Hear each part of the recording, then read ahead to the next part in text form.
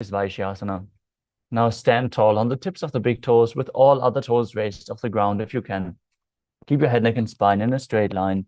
Bring the middle index and ring fingers to the heart center in Hridaya Mudra, with index, middle, and ring fingers together. Visualize Swamiji in your inner space as you perform Uddiyana Bandha and Mula Bandha. केशेन पादयुगलं बद्ध्वा तिष्ठेदधोमुखः. Next up is the Urdhva Karana. Now stand in Adimandi posture with your heels touching, toes pointing outwards, and the knees bent. Keep both hands at the chest with the elbows parallel to the ground. As you twist one knee upwards to the center of the body, follow along with the respective hand in a circular way as you repeat the movement on both sides.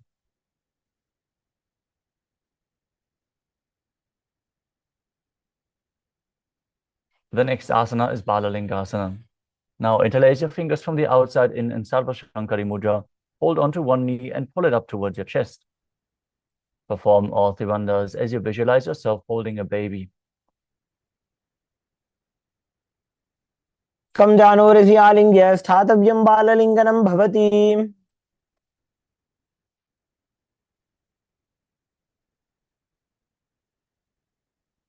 The next asana is Padapidanasana. Now take one foot and pull it behind towards your buttocks, holding it with both hands. Keep your head, neck, and spine in a straight line. Engage all Trivandhas as you visualize Swamiji in your inner space.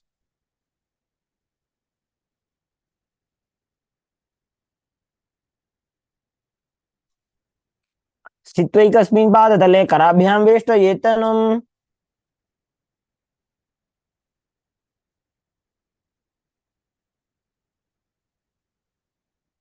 Next up is Natarajasana. With a respective hand holding onto the sole of one foot from the inside, extend the opposite hand forward with index and thumb together in Bindu Mudra as you simultaneously Lord Nataraja as you perform the Mula Bandha.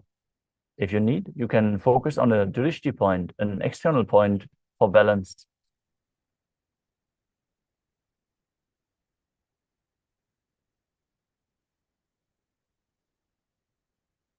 Now standing on the other leg, repeat Balalingasana on the other side.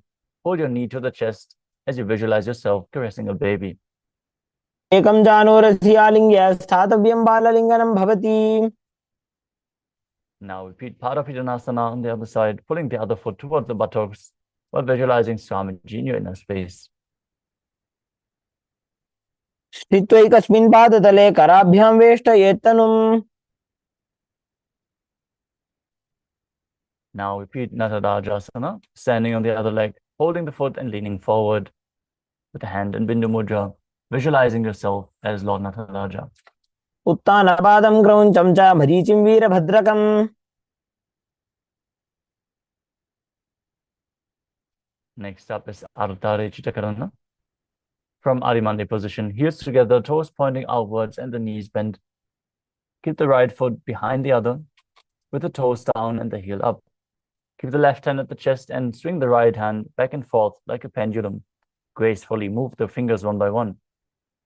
After some time, keep the right hand over top of the nose, uncross your ankles, and repeat the movement on the other side.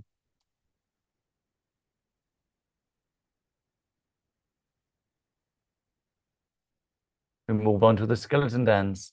Now, visualize yourself as a skeleton as you shake your body intensely. Hold the visualization of your bone structure as you dance wildly.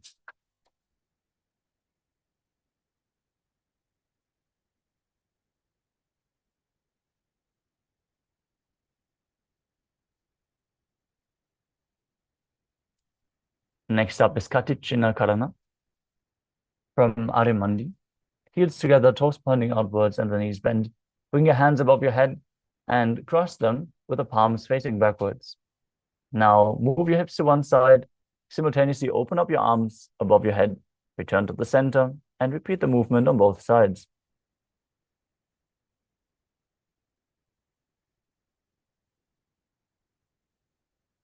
The next asana is Tadasana. Now stand on the tips of the toes as you raise your hands up above your head and engage all Trivandhas as you visualize yourself as a palm tree. Internally chant the new japa Shivoham. महामुद्राबद्ध कोणो tadasana विभेदकान. The next asana is Uttanasana. From the standing position, lean forward and down, bringing your hands flat on the ground. Engage all three bandhas as you bring your forehead towards the knees. Visualize Swamiji in your inner space as you keep breathing in Samana Kumbhaka, filling your stomach with prana and visualizing a flame rising up your spine. महामुद्राबद्ध कोणो tadasana विभेदकान.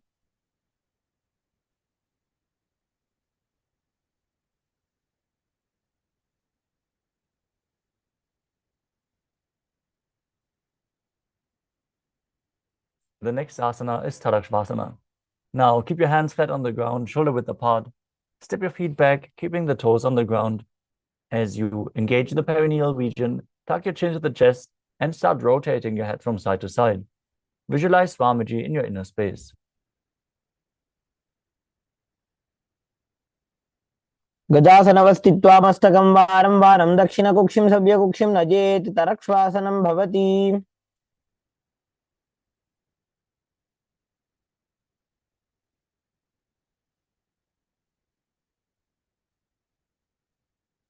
The next asana is Bhujangasana. As you lower your entire body down onto the stomach, keep the toes pointing backwards and your hands next to the chest.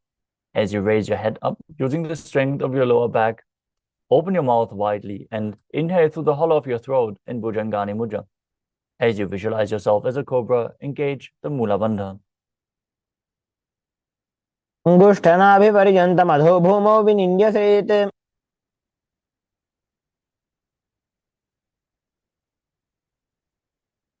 The next asana is Shashasana. From the tall plank position,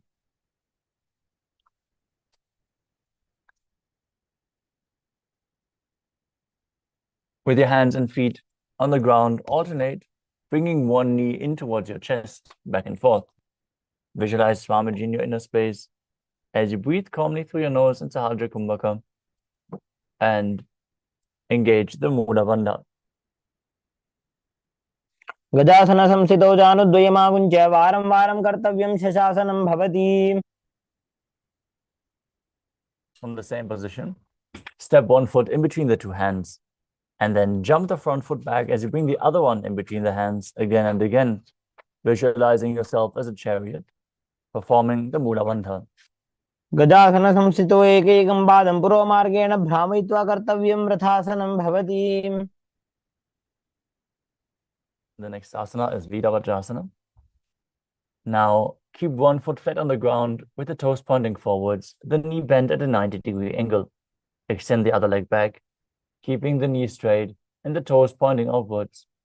Now raise your arms up parallel, pull your stomach in and up and gaze to your third eye as you visualize yourself as Lord Virabhadra.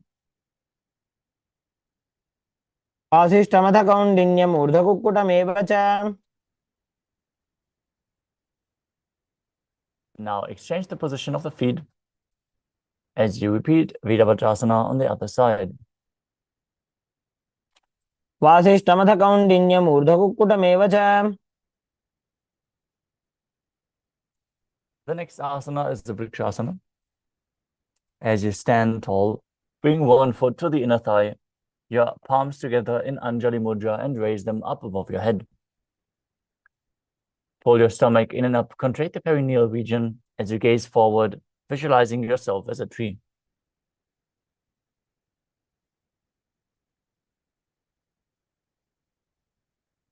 वामोरुमूलदेशे च याम्यं पादं निधायतु. Next up is Garudasana. Now stand tall and place one foot at the opposite hip. Bring your palms together in front of the heart center in Namaskara Mudra. As you keep the standing leg straight as a rod, visualize yourself as Lord Garuda as you perform the Mula Bandha. गरुडासनमापक्षे येन ध्यानं शिरं भवेत्.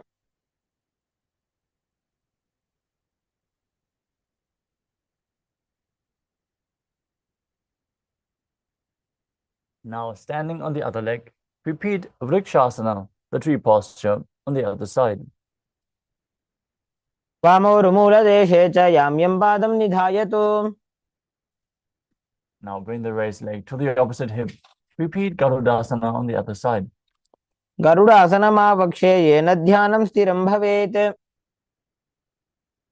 The next asana is Trikonasana. Now stand and step one leg forward and the other one far back. As you keep the front toes pointing forwards, back toes facing sideways. Keep your arms parallel to the ground and then lean forward and down. Gaze up and visualize yourself as a triangle as you perform the Mula Bandha. उत्तानपादं क्रौञ्चं च मरीचिं वीरभद्रकम्. Now exchange the position of your feet. Keep your arms parallel, lean forward and down as you visualize yourself as a triangle.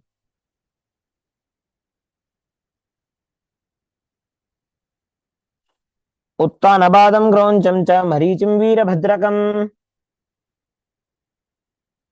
Next up is the Nikuttaka Karana.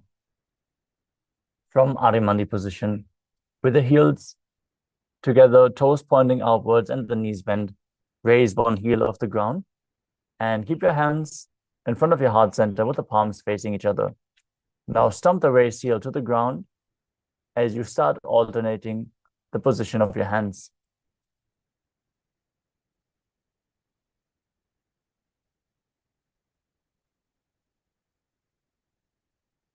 Next up is Angushtasana. Now lower your body down onto the tips of your toes, placing your perineum onto the back of your raised heels as you keep the knees off the ground and join them together as you join your hands in Namaskara Mudra in front of your heart center. Visualize Swamiji in your inner space. Start breathing in Brahmari Kumbhaka, buzzing like a bee on the inhalation and exhalation as you perform the Mula Bandha and internally chant the new japa Sadashivoham. कबन्धासनमित्याहुः गोरक्षासनमेव च. Next up is Saurasana. From the tips of the toes, extend one leg straight out, heel down, toes up. Keep the fingers down on the ground by the sides with the palms facing forward in Vara Mudra. As you visualize Swamiji in your inner space, perform the Mula Bandha in Saurasana. प्रसार्य एकं पादतलं संस्थाप्य त्वेकपादकम्. Next up is Vidunanasana. From Saurasana, lean forward and down, holding onto the big toe of the front foot with your index and middle finger in Prana Mudra. Now hold the back heel with the other hand and balance as you visualize Swamiji in your inner space and perform the Mula Bandha. गुल्भस्थितो पादमेकं प्रसार्य तत्पादाग्रं संस्पृशेत् तत्करेण. Now exchange the position of your feet. Stretch the other leg out forward as you repeat Saurasana on the other side. प्रसार्य एकं पादतलं संस्थाप्य त्वेकपादकम्. Now lean forward and down as you repeat Vidunanasana on the other side.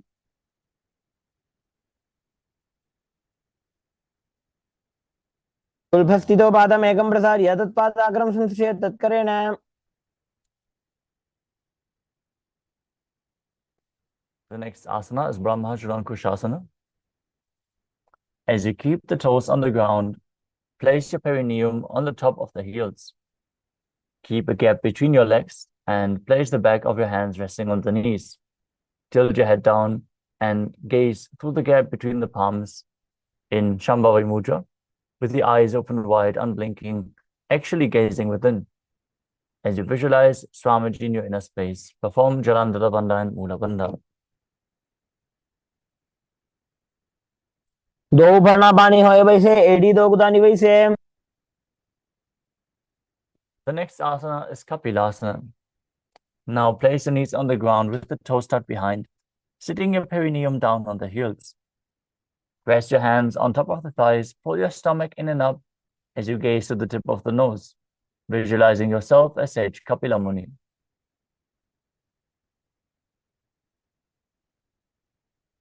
उभय पगदली समटहरावे तिनकी माहिली को और मिलावे. Next up is Patalagurukasana. Maintaining the same sitting posture, shift your gaze to the third eye, visualize Swamiji in your inner space and perform the Mula Bandha. दो पकतली संपुट करे कौरवारली भूपरि धरे. The next asana is Suryasana. Now sit with the toes tucked, perineum placed on top of the raised heels, and lift your knees off the ground.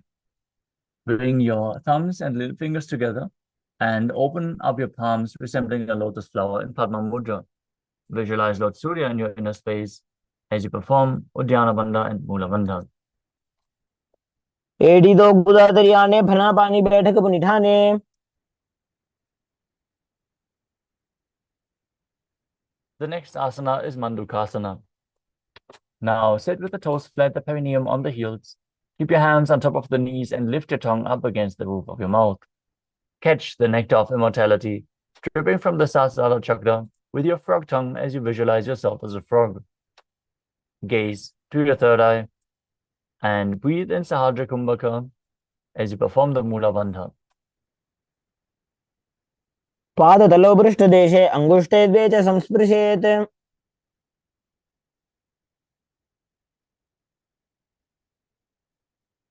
The next asana is Uttana Mandukasana. From the same position, bring your hands behind your back and hold on to the opposite shoulders. Gaze to your third eye. Keep visualizing yourself as a frog. Keep your tongue up against the palate of your mouth in Manduki Mudra as you perform Uddiyana Bandha and Mula Bandha. मंडूकासन मध्यस्थम कुर्पराभ्याम धृतम शिरः.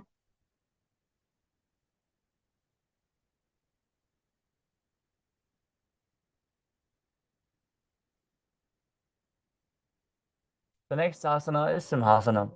Now cross your ankles and sit on the feet. As you keep your knees wide, bring your fingers spread on top of the knees. Open your mouth wide, stick out your tongue and exhale forcefully, visualizing yourself as a lion as you gaze at the tip of the nose and perform the Mula Bandha.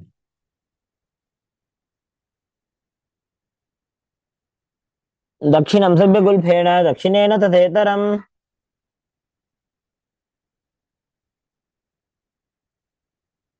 The next asana is Bhadrasana. Now sit with the heels under the perineum and keep your knees wide. Cross your hands behind your back and hold onto the big toes in Prana Mudra with index and middle fingers. Apply Jalandhara Bandha and Mula Bandha. Gaze to the nose, visualize Swamiji in your inner space as you return to buzzing like a bee in Brahmari Kumbhaka.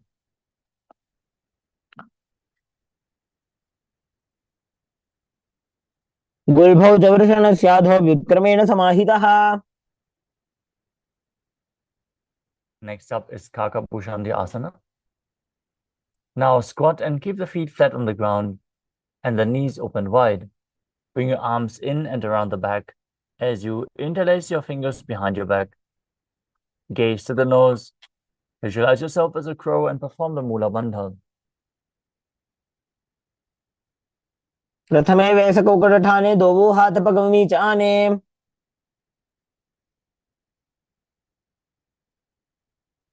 The next asana is Kanipavasana. Now place your palms on the floor, shoulder width apart. Bring your knees onto the back of your arms towards your armpits.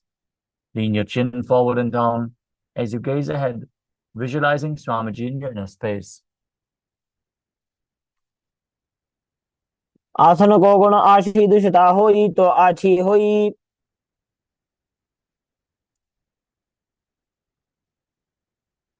The next asana is Kapali Asana, our first inverted posture.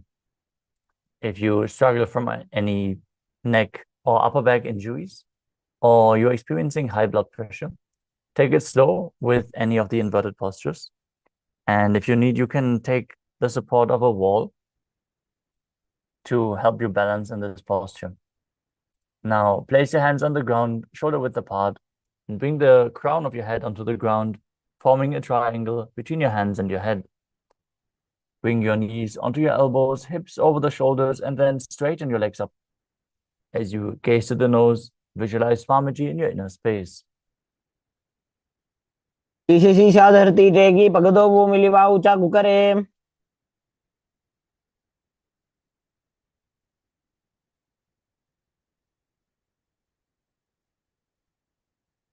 The next asana is Paramashivoham. Now squat on the toes with the legs together and twist your body as you place both hands to one side. Align your elbows with the knee and the hip. Lean onto the arms and balance as you lift your body off the ground and extend your feet to the side. Gaze up through your third eye.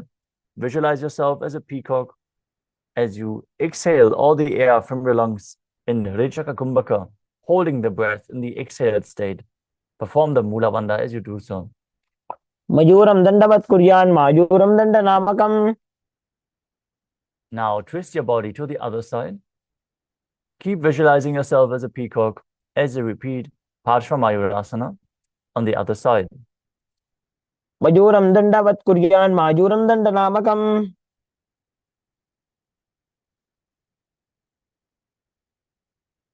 The next asana is Bhairaganathasana. Now place your hands flat on the ground and step your feet back into a plank position. Then bring one foot outside of the shoulder and in between the hands. As you gaze up through your third eye, visualize yourself as Lord Kala Bhairava, the Lord of Time, and perform the Mula Bandha.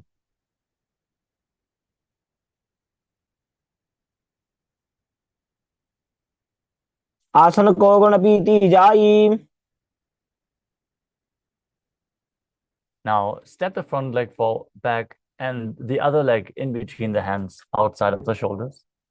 As you visualize yourself as Lord Kala Bhairava, repeat Bhairaganathasana on the other side.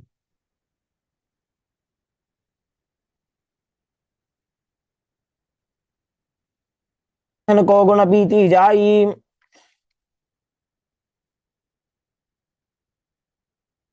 The next asana is Unmukha Pitasana.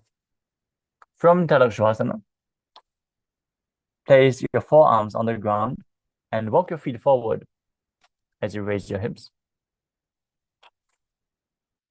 Now gaze towards the third eye. Visualize Swamiji in your inner space and perform the Mula Bandha. भून्यस्थौ जानुनि हस्तौ चतुष्पदम वाङ्मुखम्.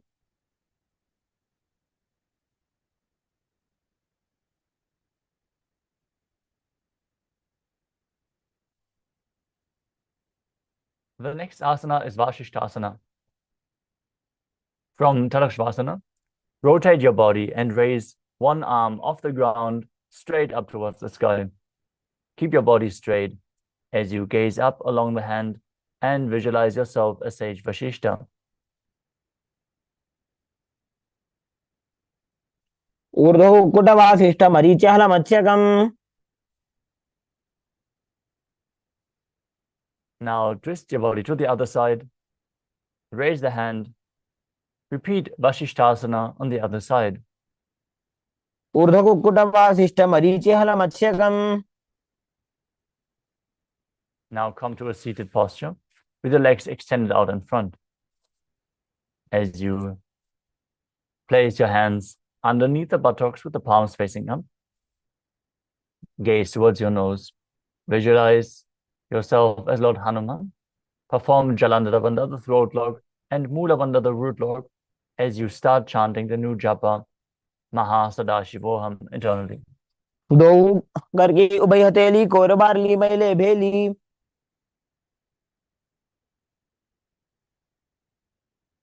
The next asana is Paschimottanasana. With the legs stretched out, bend from the waist and hold onto the big toes in Prana Mudra with index and middle fingers. Completely lean forward and down as low as you can. As you visualize Swamiji in your inner space, engage all Tribandhas Mahamudra Bandha. जानो परिललाटन्तो पश्चिमं तानमुच्यते. Next up is Ugrasana. With your legs still extended, interlace your fingers behind your neck in Parusha Mudra, and then lean forward and down. Bring the elbows outside the knees and your head to the knees if you can. Squeeze your body as you engage all Tribandhas and visualize Kali in your inner space. स्वबाणिभ्यां दृढं धृत्वा जानो परिशिरोन्यसेत्. The next asana is Marichi Asana. As you sit with your legs extended, bring one heel to the groin with the knee raised. Reach one arm in and around the raised knee and interlace both fingers behind your back. Bring your chest to the thighs, head to the knee, and visualize yourself as Sage Marichi in Marichi Asana. उत्तानपादं क्रौञ्चं च मरीचिं वीरभद्रकम्. Now drop the raised knee to the ground as you lean forward and down, exhaling. Visualizing Swamiji in your inner space as you gaze to the nose and perform all three bandhas Mahamudra Bandha in Mahamudrasana. महामुद्रां प्रवक्ष्यामि तन्त्रेऽस्मिन् मम वल्लभे. Now extend the other leg forward.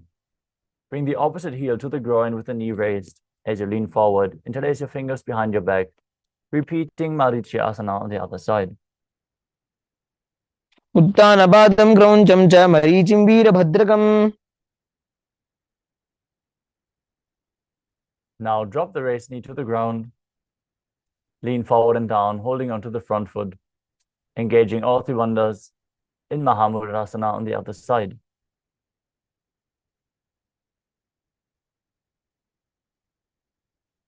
मुद्रां प्रवक्ष्यामि तन्त्रेऽस्मिन् मम वल्लभे.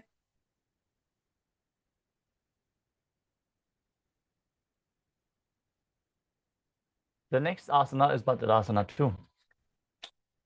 Now sit and bring the soles of the feet together with the heels close to your perineum. Keep your knees open wide, hold the feet firmly with both hands as you maintain a straight spine, gaze to your third eye and visualize Swamiji in your inner space. गुल्फौ दुवृषणस्यादः सीवन्त्याः पार्श्वयोः क्षिपेत्. Next up is Kvalipavasana. From Bhadrasana, extend your feet away from the body.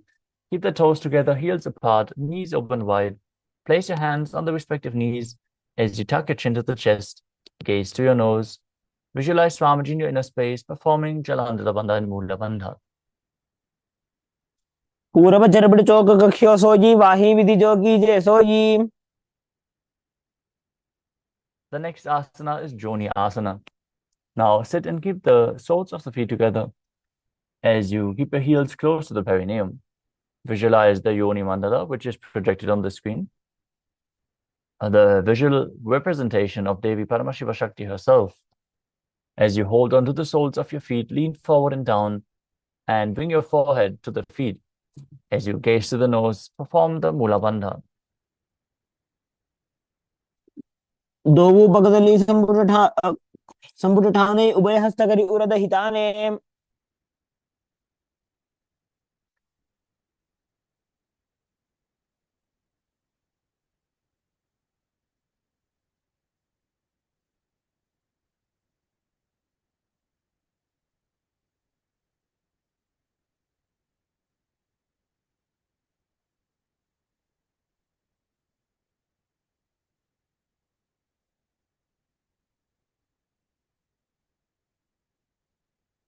The next asana is Midaki Pavasana. Now sit and keep the heels together, toes apart, and the knees wide as you lean forward and down, extending your hands out wide to the side with the palms down on the ground.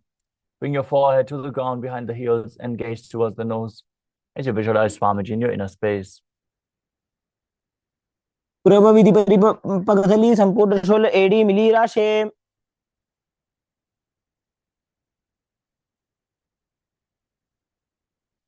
The next asana is Siddha Samadhi Asana. As you sit and keep the toes together, heels apart, bring your arms below the shins and extend them out with the palms facing up. Bring your forehead to the ground in front of the feet as you bring your toes to your throat if you can. Gaze to the nose as you visualize Lord Surya in your inner space and perform the Mula Bandha. दोवु पगदली संपुट करे शोले मेढ़ आगा में धरे.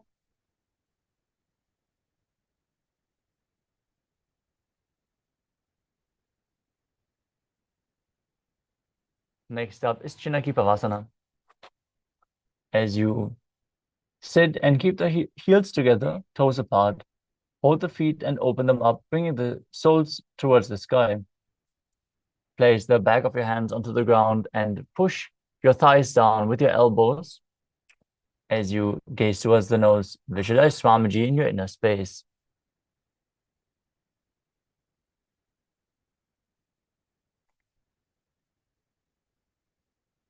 दोबू पकागी एड़ी धरती मगिवा मेड़ लगावे.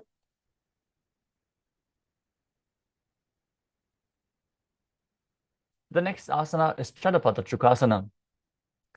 As you sit, place your hands on top of the knees and gently press them down towards the ground. Gaze towards your third eye. Visualize Swamiji in your inner space. Exhale deeply and hold your breath in Richaka Kumbhaka as you perform Uddiyana Bandha and Mula Bandha and internally chant Mahasada-shivoham. दोबू पकदली संपुट धारे आगाने कर जारे पसारे.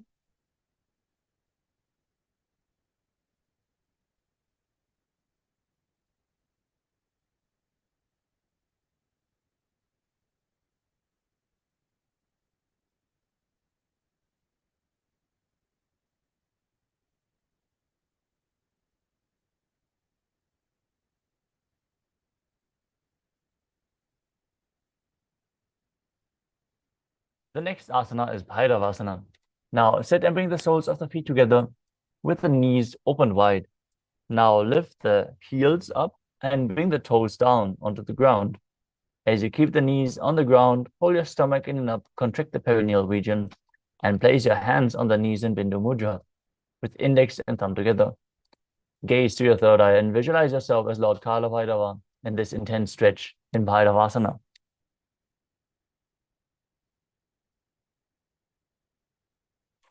गुल्फौ संपीड्य चान्योन्यं व्युत्कर्मेणोत्थितं शनैः.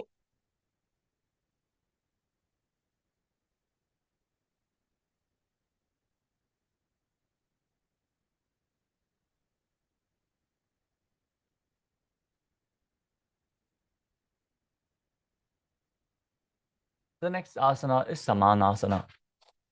As you sit with one heel at the perineum, lift and hold the other foot, pulling the sole of the foot to your chest. Gaze to your third eye. Perform the Mula Bandha as you visualize Swamiji in your inner space. समानासनमावक्षे सिद्धमन्त्रादि साधनात्. Next up is Apanasana. Now sit and place one leg on top of the respective shoulder as you raise the other leg straight up and forward. Perform the Mula Bandha. Gaze to your third eye as you visualize Swamiji in your inner space. केवलं पादमेकञ्च स्कन्धे चारोप्य यत्ततः. Now keep the opposite heel at the perineum and pull the other foot towards your chest, repeating Samanasana on the other side. समानासनमावक्षे सिद्धमन्त्रादि साधनात्. Now repeat Apanasana on the other side, with the other leg over top of the shoulder, opposite leg extended forward. केवलं पादमेकञ्च स्कन्धे चारोप्य यत्ततः.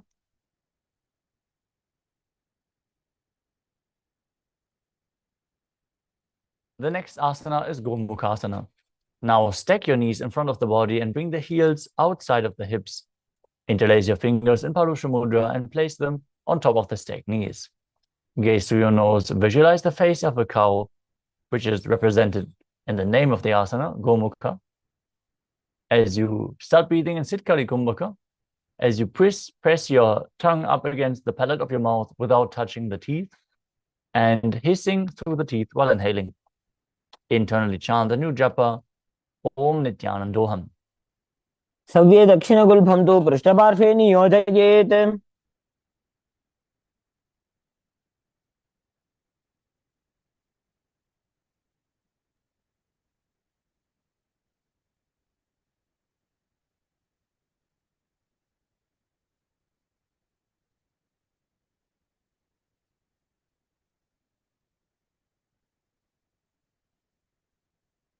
The next asana is Anasuyasana. From Gomukhasana position, hold onto the feet and gaze to the nose As you perform Uddiyana Bandha and Mula Bandha, visualize yourself as Rishika Anasuya in Anasuyasana. को Downey चौठाने भावों ताके ऊपर आने. From Anasuyasana, lean forward and down. As you bring the chin over top of the knee, the nose towards the ground, gazing to the nose, and visualizing yourself as Rishika Anasuya in Anasuyasana too. जीमणा गोदा की संधि उपरिड़ा व गोड़ा की संधि.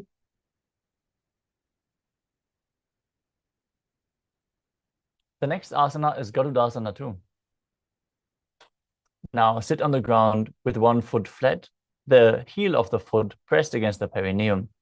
Place the other foot down in front of the opposite foot, with the knee raised, hands on the respective knees. Gaze to the nose, visualize yourself as Lord Garuda as you perform the Mula Bandha.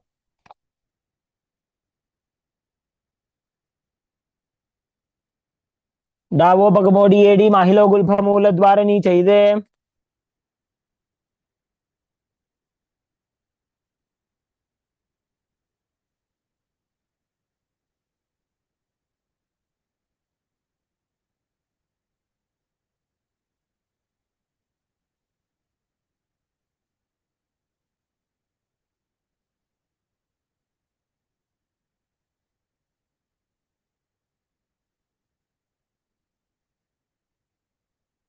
From Garudasana too, raise your perineum on top of the heel of the foot which is flat. Step the heel of the other foot onto the sole of that foot and interlace your fingers behind your neck, twisting your elbows outside of the raised knee. Gaze to your third eye. Visualize yourself as Sage Narada in Naradasana. पिष्टिज वाम पगदली गेरी भूपरिता ही लगावे फेरी.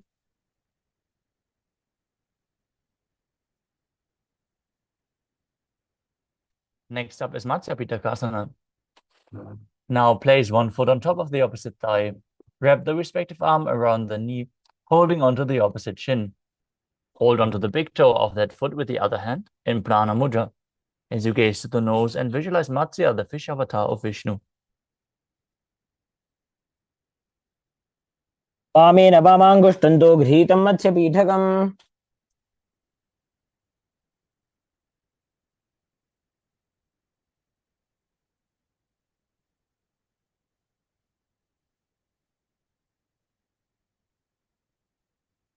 Now stack your knees again and place the other knee on top this time as you repeat Gomukhasana on the other side. व्ये दक्षिणगुल्फं तु पृष्ठपार्श्वे नियोजयेत्. From Gomukhasana, hold onto the feet. Visualize yourself as Rishika Anasuya, repeating Anasuyasana on the other side. दक्षिण को Downey चौठाने भावों ताके ऊपर आने. Now interlace your fingers behind your back, lean forward and down, bring your nose to the ground, repeating Anasuyasana too on the other side. जीमणा गोदा की संधि उपरिड़ा व गोड़ा की संधि.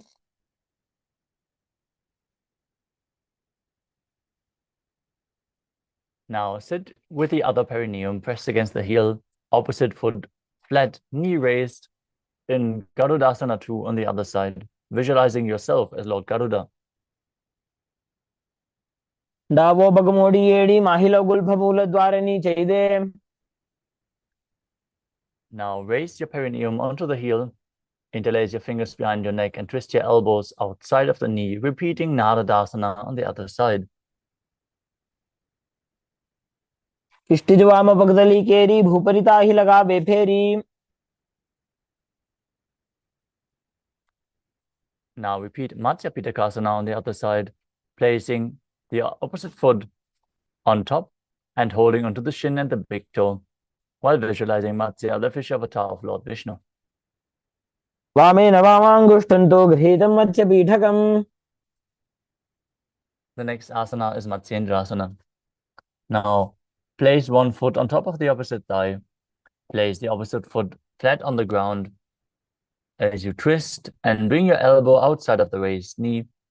while keeping the raised arm by your neck, turning your head back, gazing to your third eye, placing the other hand on the ground behind you.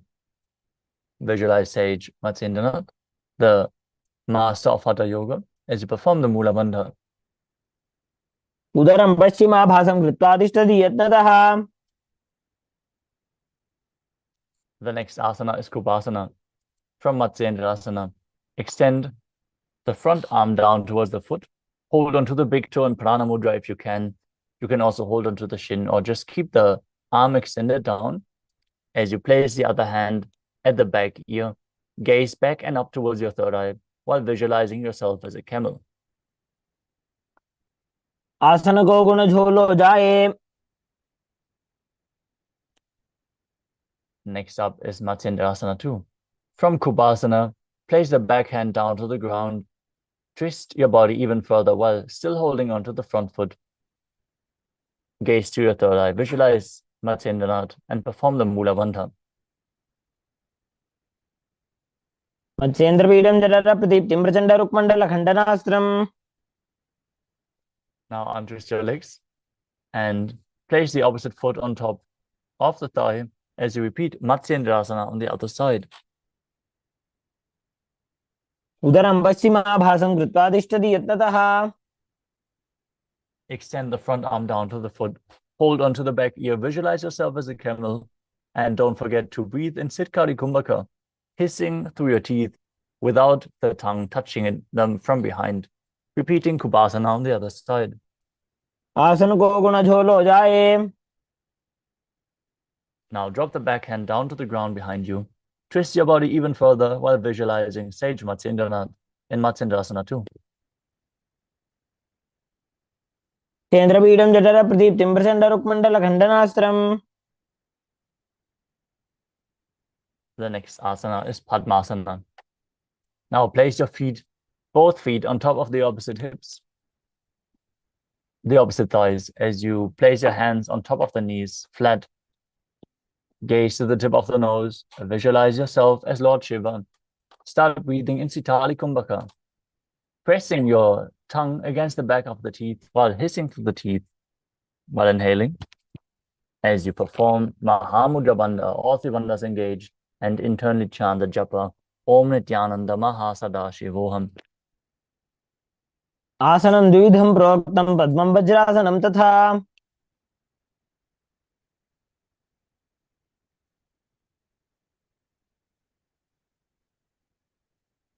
The next asana is Padmasana 2. Now cross your hands in front of your body and hold on to the big toes while still sitting in Padmasana.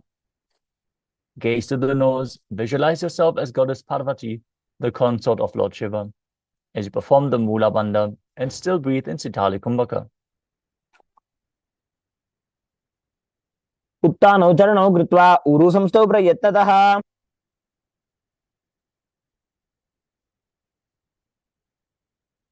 From Padmasana, now place your hands in between the thighs and knees and place your hands flat on the ground, pushing your body off the mat, balancing on your hands, while visualizing yourself as a rooster in Kukutasana.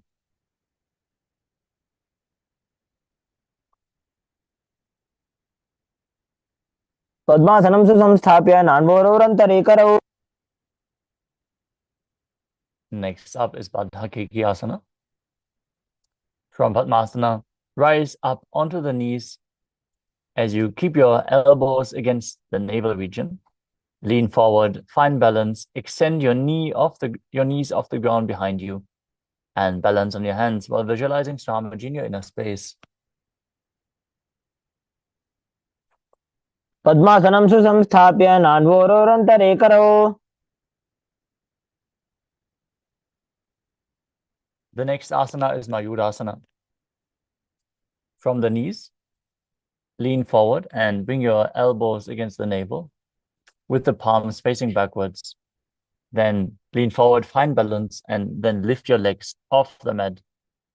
As you visualize yourself as a peacock, perform the Mula Bandha and breathe calmly through your nose in Sahadra Kumbhaka. अथ वक्षे Mahadev मयूरासनमुत्तमम्.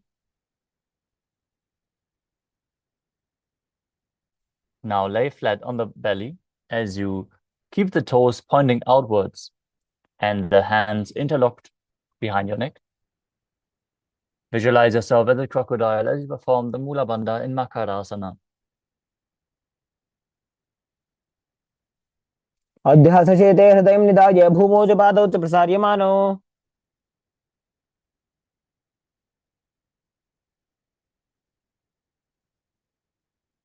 The next asana is Shalabhasana.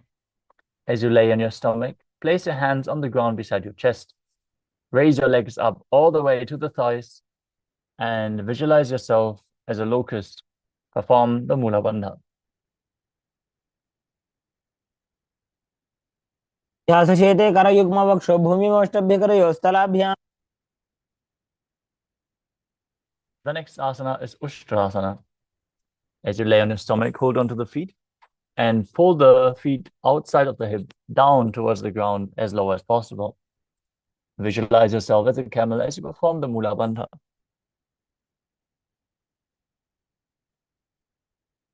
अध्यासचेते पदयुग्मव्यस्तं पृष्ठे निधायापि धृतं कराभ्याम्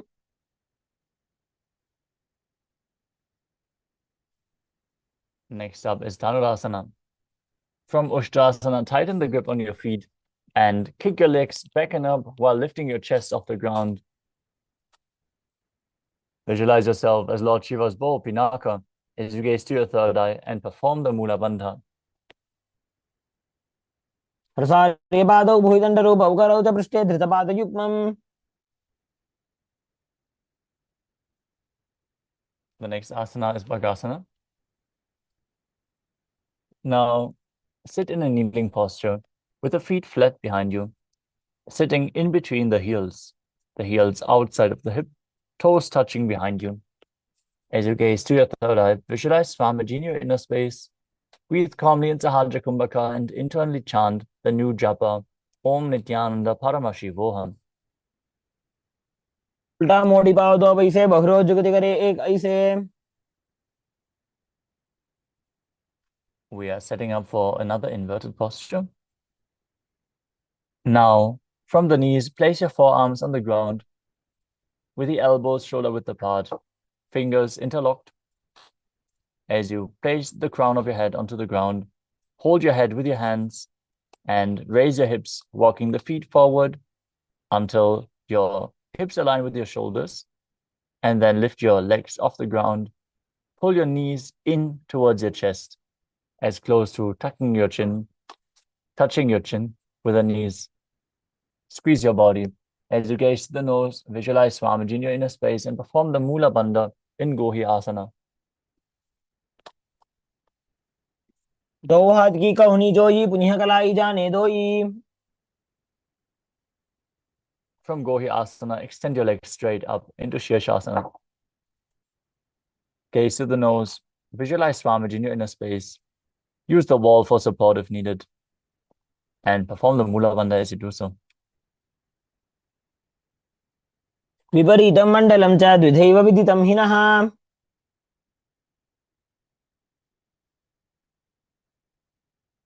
Now come back to a seated position as we are preparing to enter a sequence of rapid exhalations in Bastrika Kumbhaka, where you contract the abdomen and push the air out constantly in rapid speed without actively inhaling.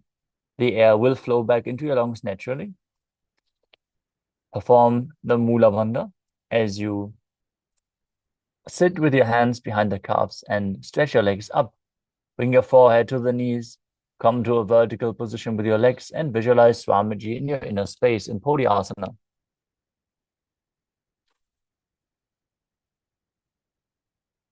दो हाथ पग बाहर आने घोड़ा तरे काकसी ठाने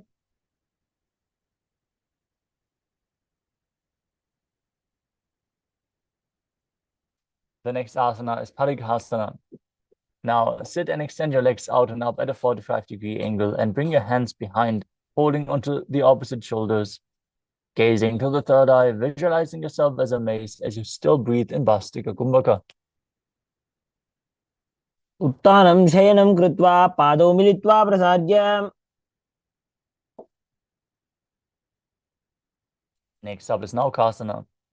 Now extend your arms forward and lift your legs up again, keeping the back straight, toes pointing up. Gaze to the third eye and visualize yourself as a boat as you breathe rapidly in Vastika Kumbhaka.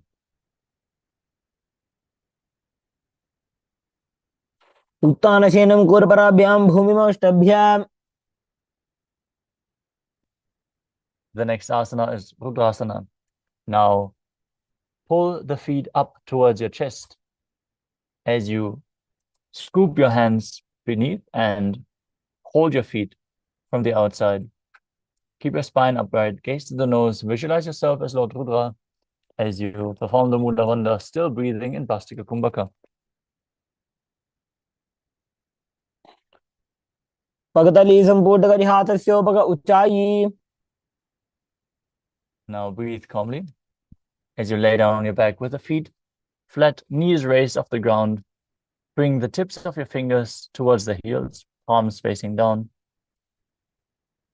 And raise your hips up, contracting the perineal region, tucking your chin to the chest and gazing to the nose, visualizing Swamiji as you breathe in Murcha Kumbhaka, where you keep the Jalandhara, the throat lock, engaged while exhaling, forcing the air out gently but firmly, creating a state of swing in the yogi.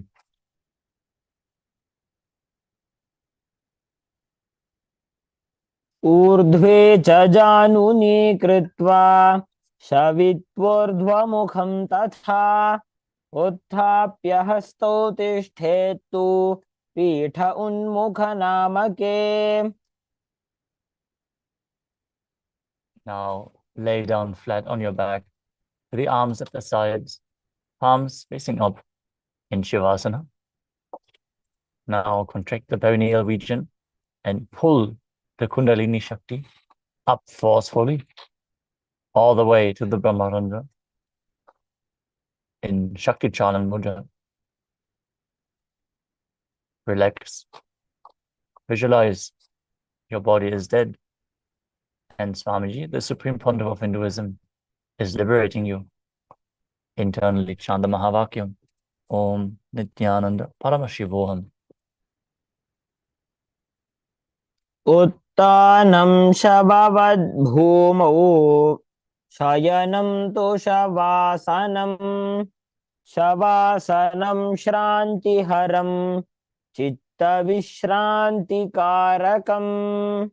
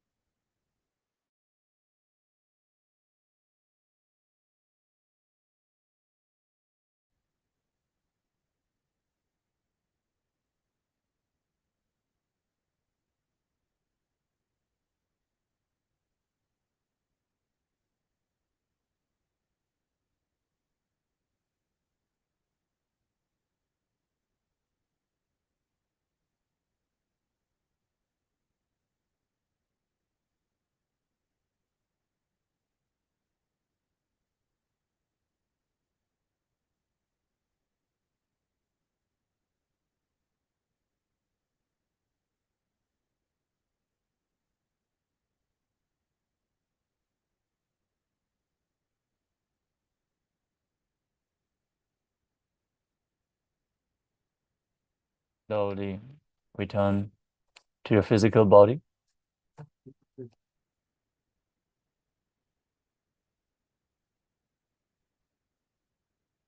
Slowly start to wiggle your fingers and toes, your wrists and your ankles, your elbows and your knees.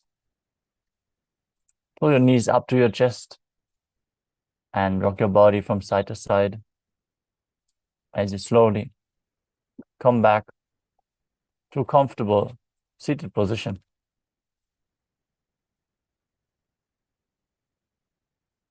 Congratulations for completing the first 108 asanas of the sequence, the Pratama Vinyasa Krama. We are now going to move on to the next part of the sequence. But before, we would like to request all the participants to please switch on your cameras and make sure your rooms are properly lit so we can also see you on camera.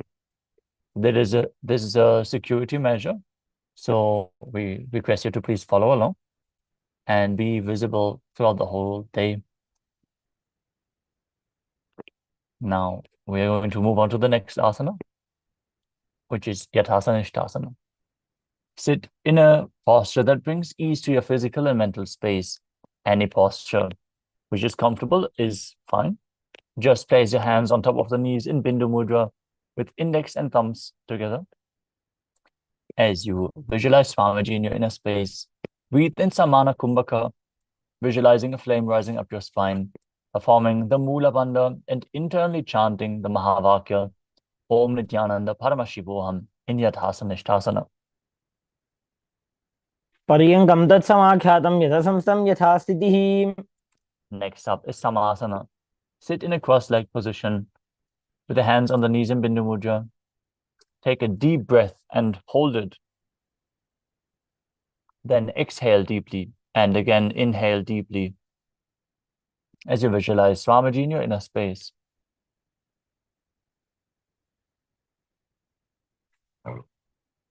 इदानीं गर्भिणीनां योगाभ्यासो यथा लघु.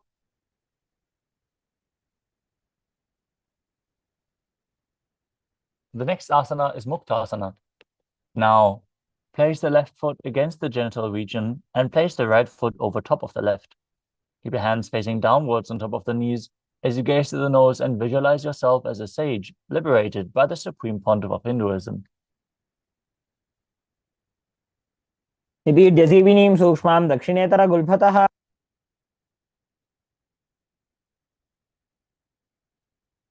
Next up is Siddhasana. Now maintain the same position. Switch your gaze to your third eye and visualize Swamiji in your inner space. स्थानसंयमितेन्द्रियोतलदृशा पश्यन् भ्रुवोरन्तरं चैतन्मोक्षकपातभेदजनकं सिद्धासनं प्रोच्यते. Next up is Siddhyasana. Now maintain the same position. Switch your gaze to the ground in front. Engage all the bandhas as you visualize Swamiji in your inner space.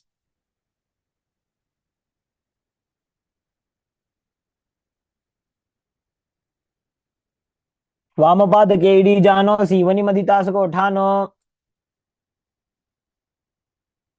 Next up is Rudrasana 2. Now keep your legs in the same position. Rotate your hands back into Bindu Mudra on top of the knees and gaze to your third eye while visualizing yourself as Lord Rudra. परिदक्षिण राखे एक जुगति ऐसे विधि दाखे. Next up is Santadunasana. Maintain the same position. Switch your gaze to the nose and embody tranquility and an unshakable nature. आसन की गुण मन की चन चलता मीटे.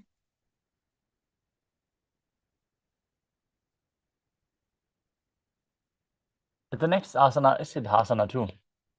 Now maintain the same position. Bring your hands to the navel, cupping one palm over the other in Samputa Mudra, resembling a lotus flower. Visualize Swamiji in your inner space as you perform the Mula Bandha. ऋजुकाय समासीन सिद्धासनमुदीरितम्. The next asana is Bandha Yoni Asana. We're going to enter Shanmukhi Mudra. So if you suffer from any blood pressure related issues, please take it slow with Shanmukhi Mudra, because it can lead to stress in the body. Now, set your sankalpa of manifesting through the womb of creation as you maintain one heel on top of the other. Close your mouth with little and ring finger, the nose with the middle finger, the eyes with the index fingers, and the ears with the thumbs as you exhale all the air from your lungs, and hold. मध्ये महादेव बन्धयोन्यासने शृणु. The next asana is Virasana. Now, place one foot on the opposite thigh and the other foot under the opposite thigh as you place your hands on top of the knees in Bindu Mudra and embody the space and state of bravery in Vira and perform the Mula Bandha. एकं पादमथैकस्मिन् विन्यस्योरुणि संस्थितः. The next asana is Valmikasana. Maintain the same position as you shift your gaze to the third eye and visualize the great sage Valmiki, poet and author of Ramayana.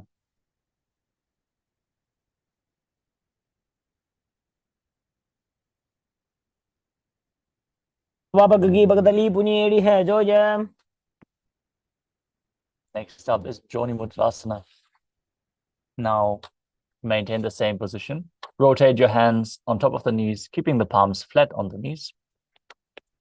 As you switch your gaze to the nose and visualize the Yoni Mandala, the visual representation of Devi Paramashiva Shakti herself. Perform the Mula Bandha as you internally chant Om Nithyananda Paramashivoham. वामपादगी बगदली जाहि माहिली कोरे. Next up is Yoni Asana.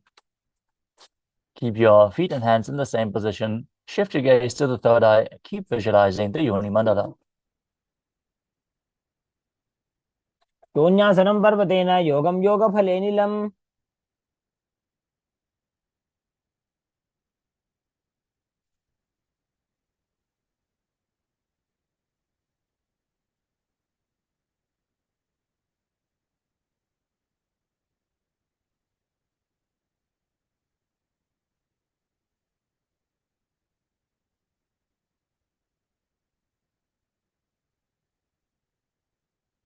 The next asana is Badrasana 3.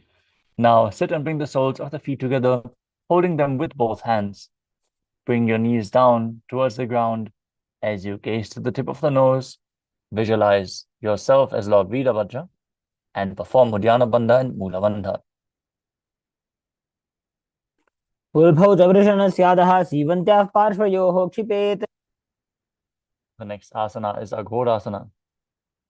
Now, keep the soles of the feet together, heels at the perineum. Press your tongue up against the roof of your mouth in Ketchari Mudra, pressing the tongue up even higher if you can, into the nasal tract. As you gaze to your third eye, cover your mouth with the right hand. Close the left nostril with the index finger and inhale through the right nostril. Close both nostrils, hold your breath. Then exhale through the left nostril and repeat on the other side in Abhyantara Kumbhaka. पूर्व कहो विश्रिका जोजी वाही विधि जो की जे sooji.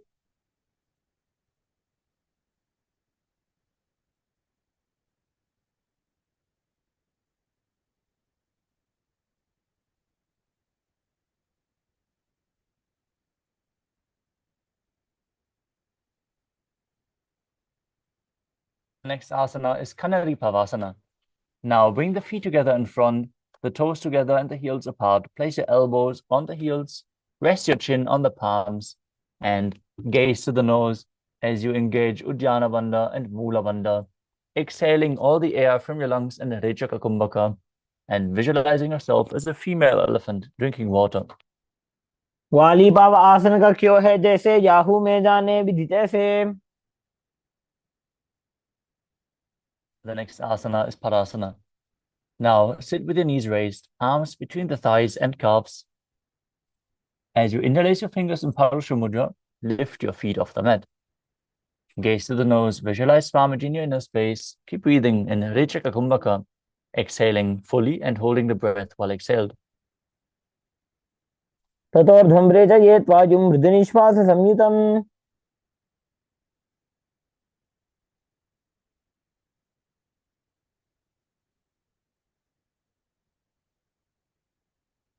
The next asana is Gopi Chandasana. Now interlace your fingers around the feet with the soles together, toes at the groove of your throat, with the heels touching your chest. Keep your chin on the hands, gaze to the nose, and embody the state and space of a king in Gopi Chandasana. पूरब विधि पगा का अंगूठा कंठ को पराशे. The next asana is Udarasana. Now sit with the soles of the feet together, insert your hands underneath the legs, and hold your feet with interlocked fingers as you bring the feet up to your chest, the head down, and touching your chin to the soles as you gaze to the nose and visualize your body free from any defects. पगदली संपुट ठाने उभय हस्त करी उरद हिताने. From the same position, raise your feet even higher in front of your face, with the hands on top of your forehead. Visualize yourself excelling in everything in Vishishtasana. पगदली जोड़ी संपुट करे. The next asana is Bhujasana.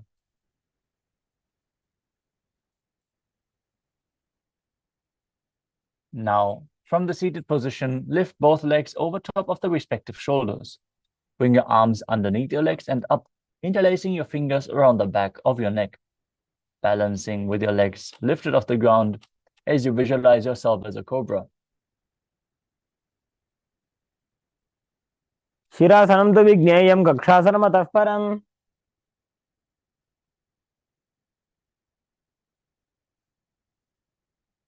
The next asana is Kalyanasana. Now maintain a seated posture with your legs raised. Bring your elbows under the knees and wrap your arms around your back. Clasp your palms. Gaze to the nose as you visualize yourself as a beautiful, auspicious goddess. दो हाथ पगों नीचे आने, तिनको घोड़ा नीचे ठाने. The next asana is Sankatasana. As you stack your knees, sitting on top of the left heel with the left foot flat underneath your body. Keep the right heel at the left hip, your hands on top of opposite knees. Keep your eyes open wide without focusing on any of the external objects, only on the objects within in Vaishnavi Mudra, as you visualize yourself as an elegant swan, and start breathing in the Ujjayi Pranayama, making an ocean-like sound with your mouth as you perform the Mula Bandha. वामपादं चितेर्मूलं सन्न्यस्य धरणीतले. The next asana is the Dhenukasana. From Sankatasana, slide the left heel outside the hip and sit down on the ground. As you visualize a cow in your inner space, keep both hands on top of the thigh and engage Uddiyana Bandha and Mula Bandha. अनुषागी Nagar पंचडं वृषीलिन्दागल्यम्नि. The next asana is Machandrasana. As you place the right foot on the left thigh, place the left foot on the right knee.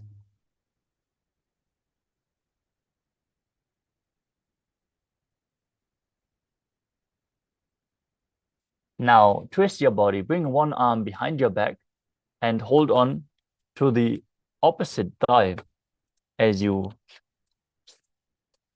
keep the other hand on the opposite thigh as well. Gaze to your third eye, visualize Swamiji in your inner space and perform the Mula Bandha. वामजंग Bharat छिनटाने वामहस्त Vishti दिशाने. Now, from Machandrasana, untwist your body, hold onto the feet, and lean forward and down. As you bring your forehead to the ground, your chest should touch your heels. As you visualize Swamiji in your inner space, perform the Mula Bandha in Machandrasana too.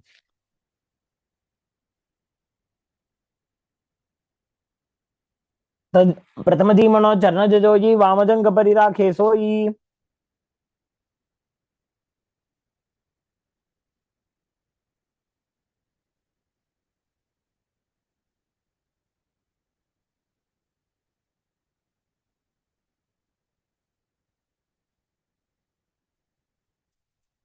Now maintain your feet in the same position. Interlace your fingers and place them on the top knee. As you engage all three bandhas, and visualize Swamiji, your guru, in your inner space in Guru Asana. उर्मूले इतरपादस्य कनिष्ठिका प्रदेश गुल्भं संस्थाप्य.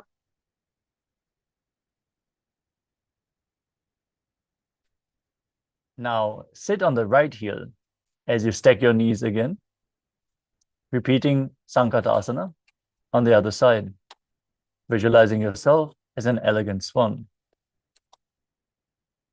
वामपादं चितेर्मूलं संन्यस्य धरणीतले.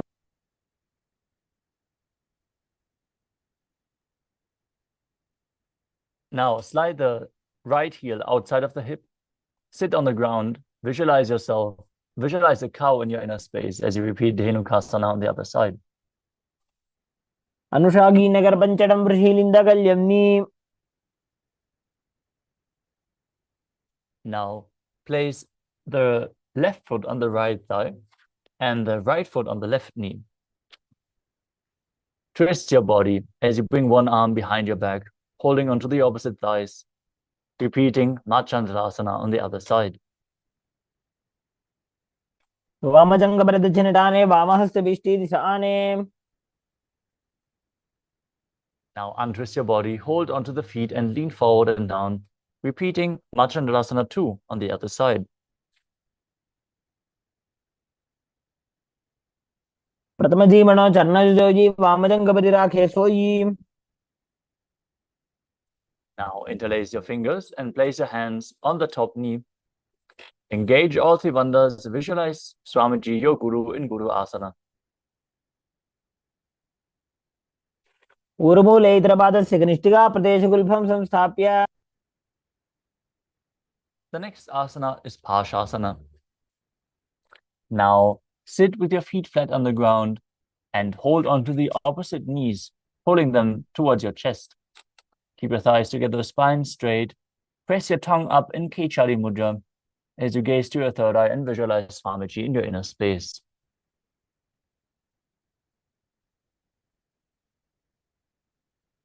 पादतले भूमो निधाय जानु निवृत्ति निधाय. Next up is Bodhashukasana. Now maintain the same position. Hold on to the opposite wrists and place your chin onto the knees. As you gaze to the nose, visualize being in an abode of bliss. दो बगदली भूपरिधरे कोरमाहिरी ऐसे करे.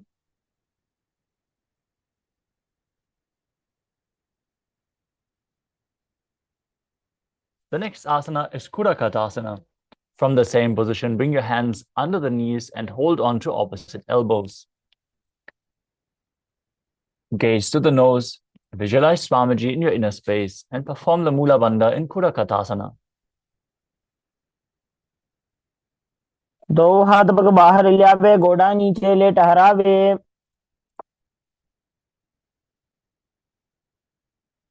Keep holding on to the opposite elbows. Cross your ankles with the toes pointing up. Gaze to your nose. Keep your tongue in Kechari Mudra and visualize the great sage and Maharishi Sumati in Sumati Asana. मूलद्वारि धरती परिठाने डाबा पग परिदच बदाने. The next asana is Dandasana. As you extend your feet out straight, the arms raise straight above your head. Interlace your fingers with the wrists pointed outwards. Engage all three bandhas. Gaze to your nose. Keep your tongue up against the palate of your mouth as you visualize Swamiji in your inner space.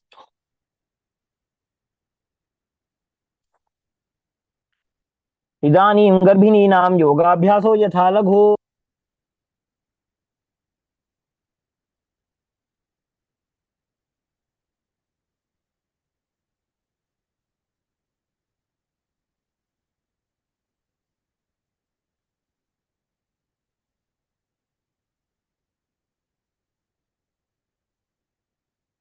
The next asana is Arambhasana. Now, sit with your legs straight. Hold the big toes in Prana Mudra.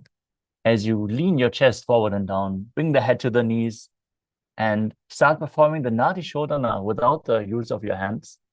Inhaling through the left nostril, exhaling through the right, and inverse as you visualize Swamiji in your inner space and perform the Mula Bandha.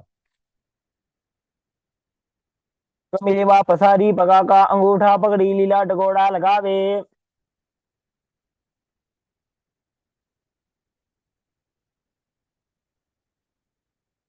The next asana is Bidokasana. As you sit with the legs straight, extend your knees slightly up, keep one hand distance between the heels. As you bring your shoulders down, wrap your hands in and around the legs and hold the soles of the feet from the outside. Gaze to your third eye while visualizing Swamiji in your inner space and performing the Mula Bandha.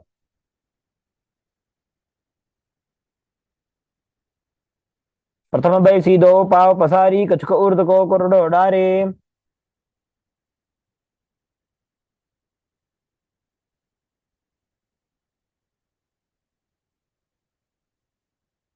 The next asana is Jalandhari Pavasana. As you extend both legs out with the heels together, place your chin onto the heels and insert your hands below the legs. Keep your elbows together on the ground. Place your palms facing upwards and gaze to your nose. As you visualize Swamiji in your inner space, perform the Ujjayi Pranayama, making an ocean-like sound with your mouth, and engage the Mula Bandha. दो एड़ी में लिखे दीजिए हाथ पसारी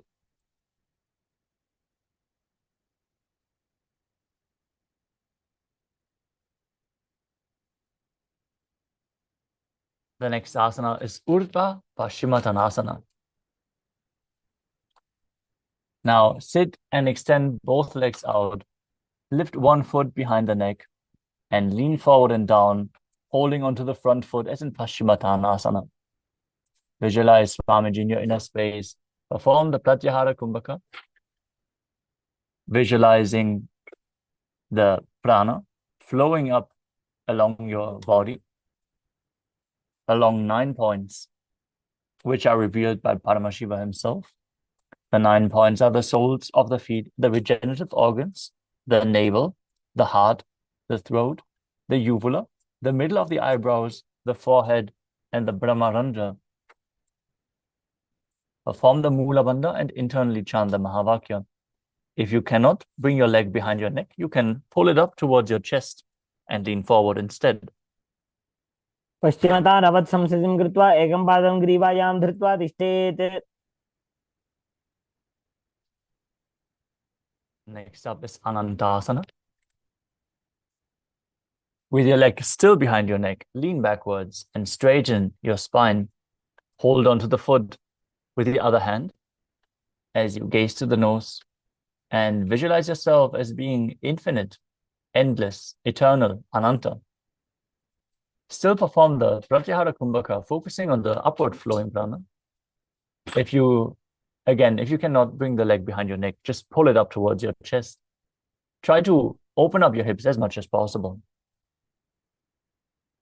उत्तानशयनी एकैकम्पायी ग्रीवायां विन्यस्य Next up is Ankushasana. From Anantasana, rest on the elbow of the hand holding the foot. Roll onto the side as you gaze to the nose and feel in complete control.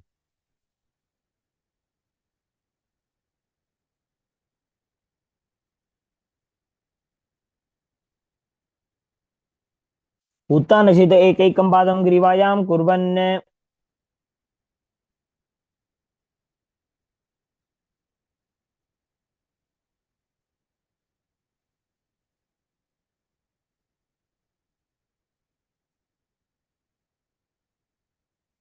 The next asana is Drushasana. Now lie down on your back, bring your knees to the chest, encircle the thighs and calves with your arms, and roll to the left and right while visualizing Swamiji in your inner space.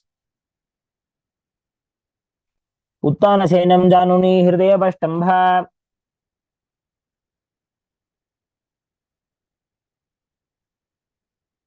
Next is Urdhva Paschimottanasana on the other side.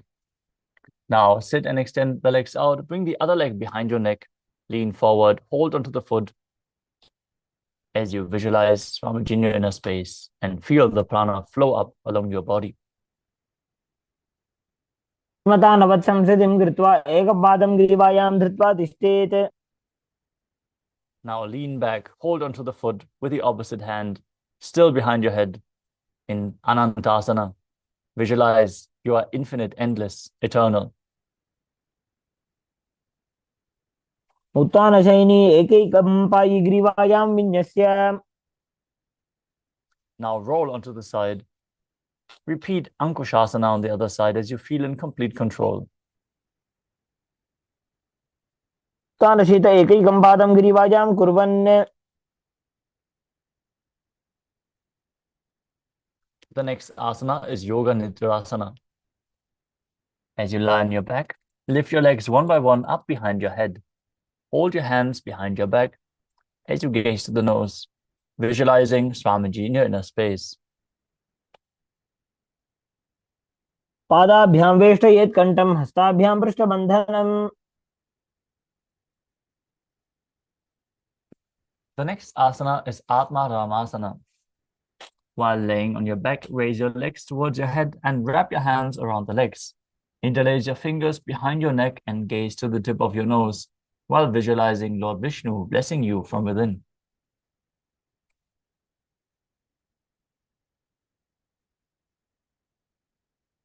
Next up is Kochikasana. As you lay on your back, keep your knees to the chest and extend your arms sideways, gazing to the third eye, while visualizing Swamiji in your inner space. Perform the Mula Bandha.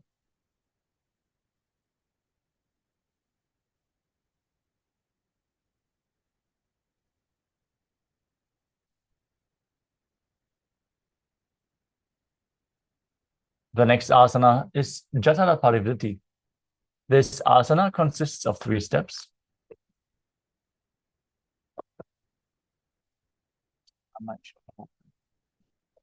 I might show the whole frame for this asana specifically. We're going to perform all the 3 steps and then repeat them on the other side. First, you will enter a neutral position where you lay on your back with the knees pulled towards your chest and the arms extended.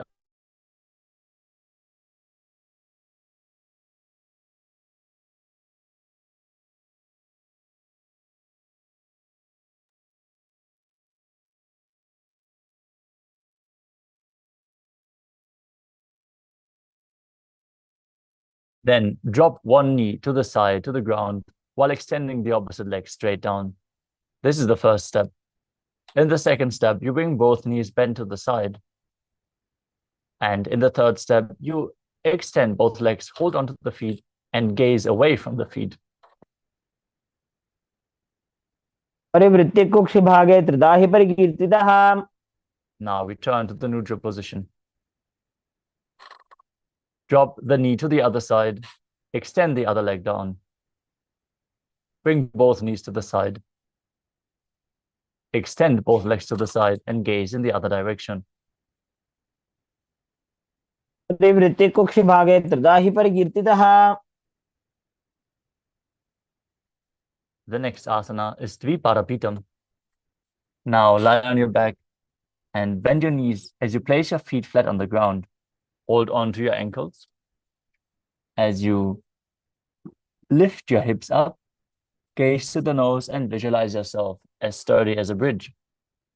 Perform the Mudra Kumbhaka, where you exhale with the Jalandhara Bandha engaged while exhaling. Internally chant Om Nithyananda Paramashivoham.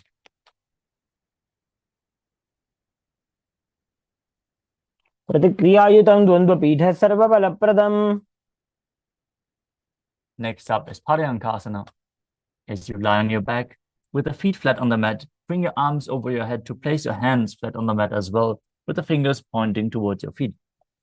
Lift your entire body up off the ground as you visualize yourself being as sturdy as stone furniture. And internally, chant the Mahavakya as you breathe calmly through your nose in Sahadra Kumbhaka. Engage the Mula Bandha as you do so.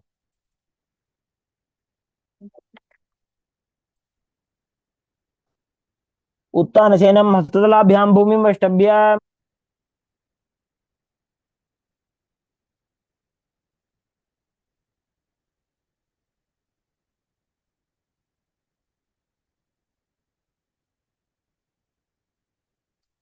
Next up is Shvotanasana.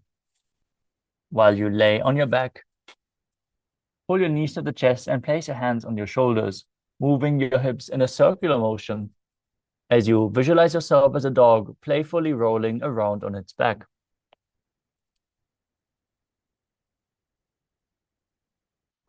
शरीरं संस्थाप्य जानुनी सम्मील्य नाभोवाणीज. Next up is the Viparita Karani. As you lay supine, raise your hips and legs up. Place your elbows and hands flat on the mat as you support yourself, balancing. Then start moving your legs round and round in a circular motion as you visualize Swamiji in your inner space and perform Jalandhara Bandha and Mula Bandha, breathing in Mudra Kumbhaka.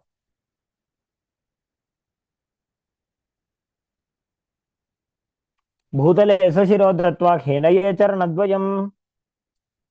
Now stop the movement of your legs. Be straight and stable while visualizing Swamiji in your inner space and Viparita Karani too.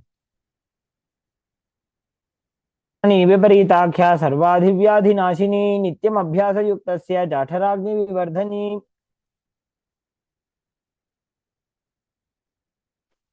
The inverted postures strengthen your digestive fire. So if you have a weak digestion, you should perform more of the inverted postures. Next up is Langalasana. As you lay on your back, lift your hips and take your feet over your head with the toes on the floor. Keep your hands stretched on the ground behind your back, interlacing the fingers in Parashamudra. Rest on your neck and shoulders as you visualize yourself as a plow. ग्रीवाकण्ठेन भूमिं विष्टम्भ.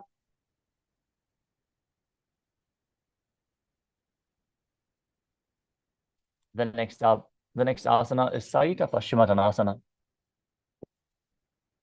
As you lay on your back with your legs over your head, hold on to the feet. Keep your arms and legs straight. This is one of the 84 different asanas revealed directly by Paramashiva himself.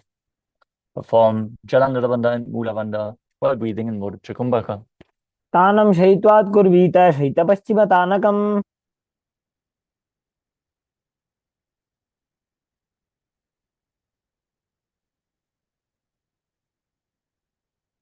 Next up is Supta Konasana. In the same position, bring your hips above the shoulder level and then spread your legs wide apart. Visualize Swamiji in your inner space and perform the Mula Bandha. वृत्तिकुक्षिभागे धृताहि परिकीर्तितः. Now bring your legs back together, hold onto your ankles, and roll onto your back as you visualize yourself as a chakra, a wheel in Chakrasana. शवासनस्थो द्वौ पादौ कुर्यान्मस्तकतः परौ. Now keep your legs pointing up straight and hold onto the big toes as you keep your arms straight as well.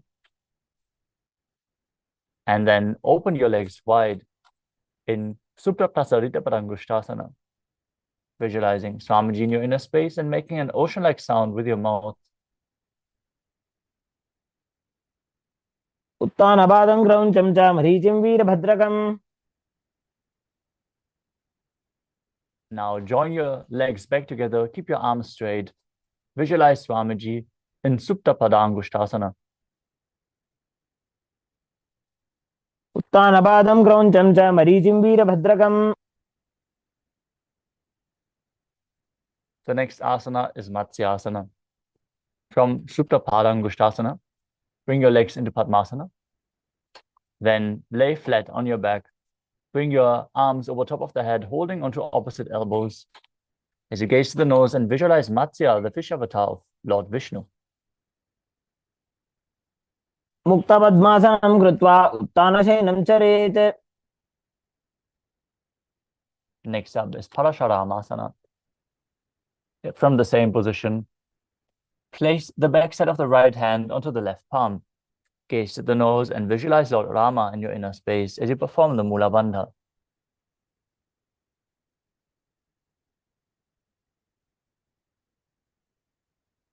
प्रथम करे पद्मासन आछे सुधो सोवे भूपरि पाछे. The next asana is Sarvangasana. From the same position, lift your legs and knees up, supporting your hips with your hands with the elbows on the ground. As you gaze to the nose, visualize Swamiji in your inner space. Breathe in Murcha Kumbhaka with Jalandhara Bandha and Mula Bandha engaged. अथवा क्षेत्र संक्षेपात् सर्वांगासनम् उत्तमम्.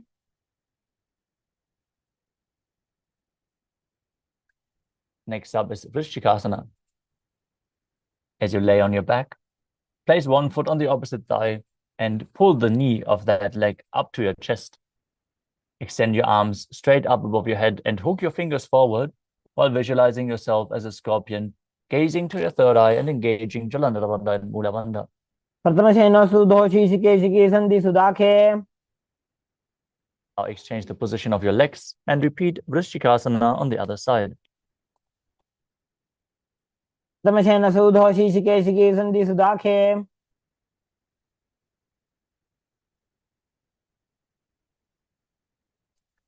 The next asana is the Vrishaparakshipasana. Now lie on your back, interlace your fingers around your neck in Parashumudra. Lift both feet off the ground, extend one leg and pull the other knee towards your chest. Now alternate the position of your legs again and again as you breathe calmly through your nose in Sahajra Kumbhaka, engaging the Mula Bandha. उत्तानशयनं कृत्वा अङ्गुलिभ्यः कन्द्रां बद्ध्वा. The next asana is Marottanasana. Now lie on your back and one by one, pull your knee to the ears. As you visualize Swamiji in your inner space, perform the Mula Bandha. प्रोत्तानवत् संस्थितिः कृत्वा जानुद्वयं पर्यायेन कर्णयोः संस्पृशेत्.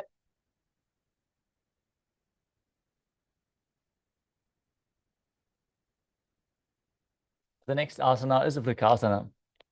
While laying on your back, place the soles of the feet flat on the ground. Then stand up and sit back down as you visualize yourself as a wolf. अथ उत्तानशयनं कृत्वा पादतलाभ्यां भूमिं धृत्वा. The next asana is Luthasana. As you lay on your back, quickly throw your legs above your head and completely roll over. Repeat this again and again as you visualize Swamiji in your inner space, perform the Mula Bandha, and finally finish in a prone position. उत्तानशयनं पादौ शिर उल्लङ्घ्य. The next asana is Saratasana. As you lay on your belly, with the toes extended straight down, keep your hands on the ground by the shoulders. Contract your lips and make the sound of a flute, whistling while inhaling. As you visualize yourself as a chariot, carrying warriors into a battle for Dharma on your chariot back in Saratasana. युद्धशयनं कृत्वा नाभिं भूमौ निधाय. The next asana is Dehalyulanganasana. Now place your palms on the mat in a plank position. Push your body up and jump your legs forward and back between the arms. Visualize yourself transcend body and mind as you perform the Mula Bandha. हस्तद्वयं बद्ध्वा तन्मध्ये चरणद्वयम् उड्डानैव बहिरानीय. From a standing position, now bend forward and place your hands on the mat. Start walking back and forth, visualizing yourself as a wise 60-year-old elephant in Jatyasana. जात्यासनं वक्षे येन जातिस्मरो भवेत्. Next up is the Lolitika Karana. Now stand with your knees bent, the feet pointing outwards. Bend your elbows and keep your hands at the chest. Swiftly move your arms across your body and then bring them back to the center. As you tilt your head back, open up your chest towards the sky and move your head in all directions.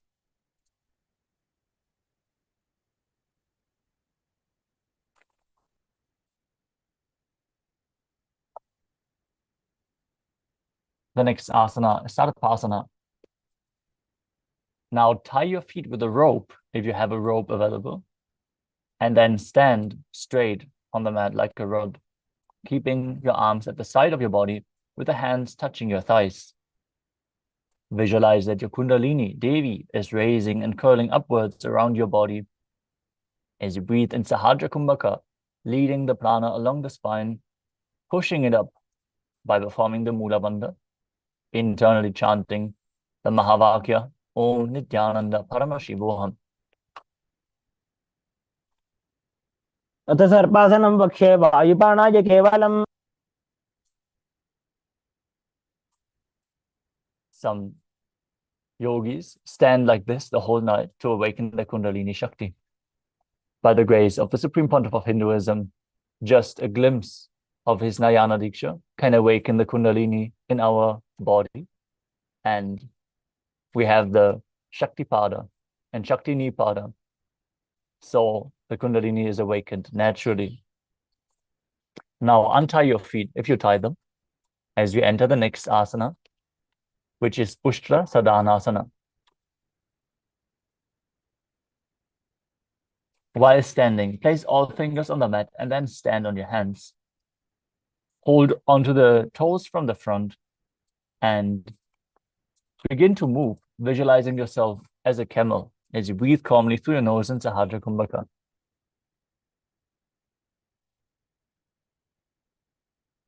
मुष्टिकनिष्ठा प्रदेशेन भूमौ निधाय.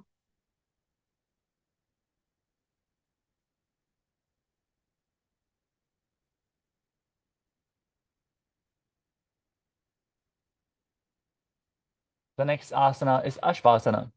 From the same position, hold on to the feet from the outside and start walking around on the mat while visualizing yourself as a horse. मुष्टिकनिष्ठा प्रदेशेन भूमौ निधाय. Next up is Kapota Nitakasana. Stand straight with your feet together, interlace your hands behind your back in Parasha Mudra and pull the hands down towards your calves. As you open up your chest widely, visualize yourself as a soaring bird diving headfirst. Perform the Mula Bandha as you do so. पादतले भूमौ निधाय पृष्ठभागेन हस्तौ जङ्घापर्यन्तं नीत्वा. Next up is the Talapushpaputam Karana. Now stand tall with the palms together, Namaskara Mudra. Gently bend the knees, keep the toes pointing outwards, and simultaneously open up your palms while leaning in one direction, raising the heels off the ground and lowering the waist and shoulder of the respective heel. Visualize you're holding a bouquet of flowers and offering it to Paramashiva.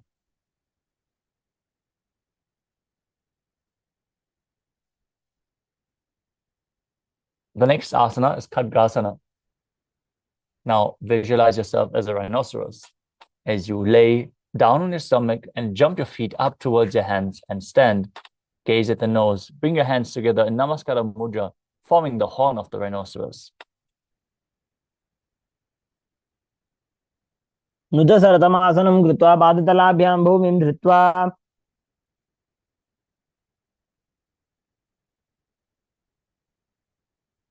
Next up is Uttanottanam.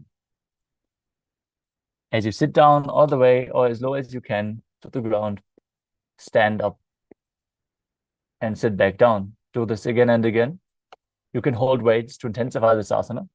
As you gaze to the nose, visualize Swamiji in your inner space and engage the Mula Bandha. पुनः पुनः उत्थातव्यम् असितव्यम् इति उत्थानोत्थानं भवति. The next asana is Musalasana. Stand up straight, raise your arms over your head and jump repeatedly as you visualize yourself as a mace. स्थित्वा ऊर्ध्वं बाहु नयेत्.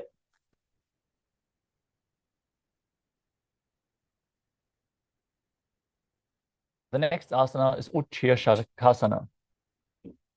From a standing position, pull the sole of one foot towards your belly. With the other leg, sit down and stand back up. Alternate this movement on both sides as you gaze to the nose and visualize Swamiji in your inner space.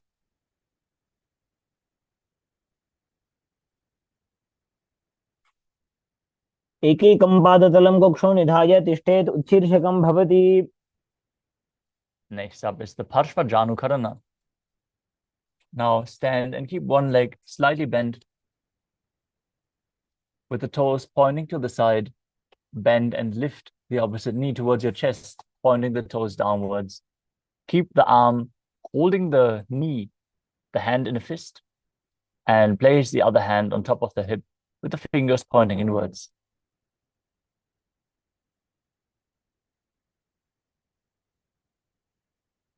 The next asana is Tandavasana. Now visualize yourself fiercely dancing as Lord Shiva as you stand on one leg with the opposite leg extended forward, holding weights if you want to intensify the asana. Then sit down and stand back up.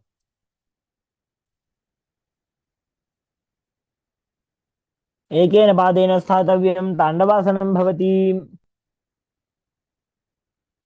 Next up is Brahmanasana.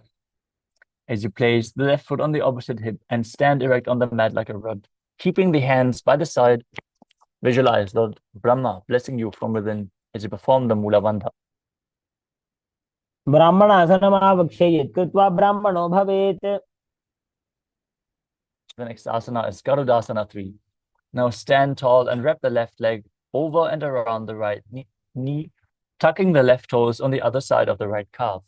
Simultaneously cross the left arm below the right and bring your palms together in Namaskara Mudra while visualizing yourself as Lord Garuda. अनगोर्मपीठं च संहृद्गारुडमेव च. Next up is Ekavadasana. Now stand straight on the right leg with the left foot on the opposite thigh. Keep your hands relaxed by the knees as you visualize Swamiji in your inner space. क्षाङ्घ्रिं वामपादस्य जङ्घोपरि निधाय च. The next asana is Dhruvasana, the pole star posture. Now stand on the right leg, hold the big toe of the left foot and straighten it out to the side. As you rotate your body quickly on the standing leg, visualize yourself as the North Pole star. एकेन हस्तेन दण्डरूपस्य एकस्य पादस्य अग्रं धृत्वा. Next up is Trivikramasana. As you stand on the right leg, lift the left foot behind your neck and stand tall if you can. Otherwise, you can pull your leg up towards your chest and then alternate sitting and standing as you visualize Lord Vishnu blessing you from within. ग्रीवायां पादं संस्थाप्य स्थातव्यम् उत्थातव्यं त्रिविक्रमासनं भवति.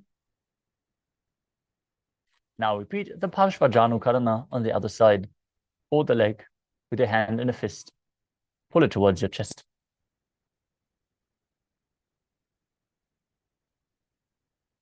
Now visualize yourself fiercely dancing as Lord Shiva as you repeat Tandavasana on the other side. एकेन पादेन स्थातव्यं ताण्डवासनं भवति. Now repeat Brahmanasana on the other side, visualizing Lord Brahma blessing you from within. ब्राह्मणासनमावक्ष्ये यत् कृत्वा ब्राह्मणो भवेत्.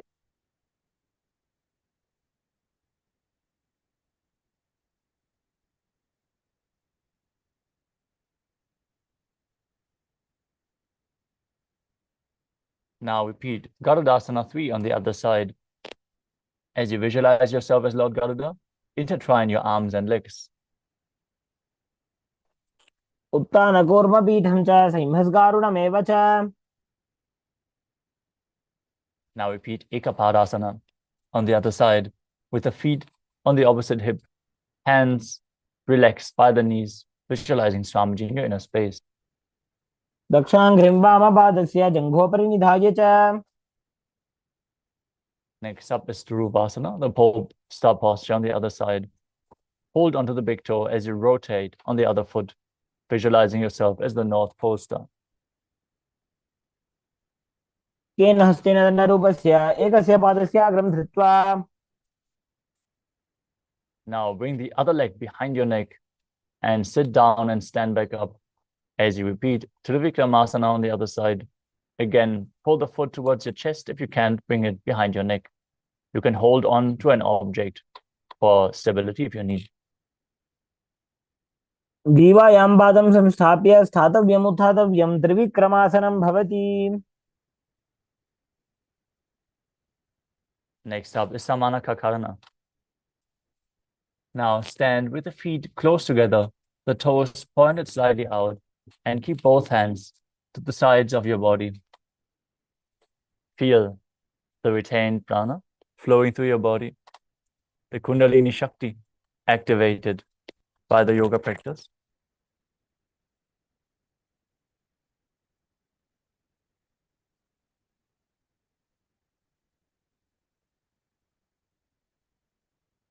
As we are now moving on to the final 100 asanas of the sequence.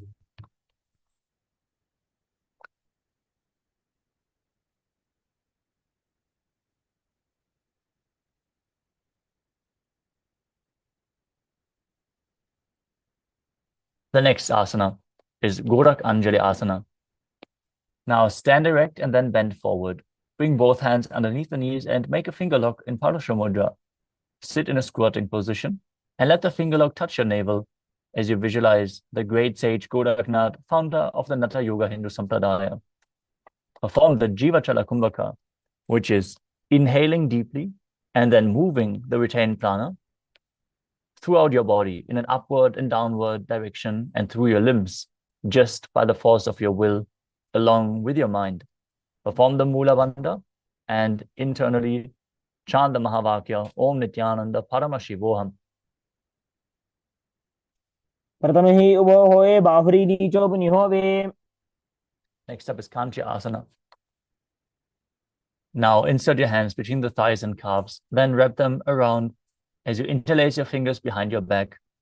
Squat down and keep your chest upright as you visualize Swamiji in your inner space.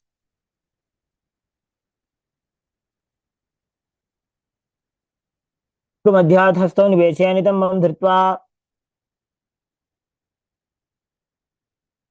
Next up is Bhairo Asana.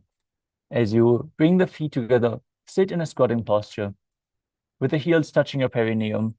Hold the hands at the back in Parusha Mudra. Sit upright and gaze to your navel while visualizing Bhagavan Kala Bhairava, the Lord of Time.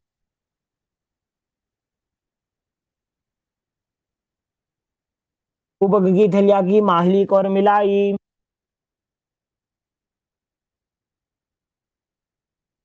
The next asana is Varahasana. Now squat all the way down to the ground, keeping your feet together, toes apart, as you bring your elbows up close to your head, joining your palms behind your back with the fingers pointing downwards in Anjali Mudra. Gaze to your nose, visualize yourself as a boar, which is one of the 10 incarnations of Mahavishnu.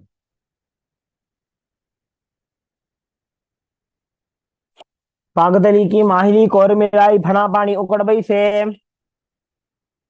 The next asana is Prippitasana. As you hold on to the big toes in Prana Mudra, bring your hips to the same level as your knees. Visualize Swamiji in your inner space and perform the Mula Bandha as you do so. पार्श्वनिधौ सम्मील्य स्थित्वा. The next asana is Bakasana. Now place your hands on the mat, fingers wide, And then place your knees onto the back of your arms. Lean forward and lift your feet off the ground while visualizing yourself as a crow as you move your prana within your system freely in Jiva Chala Kumbhaka. ताभ्याम अवनिमवष्टभ्याम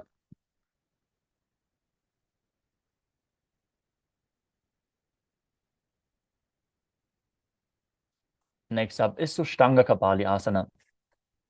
As you kneel down with your head on the ground, place your palms shoulder width apart, spread for support. Raise your body onto your head and bring your legs into Padmasana.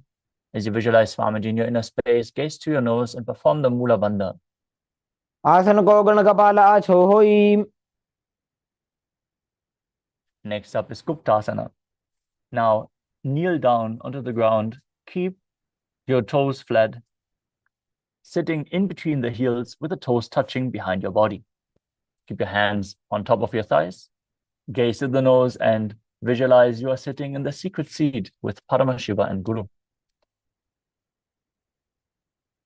जानोर्भोरन्तरे पादौ कृत्वा पादौ च गोपजेत्. The next asana is Vrikshasana 2. This is another inverted posture. So you can use a wall for support if needed.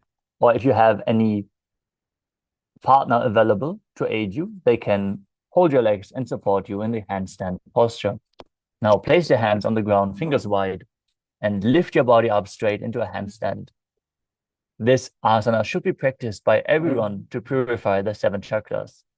As you visualize you're a tree with deep roots into the ground, perform the Mula Bandha and breathe calmly through your nose in Sahadra Kumbhaka, leading the Kundalini Shakti along the spine. सप्तचक्रक्षालनाय vrikshasana विशेषकान्. Next up is Shibu Asana, another inverted posture. Now join your hands and feet closer together and enter the handstand as you gaze to your third eye and visualize that Tejas energy is flowing to your third eye, rejuvenating your body and bring the divine radiance. दो पग जोड़ी माही Gulf मिलाए.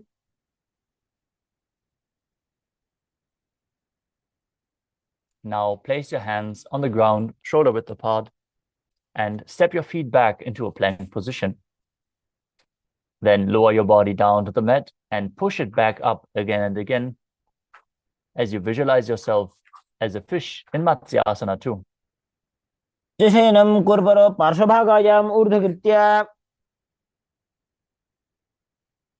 Next up is Sarapasana 2. As you lay prone on your belly, keep your hands on the hips and then lift your chest to the left and right while visualizing and moving your body like a snake. निब्धशयनं कृत्वा हस्तौ नितम्बं संस्थाप्य. The next asana is Niralambanasana. As you lie prone on your belly, keep your hands in Padma Mudra, holding onto the shin with the elbows on the ground in front of you. Keep your legs straight, toes pointed together. Feel self-supported and completely independent as you perform the Mula Bandha. कराभ्यां पंकजं कृत्वा तिष्ठेत् कुर्परया सुधीः. The next asana is Chakrasana. As you lie on your stomach, place your hands flat on the mat in front, and then straighten your arms, push your upper body up, and bend your legs as you bring your feet towards your upper body. Visualize yourself as an umbrella protecting your Guru from the sun rays. अर्ध्यासनवस्थित्वा पादतलाभ्यां भूमिं वष्टभ्य.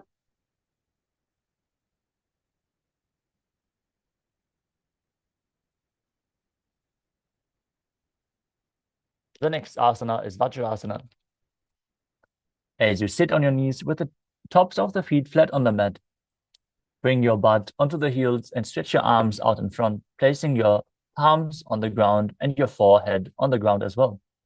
Gaze to the nose and visualize yourself as Vajra, the weapon of Indra, symbolizing your indestructibility. इदानीं गर्भिणीनां योगाभ्यासो यथा लघु. The next asana is Meshasana. Now place your hands on the ground and push your hips up high into Gajasana. Then alternate striking the ground with your hands while visualizing yourself as powerful as a ram. गजासन संस्थितो एकैकं बाहुं भूमौ ताडयेत्.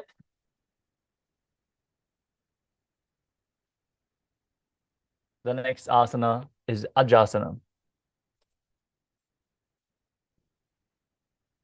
From Gajasana, lift your legs into the air and slowly bring your forehead to the ground as you visualize yourself as unborn, existing for all eternity. गजासन संस्थितो पादद्वयमन्तराळे कृत्य.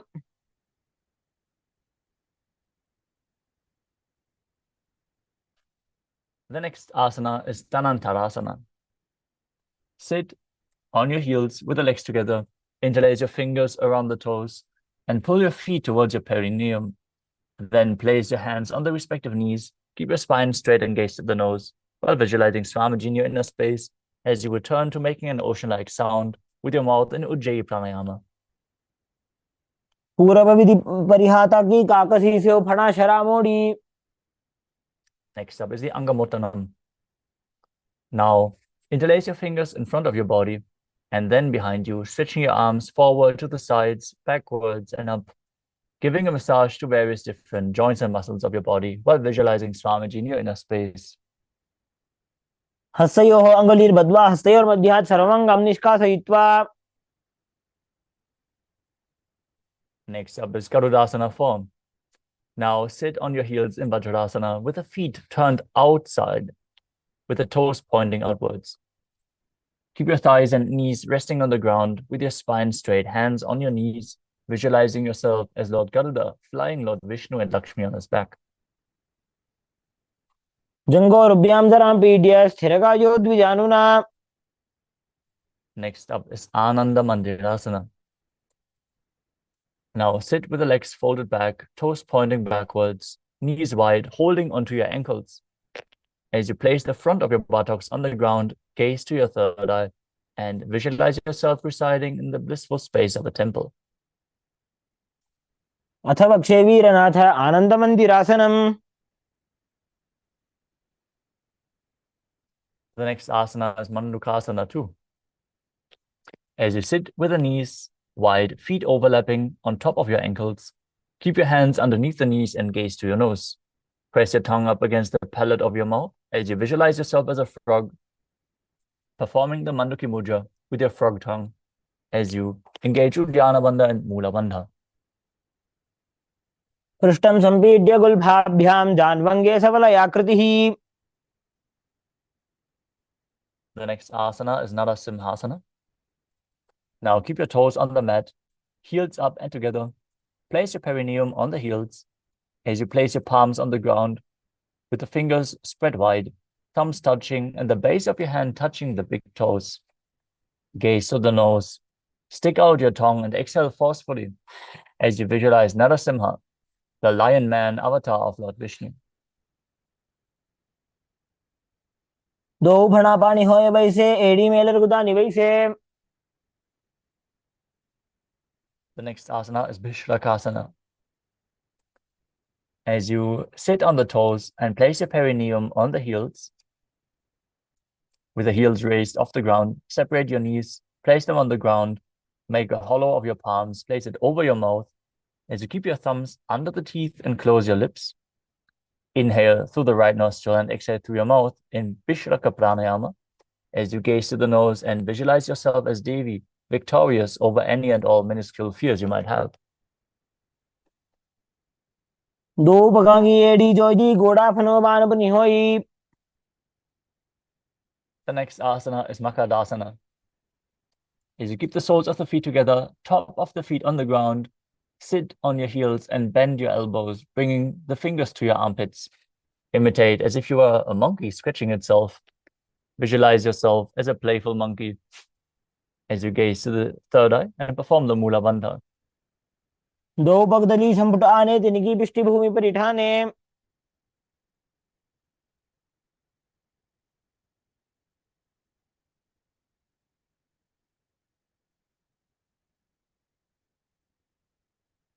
The next asana is Vajrasangalasana. As you stand on your toes with the soles of the feet together, sit on top of the heels with the knees wide and off the floor. Hold onto your elbows behind your back as you gaze to the nose and embody a diamond-like strength for yourself and your Sangha, your spiritual community.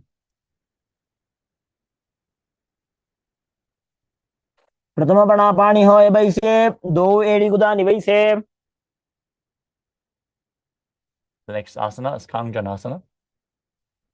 Now keep the toes down, ankles crossed behind, and sit on your heels. Place your palms on the mat to the sides. As you gaze to the tip of the nose, visualize perfect health beyond any and all physical or mental ailments.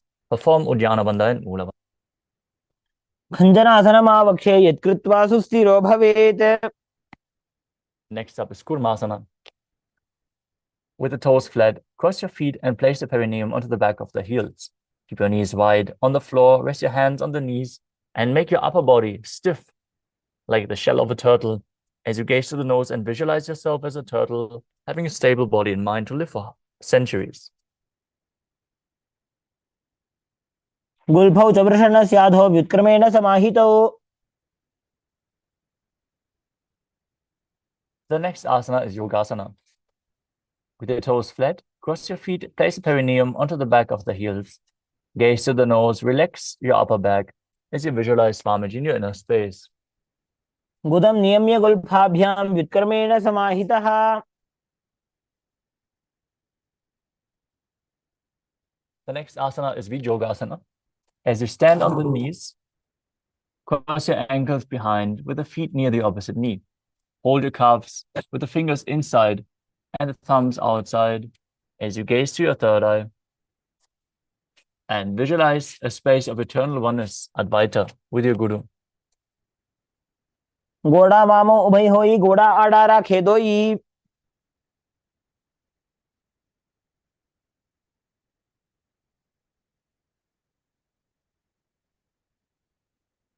The next asana is Ushtrasana too. In a kneeling position, bend backward, hold your ankles with your hands, and keep your arms straight, pushing your hips forward, tilting your head back as you visualize yourself as a camel. मेरुदण्डग्रन्थिदाढ्य संविपादैः पुमान्. Next up is Jatyasana too. With your heels together, hands on the soles of the feet, slowly lean back. Bring your elbows to the mat, followed by the back of your head. Gaze to the nose and experience yourself as a lotus blooming. दो एड़ी संपुट करे 16 मूलत्वारित धरे. The next asana is Viratasana. As you sit on the knees with the thighs and calves together, lean back and touch your back to the ground, then rise back up. Do this again and again. You can use the support of your hands if needed, as you gaze to the nose and visualize the healing and liberation of all causal, subtle forms of your body. जंगा पृष्ठभूमौ निधाय जंगोदरयोः ऊरुनि संस्थाप्य.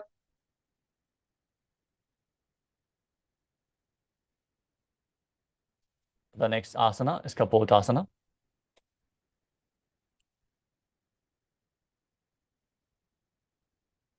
From Viratasana, raise your hips even higher. Bring your forearms on the mat and hold the back of the heels. Bring your head in between the feet and visualize yourself as a beautiful dove as you perform the Ujjayi Pranayama, making an ocean-like sound with your mouth. मेरुदण्डग्रन्थिदाढ्य संविपादैः पुमान्. The next asana is Varasana.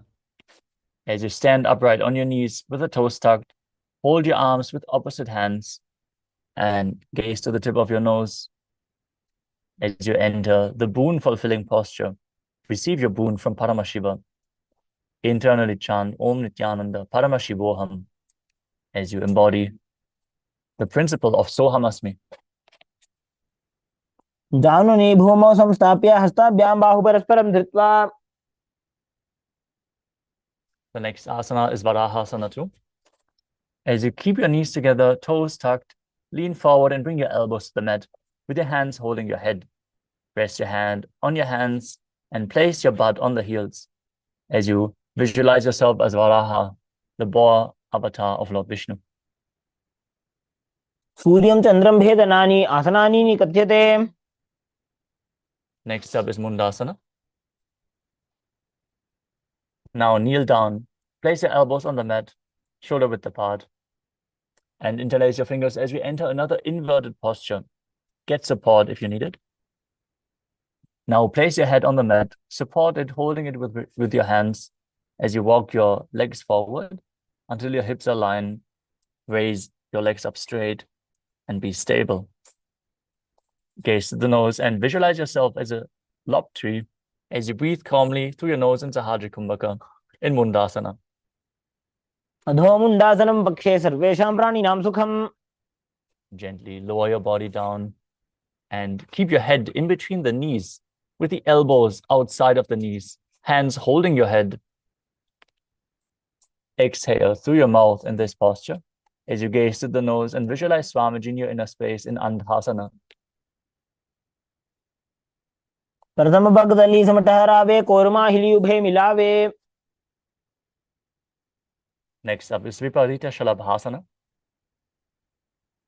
Lie down on your belly and extend your arms and legs forward. You can hold weights to intensify this asana as you lift your thighs, arms, and chest off the ground, visualizing yourself as a locust and performing the Mula Bandha.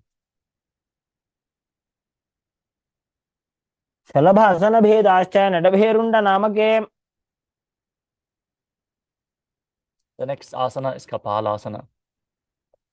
Lie on your belly, arms at the side, palms down.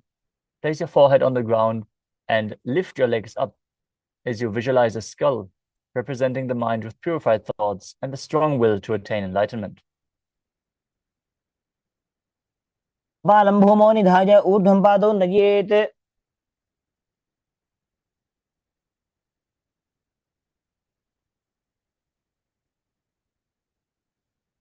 The next asana is Akasha Kapotasana.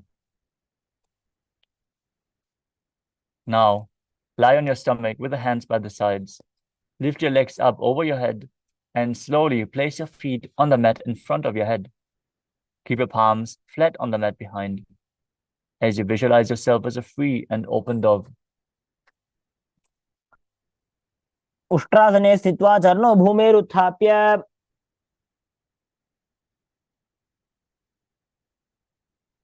The next asana is Chatakasana.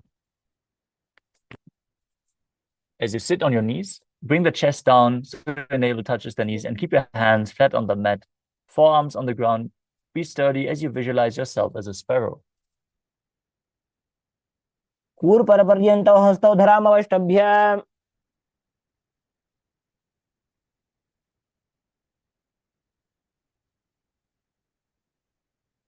The next asana is Vrishchikasana too. Now kneel down, hands and elbows on the mat, and then raise your legs. Bend your back and touch your feet onto your head if you can. Lift your chin and hold this position as you visualize yourself as a scorpion. विच्छेव पुच्छ प्रतिमां कृपाश्रे धृत्वा स्वशीर्षे चिबुकं विधार्यकौ. The next asana is Vrishasana. Now place your perineum down on the right heel as you keep the left foot outside of the hip with the toes pointing outwards. Now keep your hands in front of you on the mat as you visualize yourself as a bull. Start breathing in Antarangaka Kumbhaka, forcefully inhaling through your nose and holding the breath for a short while before you gently exhale. Yame गुल्फे पादमूले वामभागे पदेतरम्. Next up is Lolasana. With your hands flat on the mat in front of you, lift your knees off the ground and keep your body above the mat as you visualize Swamiji in your inner space. लासनं सदा कुर्याद् वायुलोलापघातनात्. From Lolasana, place your perineum onto the opposite heel as you repeat Vrishasana on the other side, visualizing yourself as a bull. Yame गुल्फे पादमूले वामभागे पदेतरम्. Next up is Balagunasana. Now place the left toes on the ground and keep the heel up as you sit down on the heel. Keep the other knee raised, foot flat, and keep your hands on the knees as you visualize Balagunahai, one of the 84 siddhas in your inner space. आसन को गुण जल विकार जाई. Next up is Grahasana. As you squat with the feet flat on the mat, bring your elbows under the thighs and wrap the hands around the shins, holding onto the ankles from the outside as you visualize yourself as the entire planet. पादतले भूमौ संस्थाप्य जानुमध्ये कोरपरौ स्थाप्य. Now bring your perineum down on the other heel as you keep the opposite knee raised against your chest. Visualize Balagunahai in Balagunasana on the other side. आसन को गुण जल विकार जाई. The next asana is Utkatasana. You can hold weights to intensify this asana. Now squat on your toes with the heels up, knees off the mat. Place your perineum onto the heels, hands on the respective knees. Keep your spine straight. Visualize Swamiji in your inner space. युजास्पिजस्तीत ऊर्वजानु यत्रासने पादतलद्वयोपरि. Next up is Vajrasangarasana 2. As you sit on the toes with the perineum on the heels, soles together, keep your knees wide and off the ground. Hold onto the opposite elbows behind your back as you visualize Swamiji in your inner space and perform the Mula Bandha. प्रथम प्रणापाणी हो जैसे दो एड़ी गुदानी वैसे. The next asana is Anilasana. Now squat or sit with your feet hip width apart, hands underneath the soles of the feet from the inside with the palms down. Keep your arms straight, elbows at the navel, and gaze to your nose as you visualize you're able to consume and live off of air alone. दो हाथ भूमि पर ठाने कहनी जाड़ी ना भी लगाने.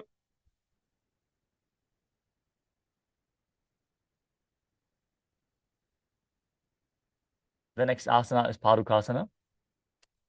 Now place the back of your hands onto the mat with the fingers facing towards your body and step onto your hands, wrapping your hands around the feet like a shoe. Start walking around and visualize yourself wearing padukas walking across India. हस्ततलयोः पादतले कृत्वा.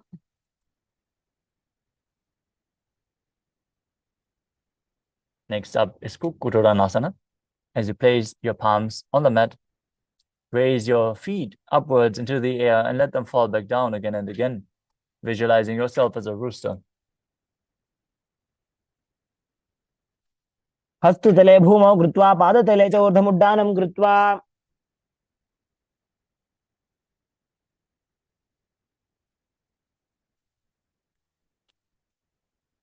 The next asana is Viparita Nrityasana.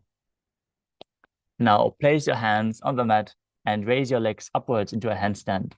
Move around on the two hands dancing as you feel yourself become free of all inhibitions. हस्ततलाभ्यां भूमिं वष्टभ्य.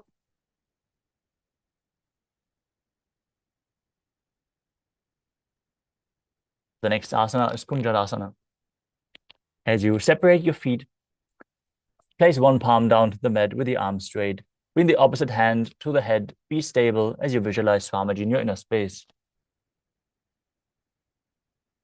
वक्षे Mahadev कुञ्जरासनमुत्तमम्. Now bring the other hand down. Repeat Kunjarasana on the other side.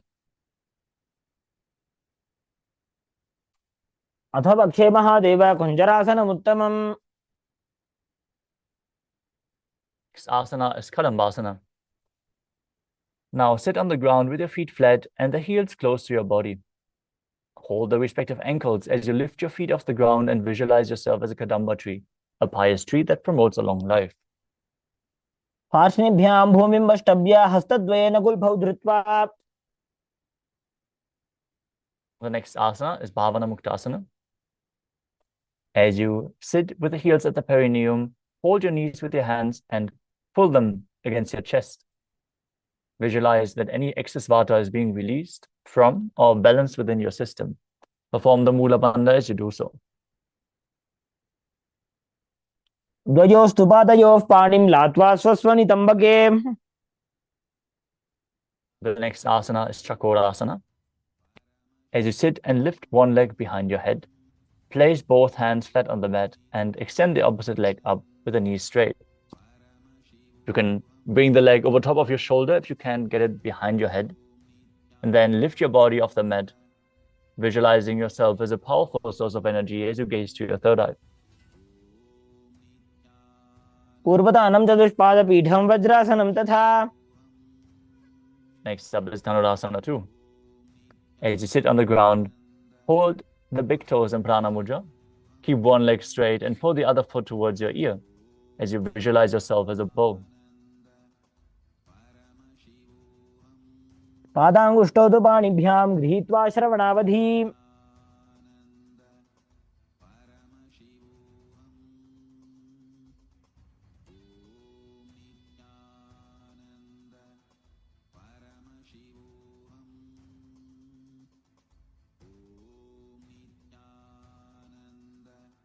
The next asana is Ashtavakrasana. Now lift the left leg over top of the left shoulder. Bring the right foot across and hook it on top of the left foot. As you lean forward and down while extending the legs out to the side, lift your head up and chest, find balance and visualize yourself as a flying crane. वासिष्ठमदकौण्डिन्यमूर्धकुक्कुटमेव च. The next asana is Pranasana. Now place the right foot on the left thigh, left foot flat on the ground. Press the right knee down as you bring your left shoulder underneath the knee. Visualize you're immortal and able to exist solely from prana as you gaze to your third eye. एतत् प्रभेदं वक्ष्यामि करोति यस्य चामरः. The next asana is Parshvamatyendrasana. Now place the right foot at the root of the left thigh and then place the left foot over top, flat on the ground with the knee raised. Twist your body around the knee, interlace your fingers beneath the leg and hold your hands behind your back. Gaze to your third eye as you visualize Matsyendranath, the master of Hatha Yoga. पार्श्वाभ्यां धृत्यते यास्तो पार्श्वमत्स्येन्द्रमुत्तमम्. The next asana is Chakorasana. Now repeat Chakorasana on the other side with the leg behind your neck, lifting your entire body up while visualizing yourself as a powerful source of energy. पूर्वतानं चतुष्पादपीठं वज्रासनं तथा. Next up is Dhanurasana 2. Hold on to the big toes, pull the other foot towards your ear while visualizing yourself as a bow. पादाङ्गुष्ठौ तु पाणिभ्यां गृहीत्वा श्रवणावधि. Now repeat Ashtavakrasana on the other side, bringing the right foot over the shoulder, poking the foot across, extending the legs to the side and balancing above the mat while visualizing yourself as a flying crane. समथकौण्डिन्यमूर्धकुक्कुटमेव च. Now repeat Pranasana on the other side. As you bring the shoulder underneath the waist leg, visualize you're immortal and able to exist solely from prana. एतत् प्रभेदं वक्ष्यामि करोति यस्य चामरः. Now repeat Parshvamatyendrasana on the other side. Twist your body around the raised knee and interlace your fingers behind the back. पार्श्वाभ्यां धृत्यते यास्तु पार्श्वमत्स्येन्द्रमुत्तमम्. The next asana is Ardha Paschimottanasana. Now keep one leg straight and press the perineum with the other heel. Lean your chest forward and down, hold onto the front foot. Visualize Swamiji and perform the Jiva Chala Kumbhaka, moving the prana around in your body by the strength of your will. एकं पादं प्रसार्य एकं पादस्य पार्श्वनासीवनी सम्पीड्य. Next up is Kraunchasana. As you place your left ankle outside of the hip, hold the sole of the right foot and lift the leg up towards your forehead. Keep the knees straight, gaze to the nose, and visualize yourself as a crane. उत्तानपादं क्रौञ्चं च मरीचिं वीरभद्रकम्. Now repeat Ardha Paschimottanasana on the other side, holding onto the front foot, visualizing Swamiji in your inner space. एकं पादं प्रसार्य एकं पादस्य पार्श्वनासीवनी सम्पीड्य. Now repeat Kranjasana on the other side, bringing the other foot outside the hip, opposite leg extended up in front of your face, visualizing yourself as a crane. उत्तानपादं क्रौञ्चं च मरीचिं वीरभद्रकम्. Next up is Swastikasana. Now sit with the soles between the thighs and calves. Keep your spine straight, palms resting on the knees. Embody peace, well-being, good fortune, and prosperity as you visualize a swastika in your inner space. अनोर्वोरन्तरे सम्यक् कृत्वा पादतले उभे. Next up is Gorakshasana. Maintain the same position, but cover your heels with your hands as you gaze to the tip of the nose. Visualize Sage Goraknath and perform Jalandhara Bandha and Mula Bandha. जानोर्वोरन्तरे पादौ उत्तानौ व्यक्तसंस्थितौ. Next up is Bhagasana 2. Bring the left heel to the perineum and place the right foot on top of the left thigh. Now, gaze to the third eye, perform the Mula Bandha and visualize Swamiji in your inner space as you meditate on Arihanta, the enlightened one, as you enter the Shanmukhi Mudra, closing all the five senses, the mouth with little and ring finger, the nose with the middle finger, the eyes with the index fingers, and the ears with your thumb as you exhale fully. वामपार्श्वोक्तं संस्थाप्य. Next up is Yogasana 2. Now place your feet on top of the opposite knees. Place your hands on the ground beside you with the palms facing up. Keep your spine straight, gaze to the nose and visualize Swamiji in your inner space as you perform Kakachantra Kumbhaka, rolling up your tongue and inhaling through the rolled up tongue as you keep your mouth in the shape of the beak of a crow. उत्तानौ चरणौ कृत्वा संस्थाप्य उपरि जानुनोः.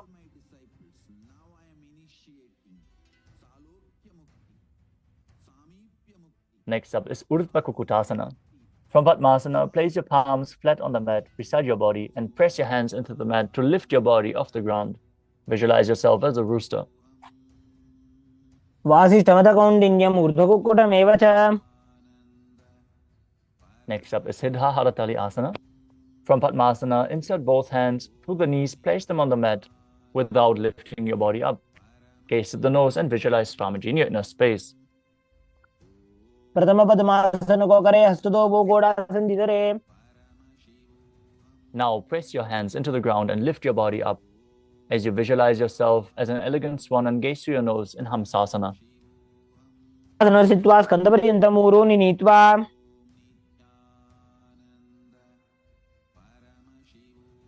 Next up is Karmukasana. From Padmasana, place your hands between the thighs and calves. Lean forward and push your hands behind your back as you interlace your hands behind. Bring your forehead to the ground and visualize yourself as Lord Shiva's bow in Karmukasana. प्रथम पद्मासन को करे घोड़ासन दिमाही करी धरे. Next up is Kurmasana 2. Sitting in Padmasana, interlace your hands between the thighs and calves and hold on to your neck with your hands as you visualize yourself as a turtle, having a stable body and mind to live for hundreds of years in Kurmasana 2.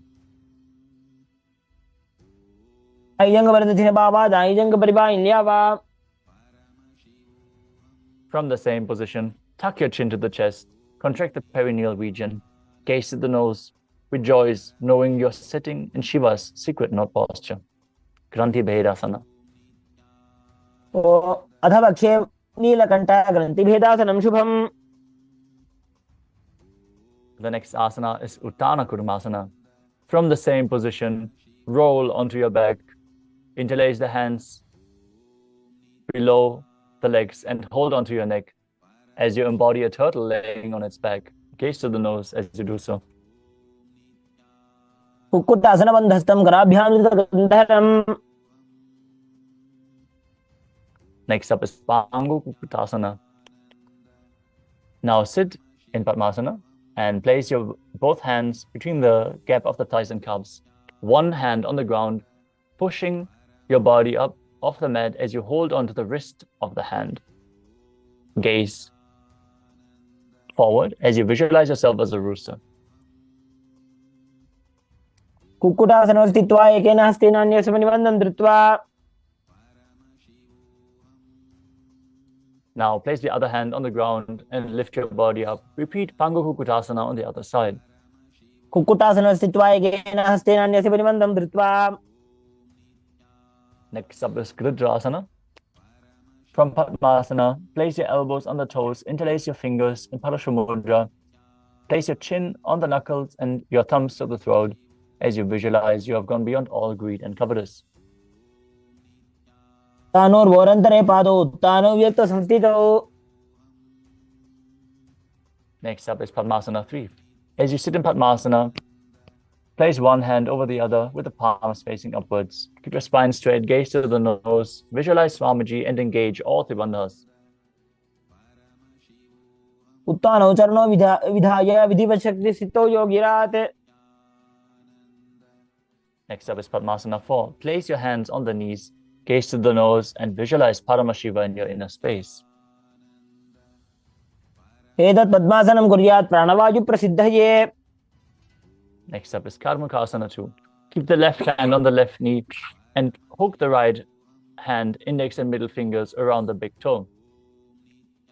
Move the big toe round and round as you pull your elbow back as if you're pulling a bowstring. Visualize yourself as Pinaka, Lord Shiva's bow. अथान्यासनमावक्षे योगपूरकरक्षणात्. Next up is Karmakasana 3. Now cross your hands behind your back and hold onto the big toes in Prana Mudra. As you gaze to the nose, visualize yourself as Pinaka, Lord Shiva's bow. कार्मुकासनमाक्षित्य उदरे पूरयेत् सुखम्. Maintain the same position. As you raise your chest up, gaze to your third eye and visualize yourself as the action of Paramashiva's third eye, destroying anything you come across. Asana. ऊरुभ्यामुपरि स्थाप्य पादयुग्मं प्रयत्नतः.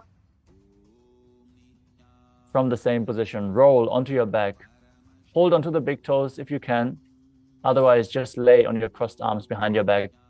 Gaze to the nose and visualize yourself as a snake in Nagrasana. प्रथम पद्मासन कोठाने दोवु हाथ पाछाने आने. Next up is Kandukasana.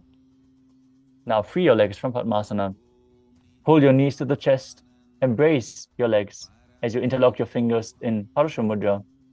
Bring your head to the knees with the feet lifted off the ground, squeezing your body into a ball.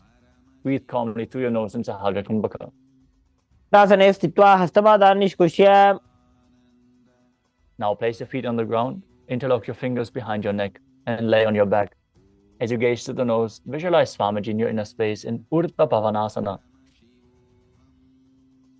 प्रथमे सूदो San करावे घोड़ा उभा राशि मिलावे. Now place your upturned palms underneath your heels and push your hips up, visualizing yourself as a powerful alpha ape as you breathe in Mudra Kumbhaka with Jalandhar Bandha and Mula Bandha engaged. Parakata Pitasana. उत्तानशयनं पादतले उत्तानहस्तयोः स्थापयेत्. Now place your hands at the hips and raise your hips up, supporting your hands with the elbows on the ground. Your elbows should bear the weight of your body. Gaze to the nose and visualize Swamiji in your inner space as you perform Jalandhar Bandha and Mula Bandha. जङ्घोरुबलहीनश्चेत् उत्तानशी बीटकम्. The next asana is Narakasana. As you lie supine, raise your hips and legs up. Bring your hands flat to the ground, supporting your body, balancing in this position as you visualize yourself blissfully traversing Naraka Loka unscathed. ग्रीवाकण्ठेन भूमिं विष्टम्भ. Next up is Tiryanokasana. Now bring your hands to the lower back, elbows down to the mat. Slowly angle and lower your legs. As you keep your core engaged, visualize yourself as a boat crossing the ocean of samsara. नौकावत् स्थित्वात् ऊर्ध्वं पादाग्रद्वयं नयेत्. The next asana is Dvajasana. Now keep your upper back on the mat. Raise your legs up vertically. Place your hands back to the mat. Be straight like a flagpole as you visualize yourself as the Kailasa flag, respected across all nations. तिर्यन्नौकावते ग्रीवा पृष्ठकोर्परैः भूमिं वष्टभ्य. Gently lower your body down. Be completely flat.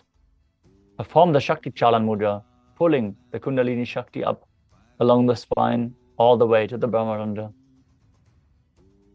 Unclutch from any micro movements of the body and mind. As you visualize your body is dead, and Swamiji, the Supreme Pontiff of Hinduism, is liberating you. In Mritasana, as you chant the Mahavakya, Om Nithyananda Paramashivoham. उत्तानं शववद्भूमौ शयनं तोषवासनं शवासनं श्रान्तिहरं चित्तविश्रान्तिकारकम्.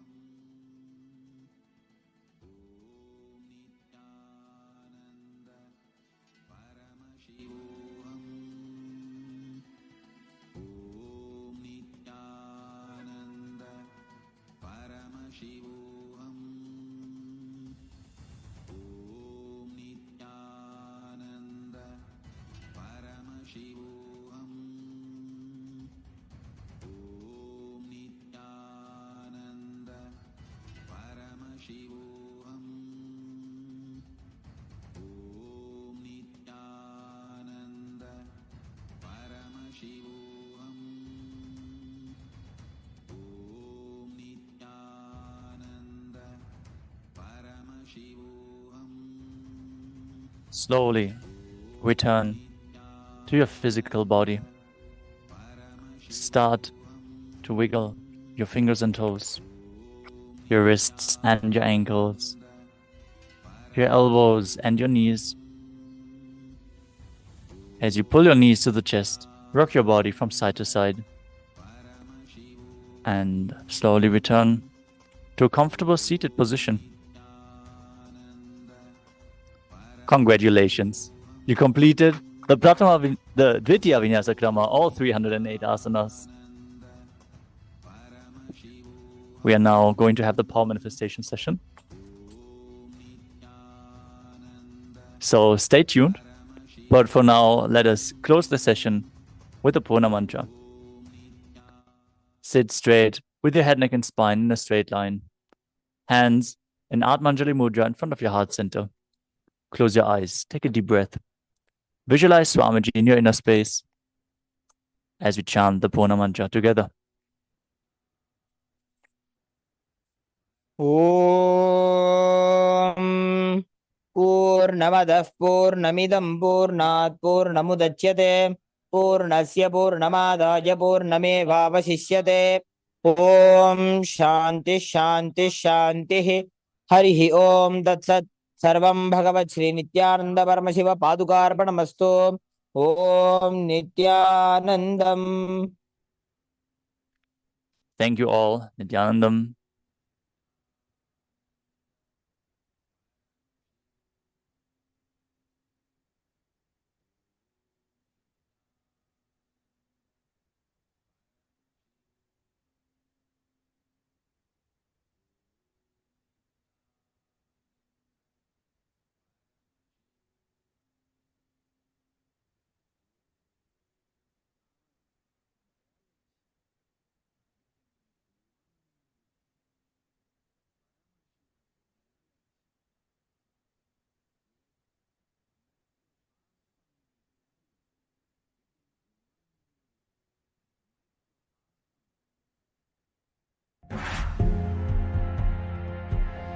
First thing I want to tell you, third eye can be opened.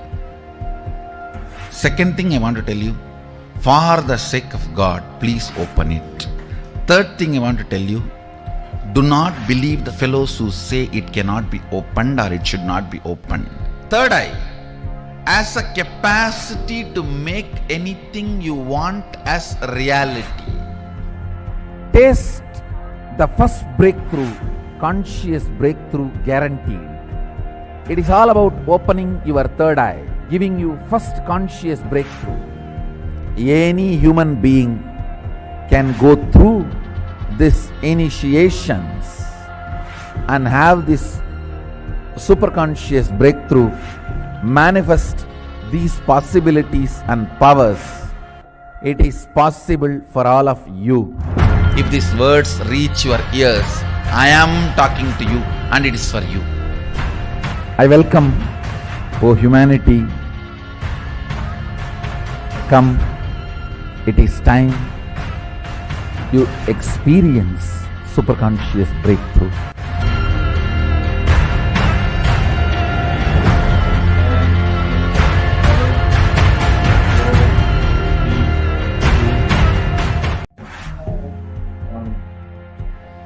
First thing I want to tell you, Nithyanandam Paramasugadam Kevalam Jnanamurtim Dvandvatitam Gahana Sadrusham Tattvamasyaadhilaksham Ekam Nityam Vimalamachalam Sarvadi Sakshi Bhutam Bhavatitam Trigunarahitam Sadgurum Tam Namami.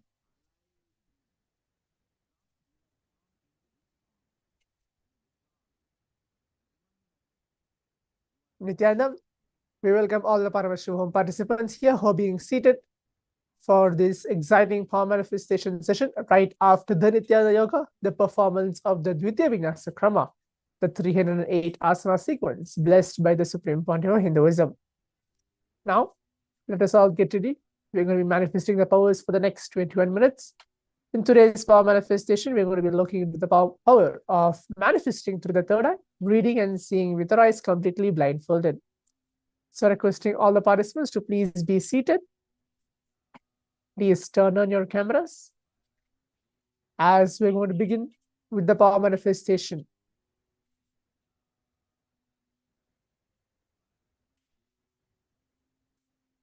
Requesting all the participants to please be seated. I can see many of them have gone to maybe change their clothes after the Nityananda Yoga. Please be seated now.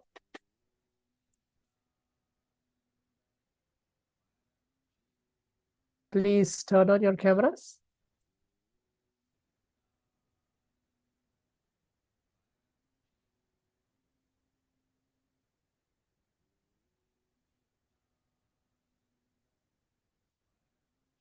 We're going to be manifesting the power of seeing through the third eye today. As yesterday we were manifesting colors blindfolded, today we're going to take it up a little more higher than that, but it's going to be even more simple, trying to make every one of us to be in the space of oneness and manifest the powers of Paramashiva. So please be seated as we're going to enter to the exciting power manifestation today.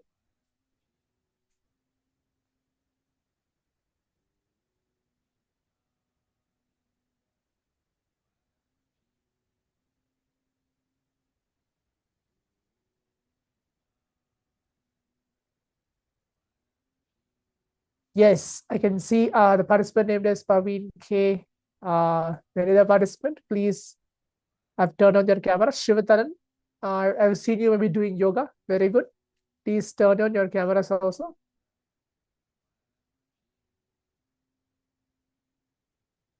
Okay. Chaikun, Junzo, Nitya Bhakta, Vinod Ishana, please turn on your cameras as well. Chinli, that's good to see everybody here for this power manifestation.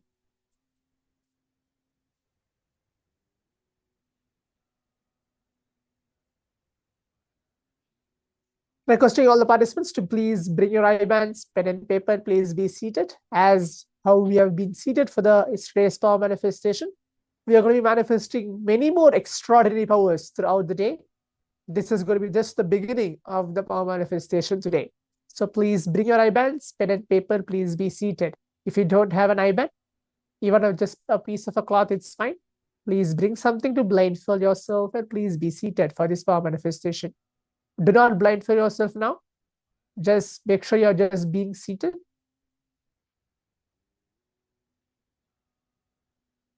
As today we're going to manifest the power of third eye, breathing. We'll see what is something unique which we have today for today's power manifestation. Please bring your IBANs, pen and paper, and please be seated and make sure you turn on your cameras for this power manifestation.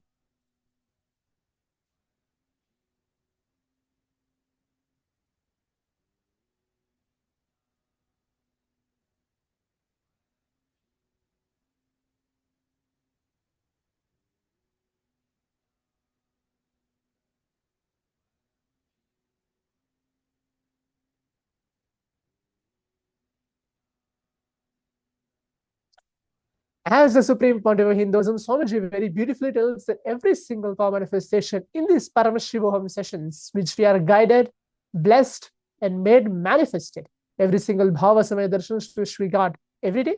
Maybe yesterday, all the participants have received the Lingodhava Bhava Samaya Darshan, and the day before was the Gajamukha Ganesha Anugraha Bhava Samaya Darshan, which we had. Swamiji coming physically in the two-way video conferencing, gracing us, granting all our boons, prayers, just by sitting and looking at him. That's what they meant by being in the space of oneness with the avatar, with Swamiji himself.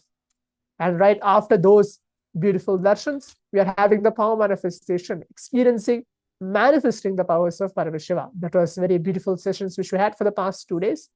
Today is going to be similar to that, but we're going to connect with Swamiji by chanting the Mahavakya, Om Nithyananda Paramashivoham, within our inner space, to see how the power manifestation happens within all of us. Again, as a reminder, all these pramanas, the scriptural reference, the first which I'm going to recite now and tell to all of the participants out here, is the Shastra Pramana, the scriptural reference directly revealed by Bhagavan Paramashiva himself, Lord Shiva, from the Vedas and Agamas, the Vijnana Bhairava Tantra himself. These verses are directly revealed from Bhagavan Paramashiva, mentioning that this power manifestation, to be more specific, the power of third eye is there more than 60,000 years ago.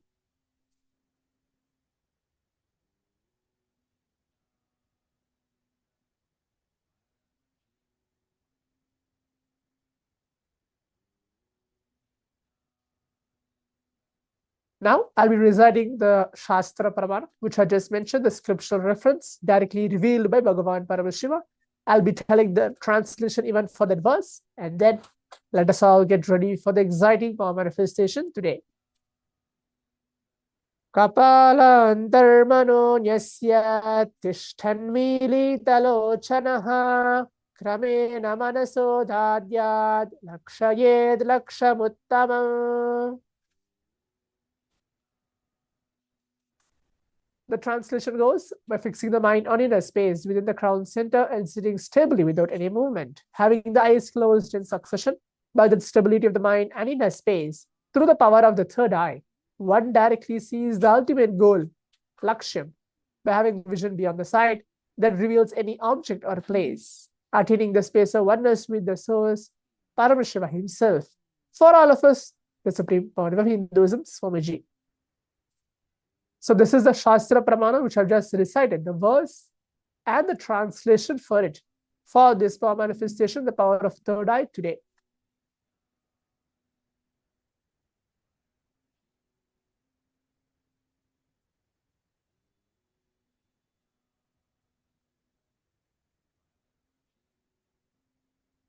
Today, now let us all enter to the power manifestation. We are going to be manifesting colors today as yesterday, but today is going to be something different. Yesterday, the colors was not mentioned to you and it was just randomly picked. In today's power manifestation, it's going to be even more simpler. There'll be 5 different colors will be chosen. Those 5 colors are red, blue, black, yellow, and orange. These 5 colors will be chosen. I'm again repeating: red, blue, black, yellow, and orange. So from these 5 colors, I'll be choosing any one color for all the participants out here in this Paramashivoham sessions and projecting it to all the participants once we are blindfolded for the round 1 of the power manifestation. So that is going to be today's powers.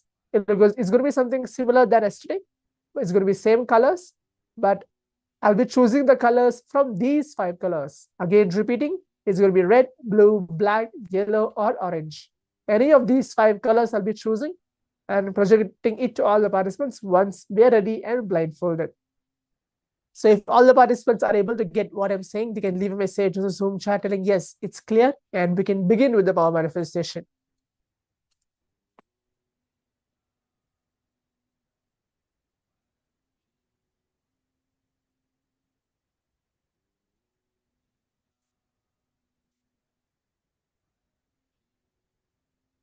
Okay, yes, able to see participants are leaving the message. It's clear. Good.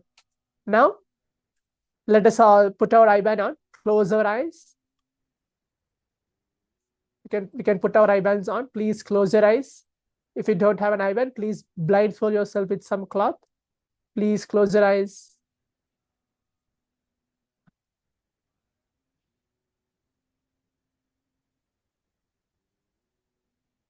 Visualize the Supreme Pontiff of Hinduism, Swamiji Paramashiva, as any Bhava Samaya darshans which you like to see, to receive. Close your eyes and start chanting the Mahavakya.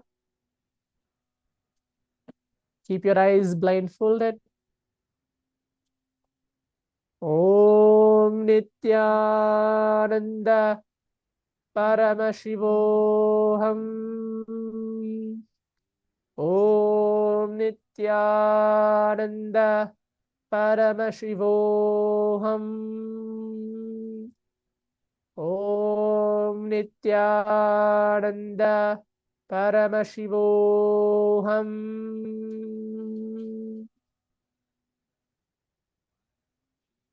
Please keep your eyes closed. Keep chanting the Mahavakya as we begin with the round 1 of the power manifestation. Seeing, requesting Swamiji to show what is the color from these 5 colors: red, blue, black, yellow, and orange, which is chosen for all of us for this round 1 of the power manifestation. Please keep your eyes closed.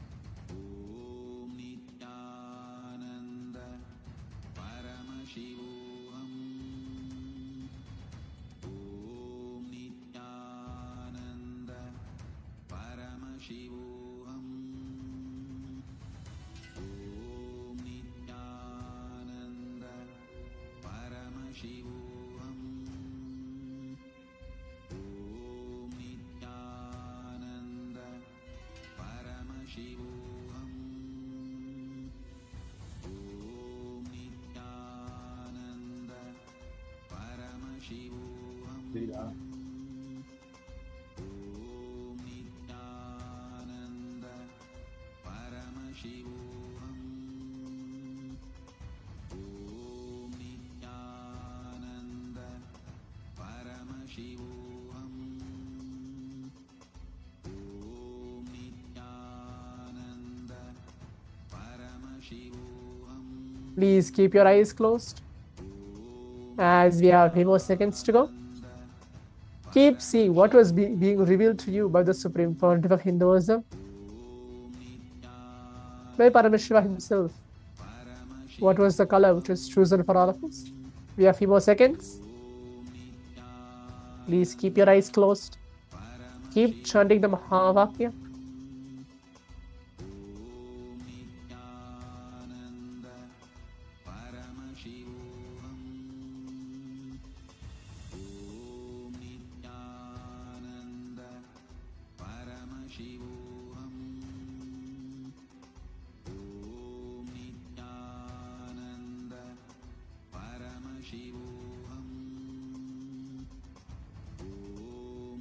Now requesting all the participants, we can relax, remove our eye bands and open your eyes.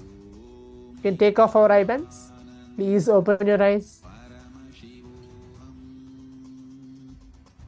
Requesting all the participants again to please open your eyes. You can take off your eye bands.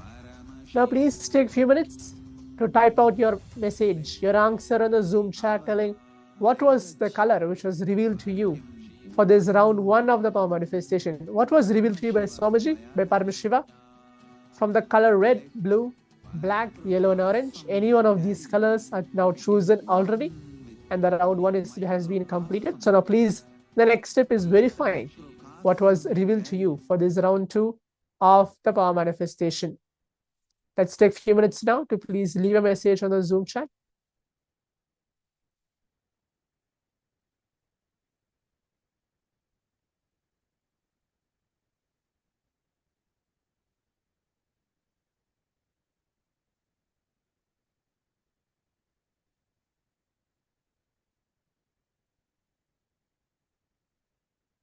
Okay, I can see the participant name is Johnson and put a message black.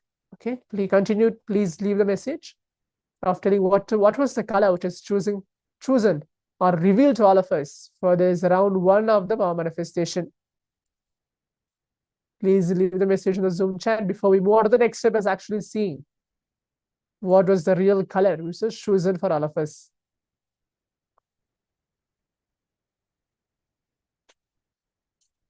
Paveen has put red. Okay, that's great. Srinivasan black. Okay.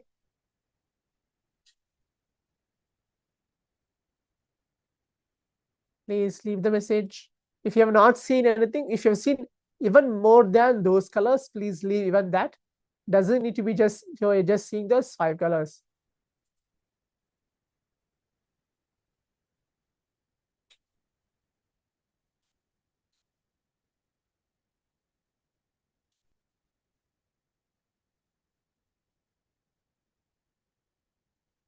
Now, as all the participants can see, the color was chosen for all of us was the color red. So I think the participant named as Pawan has got the color exactly correct. Is the color was chosen was the color red for this round 1 of the power manifestation. So that's a great idea. So now we'll move on to the round 2 of the power manifestation. Requesting all the participants to please now keep your eyes closed. Please blindfold yourself. As now we're beginning the round 2 of the power manifestation. Again, it's going to be same. It's not going to be anything different. I'll be choosing any one color from the color red, blue, black, yellow, and orange for this round 2 of the power manifestation. Please keep your eyes closed. Visualize Swamiji, Paramashiva onto inner space.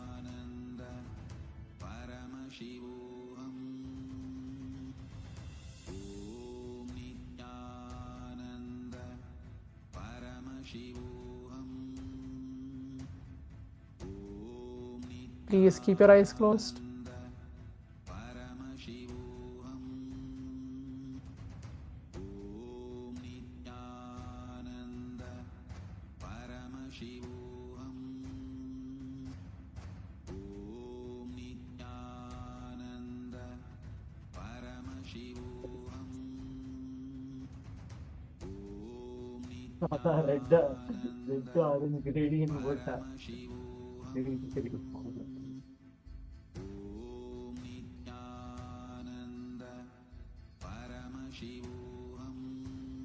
Now the round 2 of the power manifestation has begun. Please chant the Mahavakya. Please close your eyes.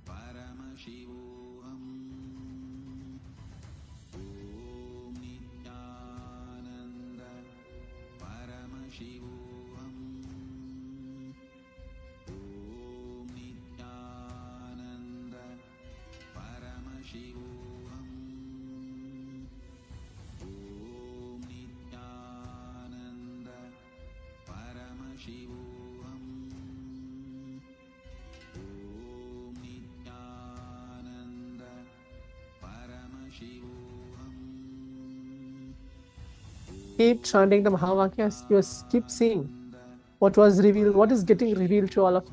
Do not open your eyes. We have a few more seconds left.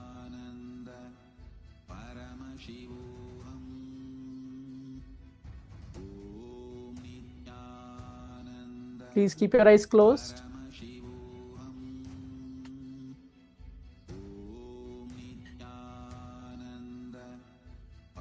Please keep your eyes closed. You can see 1 or 2 participants have removed your eye bands. Seng Weng Li. Please keep your eyes closed.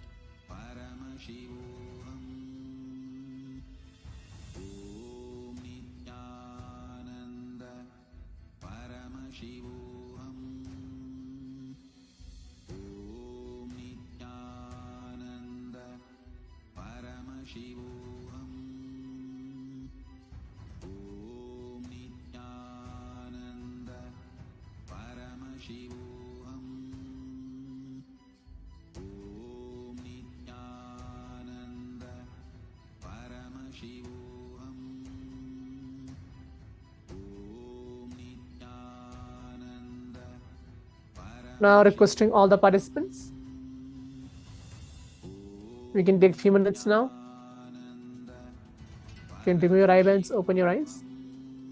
Take off your eye bands and open your eyes now. The round 2 of the power manifestation is completed. Please open your eyes.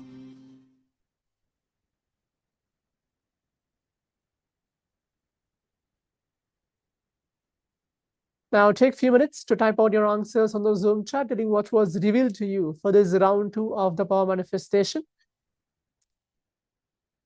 Please leave the message on the Zoom chat, telling what was revealed to you. I can see the participant named as Shivatalan has put a message blue. Johnson blue, okay.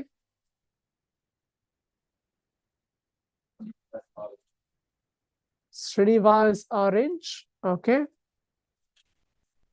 Continue to leave the message as we have a few more seconds to go ahead to the next step of actually verifying. Pavan black, okay.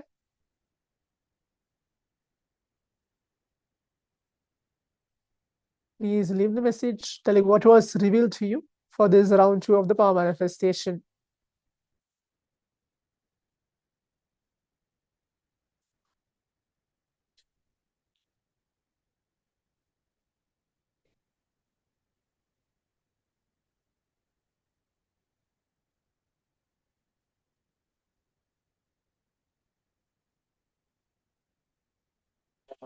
Now, as all the participants can see,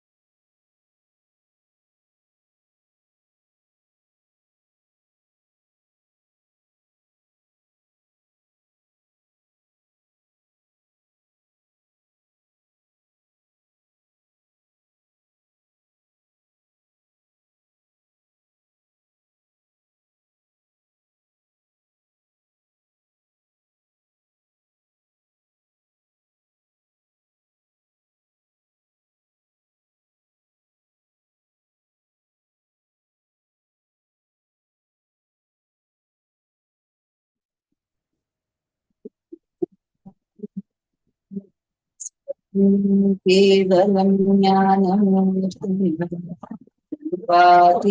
गगनसदृशं तत्त्वमस्यादिलक्ष्मीं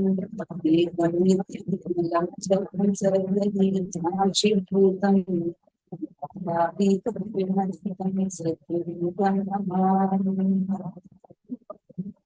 we can continue to follow the spend the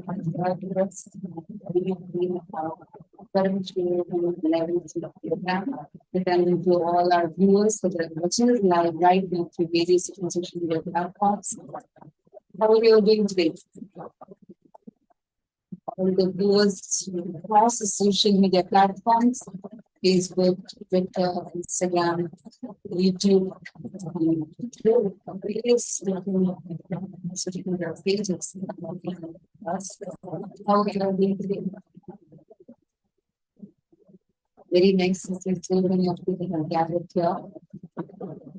And every one of you that have come, welcome to the day 3 of Paramashivoham. And today is a very, very special day because all of us are going to be learning, venturing into the parallel universes. We are going to be going beyond the zones that we are in right now, and we are going to be entering into the parallel universes. So, every one of you that are here with us, Ma Purani Gunashekaran, and Nisha, Madonna, Nithyananda, Chaitanya, Ma Alexandra, Ma Nitya Prema, nice to see you all.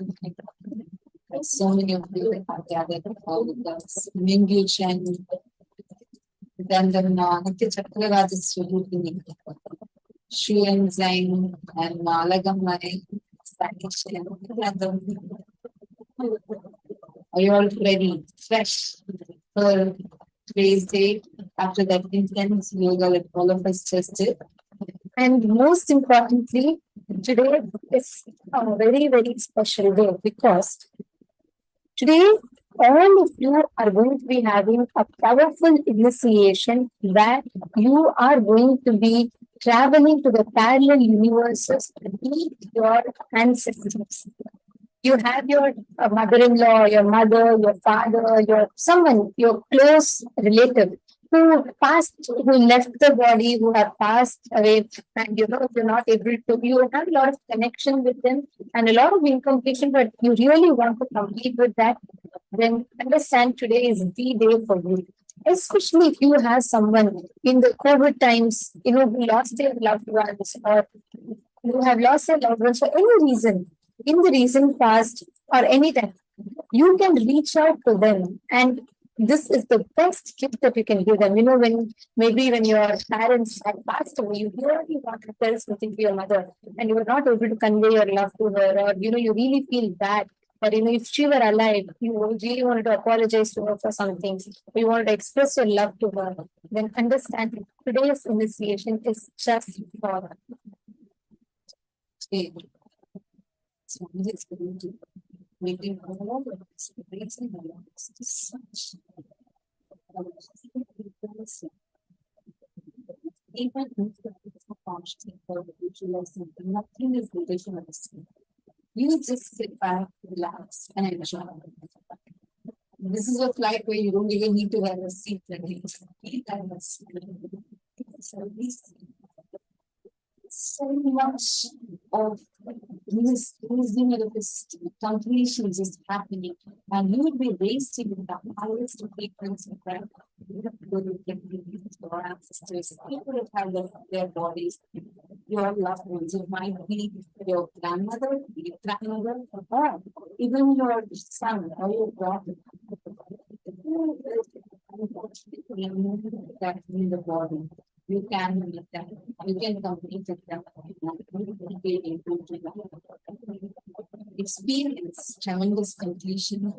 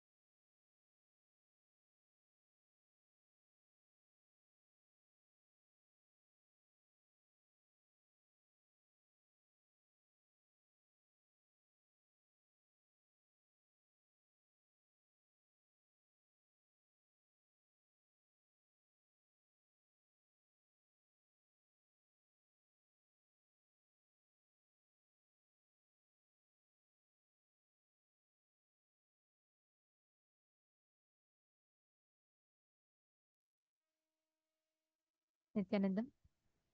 Apologies. I hope now our audio is better. Are all of you able to see us and hear us better now? Nithyanandam.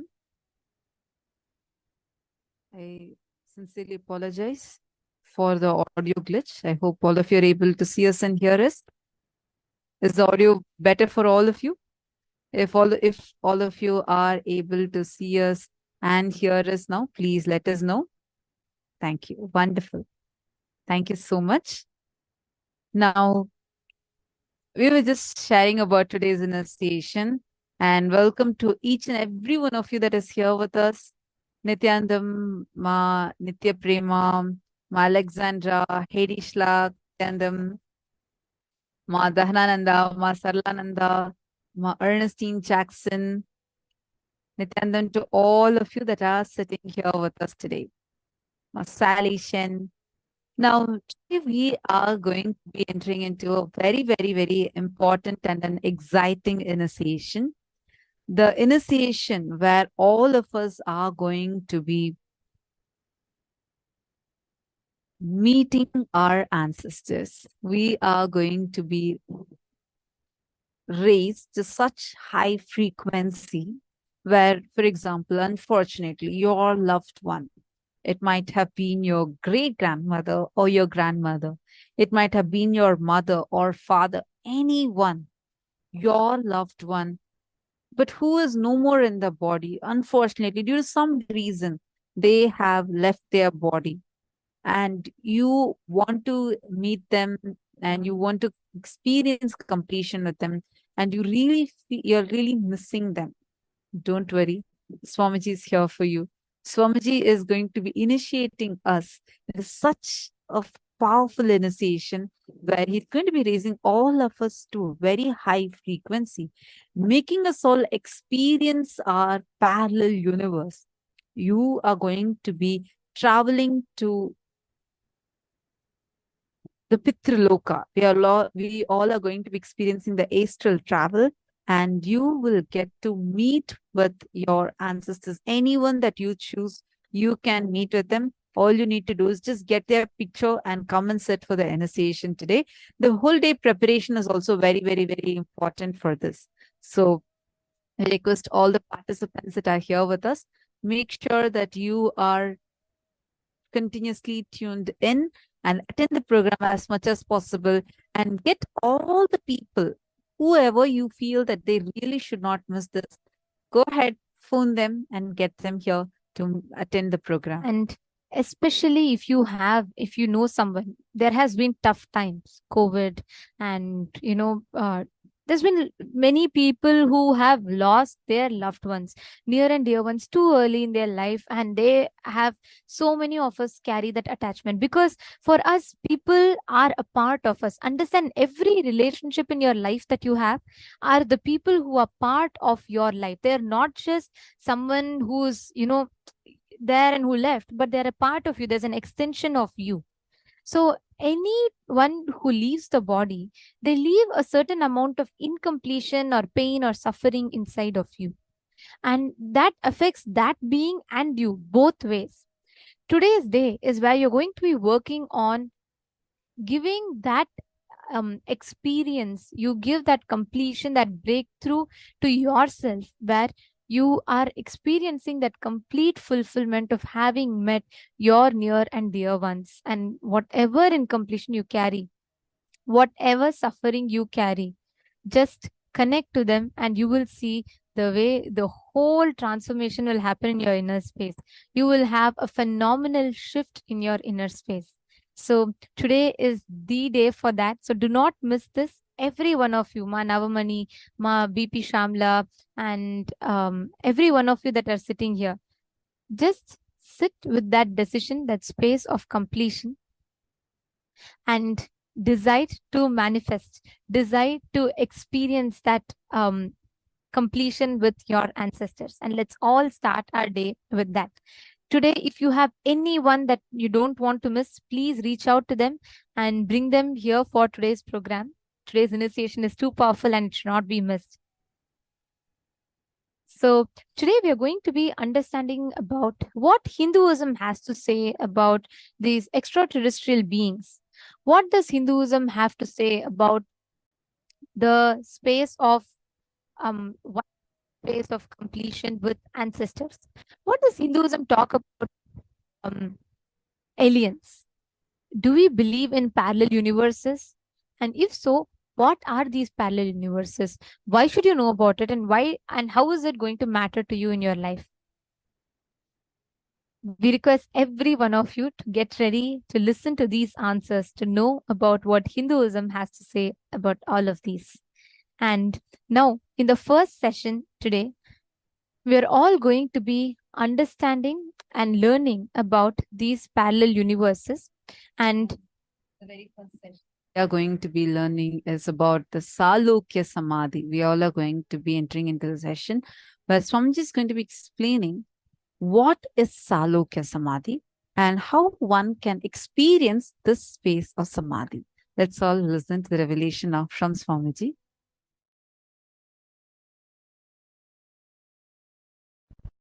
Human beings listen, one of the biggest problem human beings facing in the world is feeling alone, feeling lonely, feeling orphan, feeling left out, feeling ununderstood, feeling unrecognized, feeling lonely, all this feeling lonely in different ways.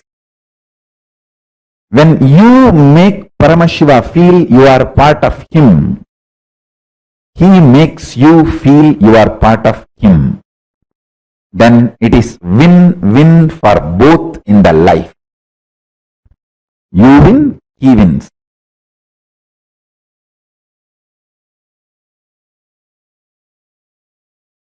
I have seen my grandmother, my grandfather,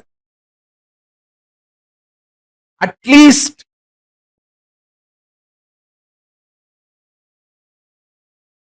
100 people in my life I have seen. Not one day they will miss Atmartha Puja and Parartha Puja, both. They will not miss the Atmartha Puja in their home, and they will not miss even one day going to Arunachaleshwara temple and worshipping. In that 100 people, I can name the list. First will be my Guru Panduranganar, then my grandmother Anusuya Ammal, Rajamudaliyar, Annamalai Chettiar, my another grandfather, Rajamudaliyar's brother. But the titles vary in Tiruvannamalai, the same community, same family, the titles vary. That's the way it is.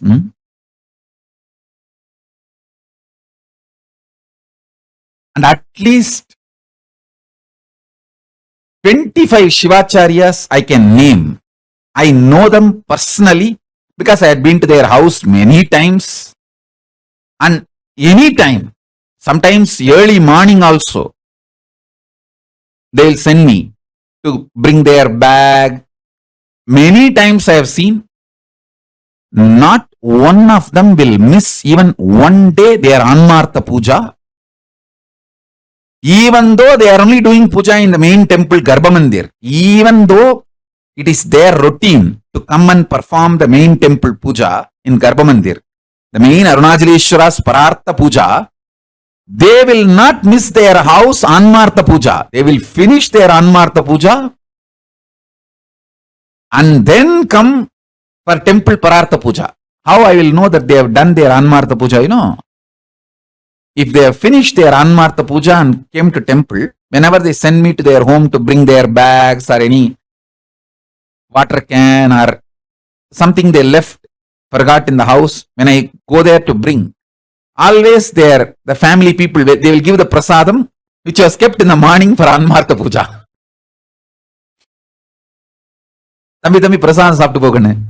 They will always give that prasadam, sugar candy or the banana. Whatever was kept in the Anmartha Puja, they will never miss giving that prasadam. That's the way I know Understand? Arunagiri Ishra elaborately explained this to me. People who are responsible to keep the ecosystem alive, their level of commitment, intensity, sincerity, and responsibility, all that is much, much, much higher than ordinary devotee who comes and goes. That is why I always tell people, the commitment of the sannyasis in our Sangha is completely different, because you are not committed only to me, you are committed to this whole ecosystem. You are committed to keep this ecosystem alive. The sannyasis and Kailasa, whether you are a Krama Brahmachari, or Naishtika Brahmachari, or Apat Sannyasi, or Purna Sannyasi, or Grihastha, if you have become Kailasavasi, your commitment, your responsibility is totally different, because you are committed to keep the ecosystem alive. Even if you are a Balasant in Gurukul, you have committed to keep the ecosystem alive. You cannot compare yourself with a devotee who comes and goes. See, sometimes a devotee who comes to Arunachaleshwara temple, he gets the boons from Paramashiva much, what do you call as bigger than the boons given to Shivacharyas or the Saivavela administrators of the temple. But you need to know, living around him and keeping the ecosystem alive and being dedicated to him is the greatest boon than any other boon. If you measure from the outside world, outer world, in that scale, sometimes a devotee might have got a bigger boon. Oh, he got a lottery. He came to Arunachaleshwara and prayed and got a lottery. That doesn't mean immediately you will start thinking all the temple, Maniyam and Adinams, Sannidhanams, oh, even a devotee got lottery, crores. Seems like he is in a better position. No! Surely not. His commitment, his relationship is different. Your commitment, your relationship, your responsibility is different.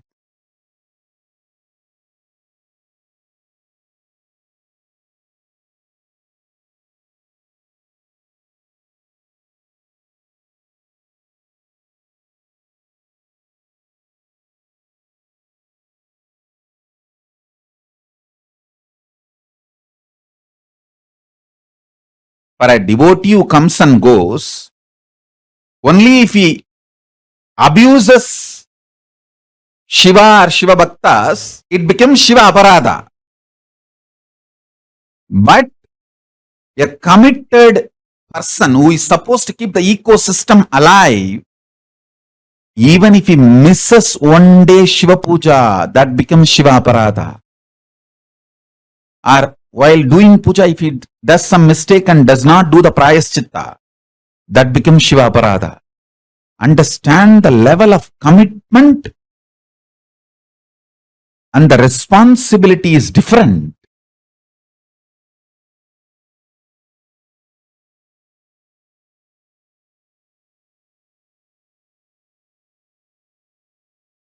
For the people who committed to keep the ecosystem alive, he explained beautifully to me. That is the reason the door becomes smaller and smaller. Only the selected, committed, those few only can enter into the next doors. Understand?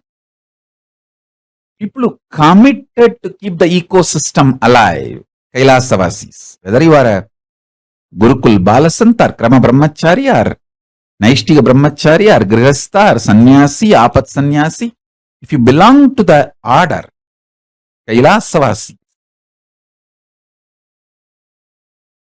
You are already in Salokya Mukti.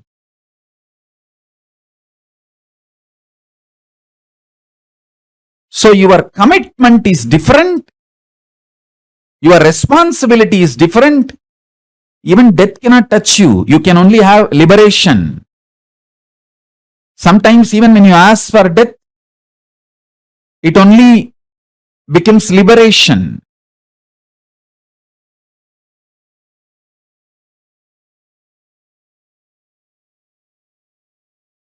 So understand,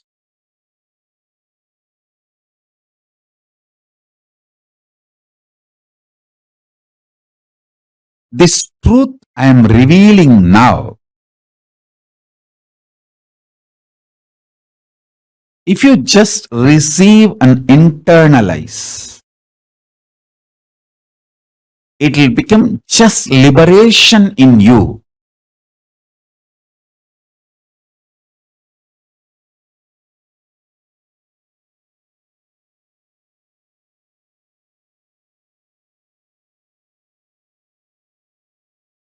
The example now I gave, what Arunagiri Yogeshwara taught me, how the doorway becoming smaller and smaller when you go near the Garbha Mandir. Same way, when you start intensely listening,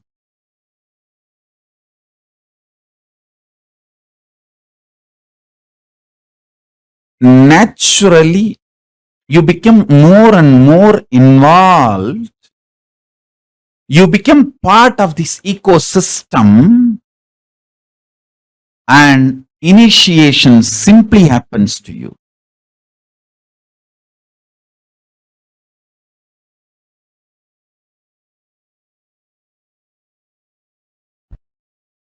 Greater signs of Paramashiva, life, existence, reality can be realized with a greater ability to visualize. Paramashiva Dhyana, visualizing Paramashiva's form with 25 heads, 50 hands, 75 eyes, is a powerful method to evolve greater visualization possibility in you, which will make you understand the greater science of life and greater involvement with life. Listen intensely, step by step. When you have greater possibility of visualization, your involvement with life will be more courageous. You will trust yourself, you will believe yourself, you will have so much strength, not fears. Fear makes you a reluctant beloved, reluctant husband, reluctant wife, reluctant businessman, reluctant warrior, reluctant teacher. A lower ability of visualizing invokes greater fears in you. Due to your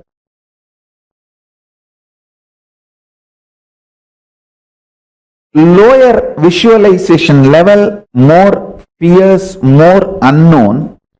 Because there is more unknown, more fears, less involvement. You become a reluctantly involved in everything, and that creates more fear. It becomes a vicious circle. More fears, less involvement. Less involvement, more reluctance. More reluctance, more fear. And more fear feeds into less involvement. Less involvement, then more reluctance. More reluctance, more fears. Just more and more and more this vicious circle puts a man into delusion, breaks his body, mind, finally. There is no actually finally, it is just deluded existence. Greater possibility to visualize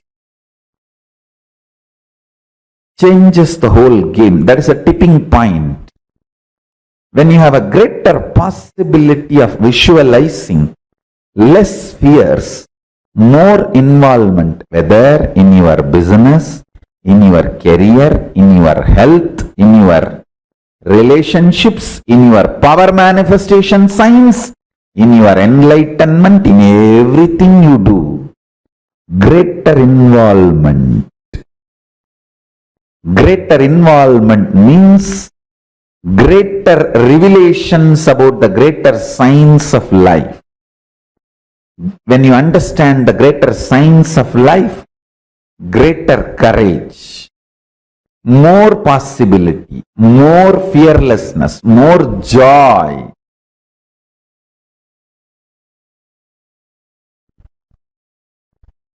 The conscious stamina of the consciousness drastically shoots up, increases with your ability to visualize. When you take up a business, if you are able to visualize Paramashiva with 25 heads, 75 eyes, 50 hands, if your inner space has that visualization capacity, when you take up a business, you will have a deep visualization, greater involvement, less fear, less unknown. Even when you know how many things are unknown, they become known. Listen carefully. If you know how many things are unknown, they become known to you. Intensely understand.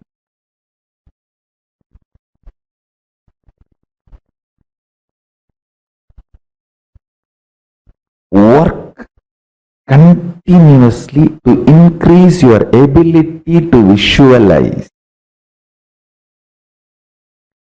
Once you start working on your ability to visualize, that leads to more and more involvement. You get more and more courage, joy, strength to live. That leads to more ability to visualize. It becomes virtuous circle. That is why I insist on everyday Nitya Puja. Nitya Puja is nothing but teaching you the ability of greater visualization, making you manifest the power of greater visualization. The ability of greater visualization and ability to understand this greater science is the power of third eye. Divyam dadami te chakshu. Krishna says in Gita that Divya Chakshu is the ability to have greater visualization and ability to get involved in the greater science. Life is all about you manifesting the greater science in your life. Hinduism is greater science. The first lesson in Hinduism is morning puja. Understand? Puja is the best non-risky,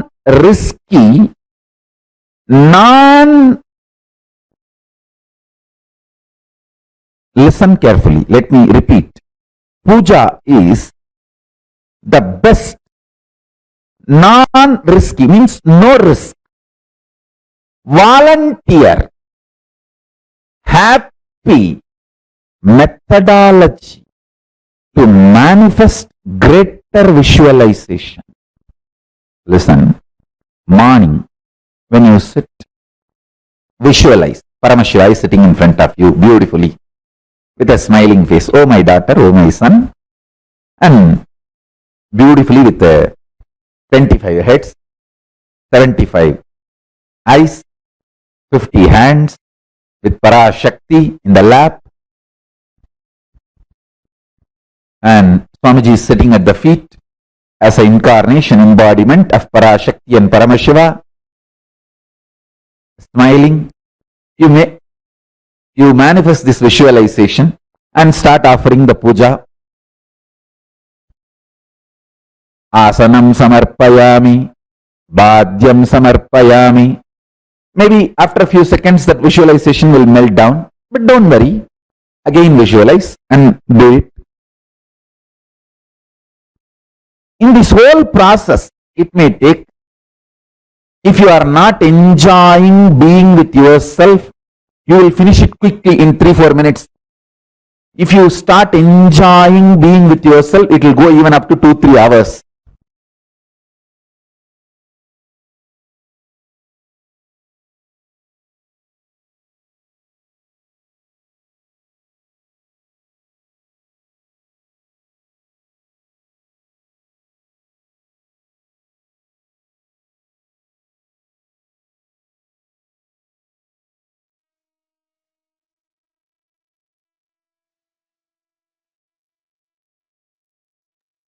Sorry, Salokya Samadhi. Swamiji had very beautifully revealed to all of us here how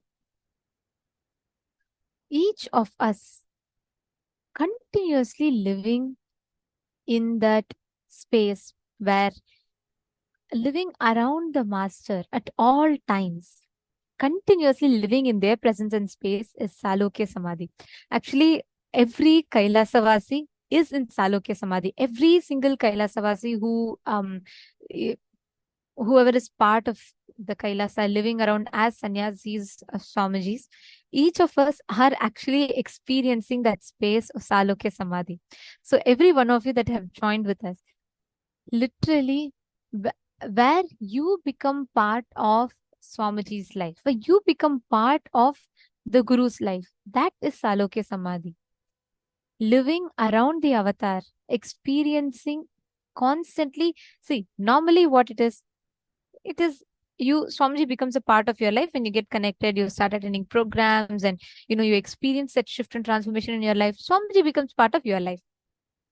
But Salokya Samadhi is where you become part of Swamiji's life. You become a part of his life. You become a part of the people that is part of his life, where he plans and Swamiji personally guides and Swamiji himself takes us through. That is Salokya Samadhi.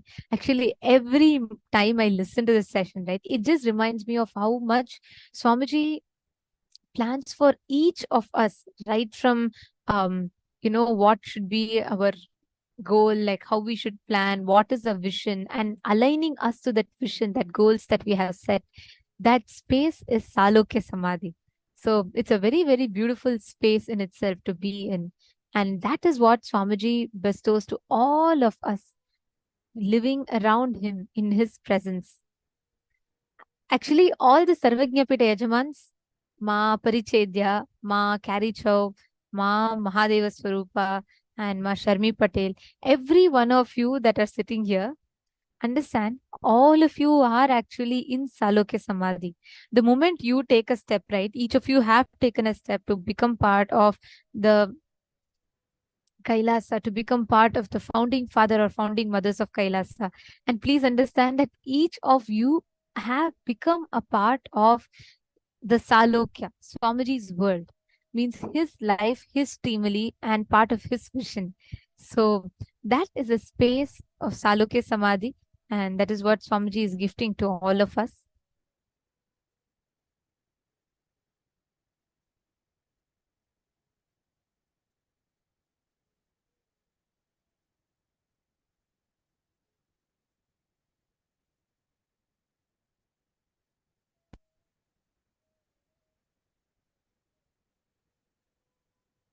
See, the moment we say Salokya Samadhi, right, that is a space where you start experiencing the oneness with the master and start manifesting that as your experience. There are many levels of experiences in Salokya Samadhi. It starts with when you start feeling you're a part of him, and where you start feeling, okay, yes, I am a part of Swamiji's life. How many of you have felt, how many of you, whoever are, part of the Kotharis, Mahants or Kailasas, and, even, doing some Kailasa project, you feel like, oh my God, I am a part, I am making this happen. I'm a part of this happening. How many of you feel like that? How many of you have experienced that?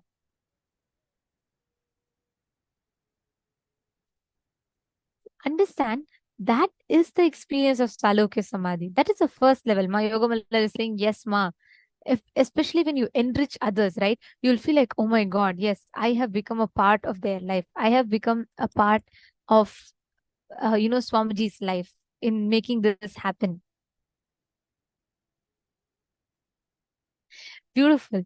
Actually, that experience is Salokya Samadhi. Ma Saralananda is saying, yes, I was a Kothari.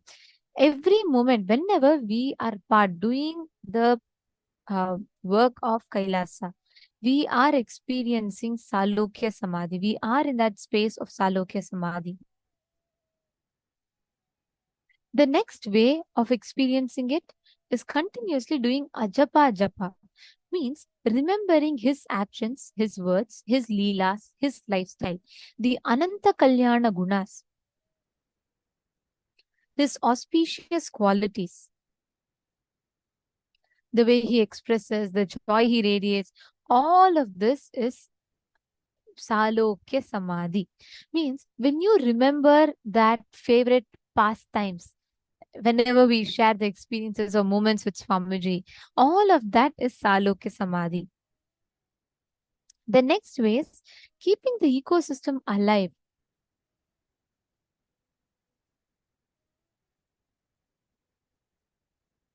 When you say keeping the ecosystem alive, meaning you radiating his principles, running the ecosystem of Kailasa, experiencing and living as per his direct revelations, and continuing the Guru Shishya Parampara.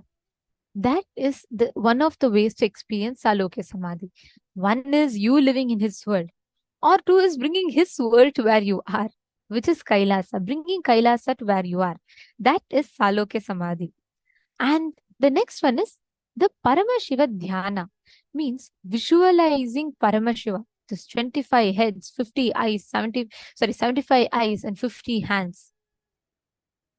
And this is a very, very powerful method to experience Salokya Samadhi. And this is the greatest science where you experience being a part of his world.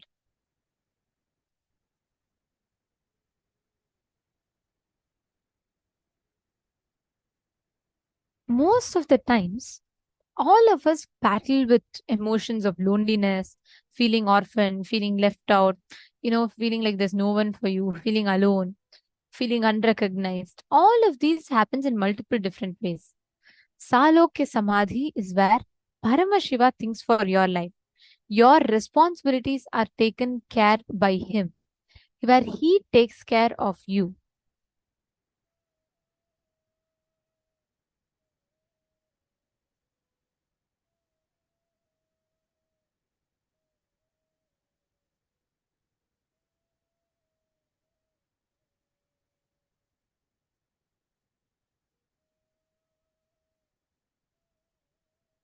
Actually, Swamiji very beautifully shares that whether it is Savikalpa Samadhi or Nirvikalpa Samadhi, Sampragnata Samadhi, Sabija Samadhi, Nirbija Samadhi, and all the various Samadhis experiences that Swamiji went through, the various cognitive shifts which Swamiji had, the various experiential process which happened in Swamiji, everything has happened the moment Swamiji answered to himself the why.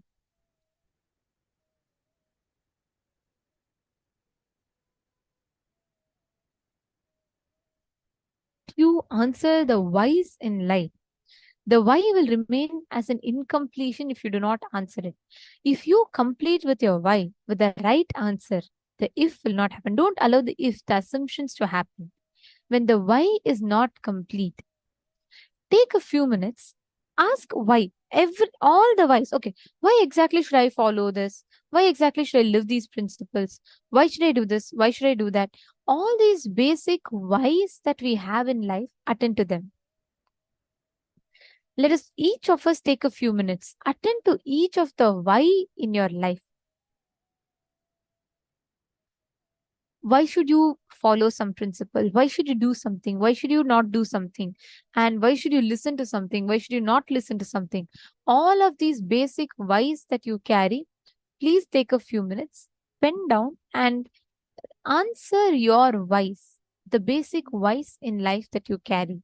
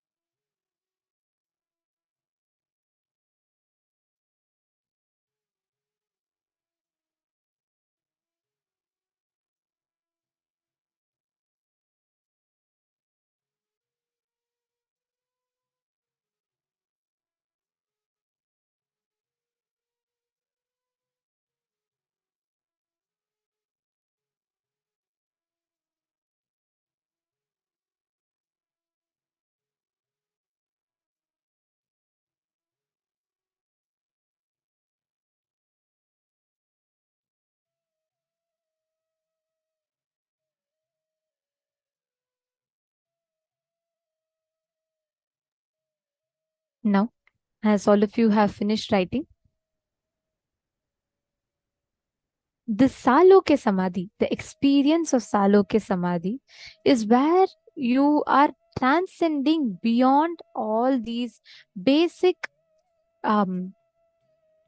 questions that you have in life. And more than that, you become a part of the whole larger picture, means you become part of Swamiji's life. Ma Satya is asking a question.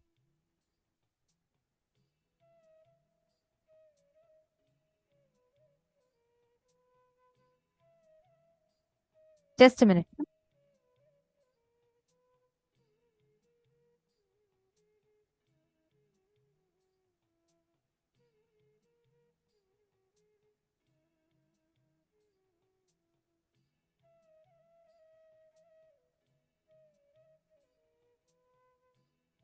Satya is asking a question. Why should we chant long mantras, Ma? Is it to get focused? Would like to know why long mantras? And what is the 1200 breath process? Okay, Ma, see, all mantras that we chant, you need to know, it's English, I talk to you, you talk to me, that's all. It's just communication. But Sanskrit is one of the most profound languages. Every syllable that is created in Sanskrit, it is scientifically proven how it awakens your brain. Actually, Sanskrit is one of the most advanced languages, which is recognized as one of the most ancient languages, and it is so beautifully planned such that the vibrations that you create in you, when you chant these mantras, they directly, just that vibration creates one experience in you, just the vibrations.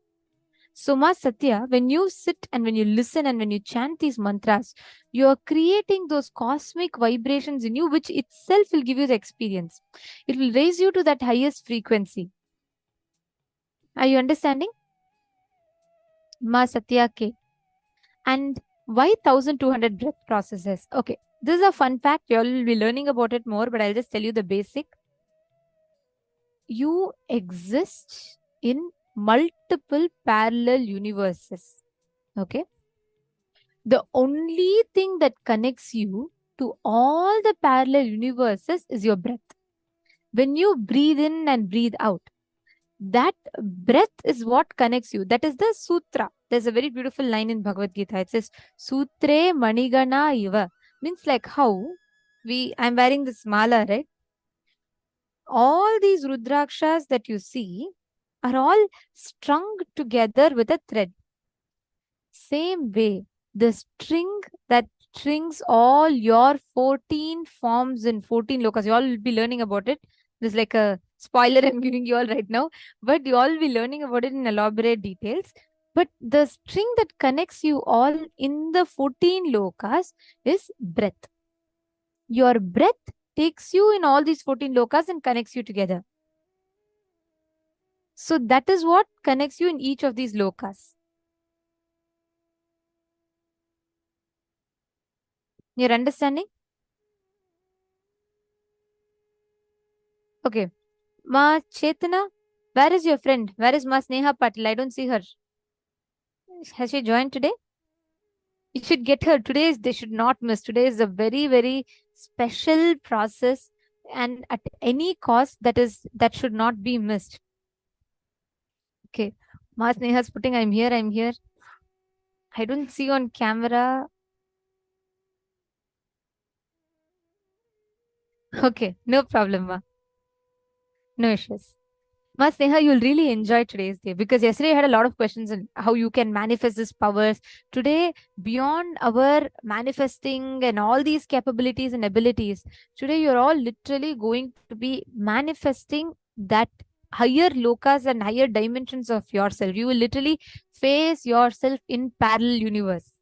So it's a very beautiful process that Swamiji is going to be conducting. Actually very, very, very exciting one today, because so many participants, like literally I should say almost all the participants have been able to connect with the people that have left their body, and able to get in touch with them, complete with them. So it's a very powerful process. So really today's day is a very exciting one. You all can invite, see, as earlier we were mentioning, during COVID, when the pandemic hit, a lot of people lost, even very young people lost their lives. Many families lost their very near and dear ones. So if you know of anyone that is still suffering with that pain, or you feel like this process would be a boon for them, do get them. Anyway, the program is open completely for free. So there should not be any reason for them to, miss it. The thing is, they need to be there from morning till night. At least today, one day, they all can dedicate for this. How much possible, let them sit and attend. Even if they're going to office or they're working, doing something, let them at least put the headphones and keep listening to the sessions, do the exercises. This would help them to have the best experience. The whole day preparation is needed. Understand? Swamiji is saying that you don't worry. You don't even need to tell. You don't even need to sit and do some big tapas, some sadhana. Nothing you need to do from your side. Just be here. I'll do everything for you. So Swamiji is, out of his immense compassion, stretching himself so much just so that we all can have the experience. Let us all just take a few minutes and invite all the people, that whoever you are able to think of, who can benefit from this. Even if you feel like that person is new, they're not connected to Swamiji, it is okay. You go ahead and invite them. From your side, you try your best. Why should any being miss out on this? Understand, pain of losing our loved ones is a very, very deep pain.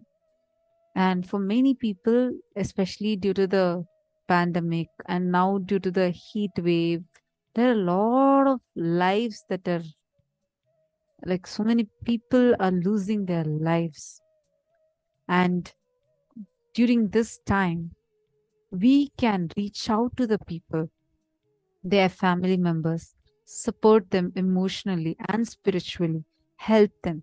They can surely benefit from this, and they will be able to come out of that pain by directly talking, communicating to those departed souls, doing the astral travel. And for them to be able to do that, it is important that they attend the program fully, because only with all this preparation, they will be able to do that successfully. So we request all of you, reach out to your friends and family. You all can let us know if you're reaching out to your family members, anyone that you think who can join, this will really benefit them. Please let us know, and we will definitely be able to send out emails to them. Or we'll just give you the join link. You can directly send them that they can come here. One thing, you starting to experience his loka, Salokya Samadhi, starts with enriching. See, what does it mean to live as Paramashiva? When we say live as divine, all of that, it starts with when you get a best. If you celebrate your birthday party, imagine you yourself go buy a cake, you yourself surprise yourself, you yourself cut the cake by yourself, you celebrate, you eat the cake. How fun is it? As opposed to getting all the people who value you, who are important to you in your life, and when you celebrate together, that is celebration, right? Same way, when any experience, when you manifest it together as a group, it always creates a profound impact.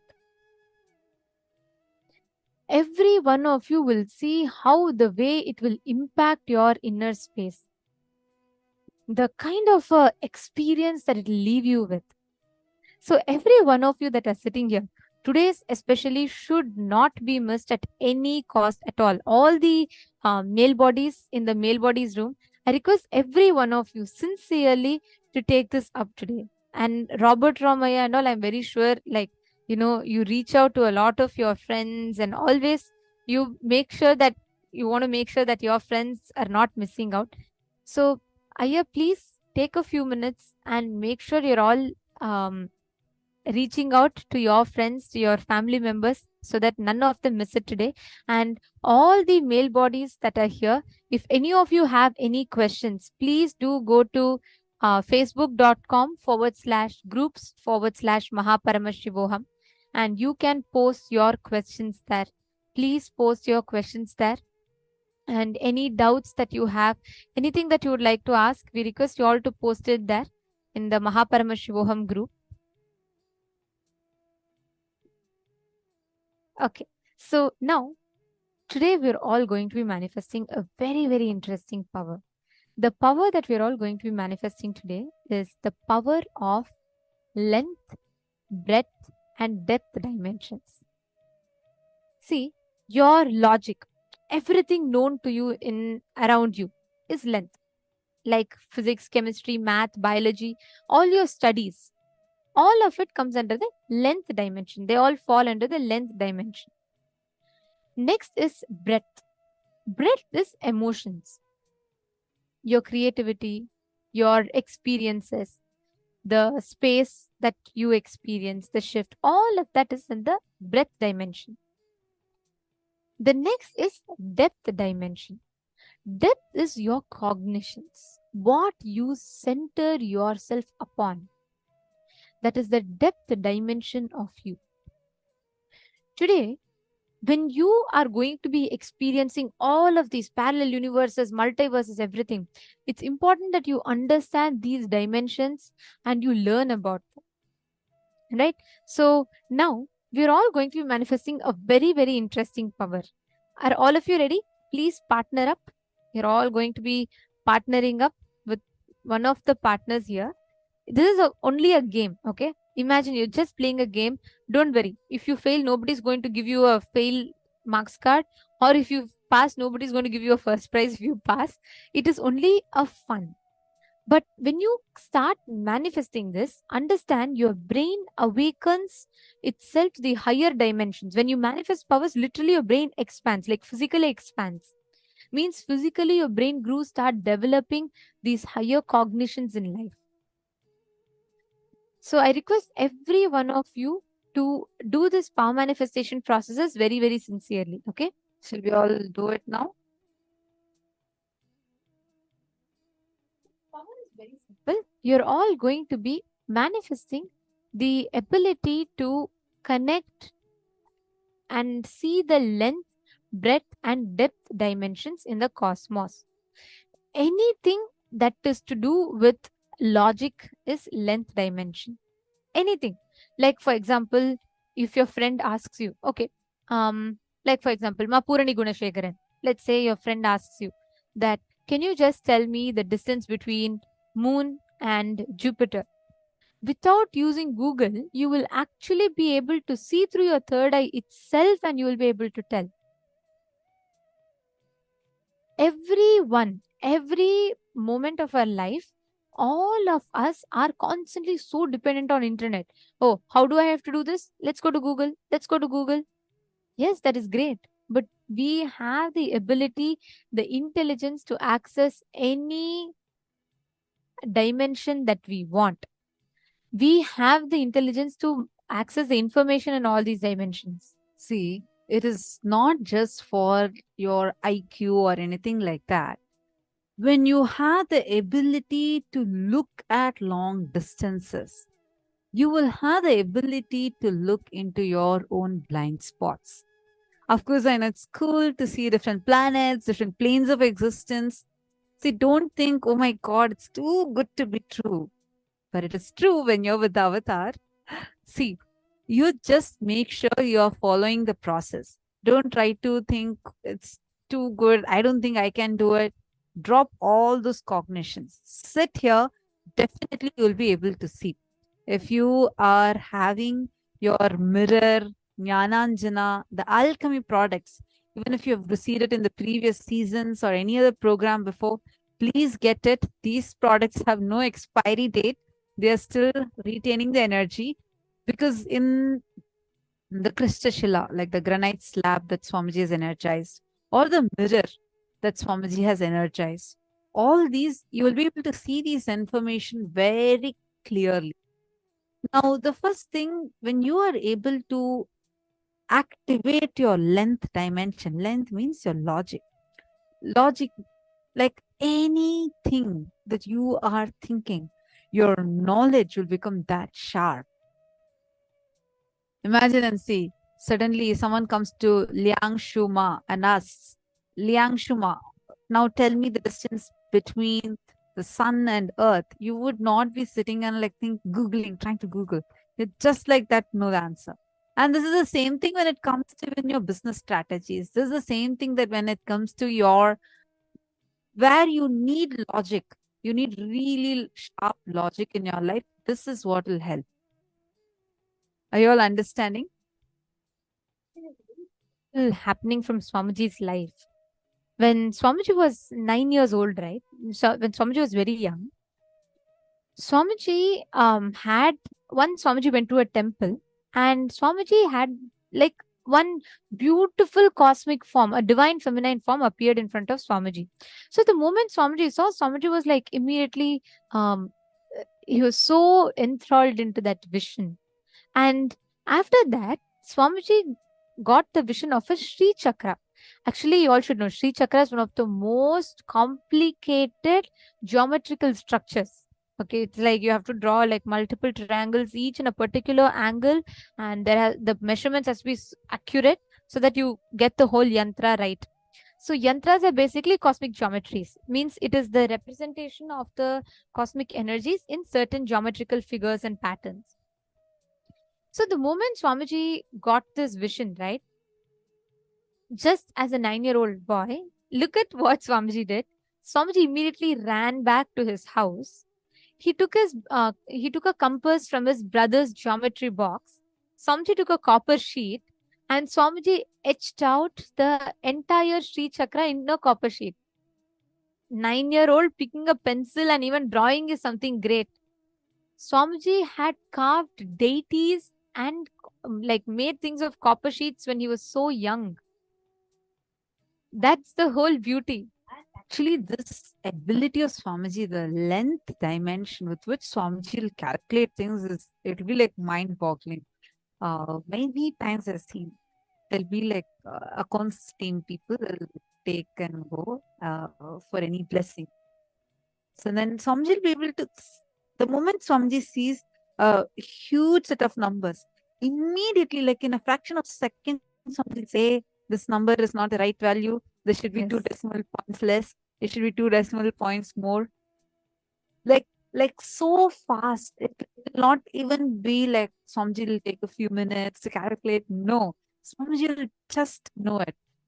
And same way, this is one construction that Swamiji had asked, like the team to, like they were planning to build. The construction was happening, and they were planning to build a huge hall. Swamiji had given a detailed vision for the sake of the program participants. So the basement was put and the hall was getting constructed. Swamiji was there, and the basement and the first floor level, the basic construction, just the foundation was put. And once this foundation was put, Swamiji went for inspection. Swamiji himself will go every day and check to the detail. So Swamiji went. And Swamiji said, moment Swamiji saw, Swamiji said, hey, this foundation is not strong. The structure, if you do like Swamiji explained about the structure a bit, Swamiji said how the dimensions and the pillar that's constructed, this will not take the weight of 2 floors. The plan was, I think, 2 or 3 floors.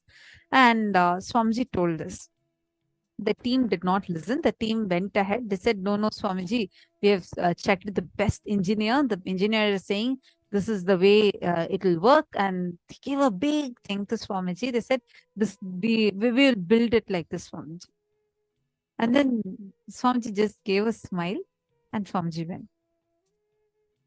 A few days later, I think about a week later, Swamiji went back to the same site.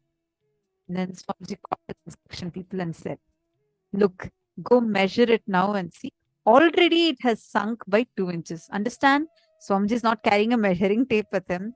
Like, it's like just visually Swamiji is seeing and Swamiji is telling. After calculations and all the engineers discussing, the whole construction team going with meeting, they all come back with the same report saying, sorry, Swamiji, we should have listened to you 1 week before when you told it, sir. Swamiji was right. The construction, the basement is weak. We cannot, the foundation we have built is completely wrong. The building has started sinking and we need to redo the whole thing.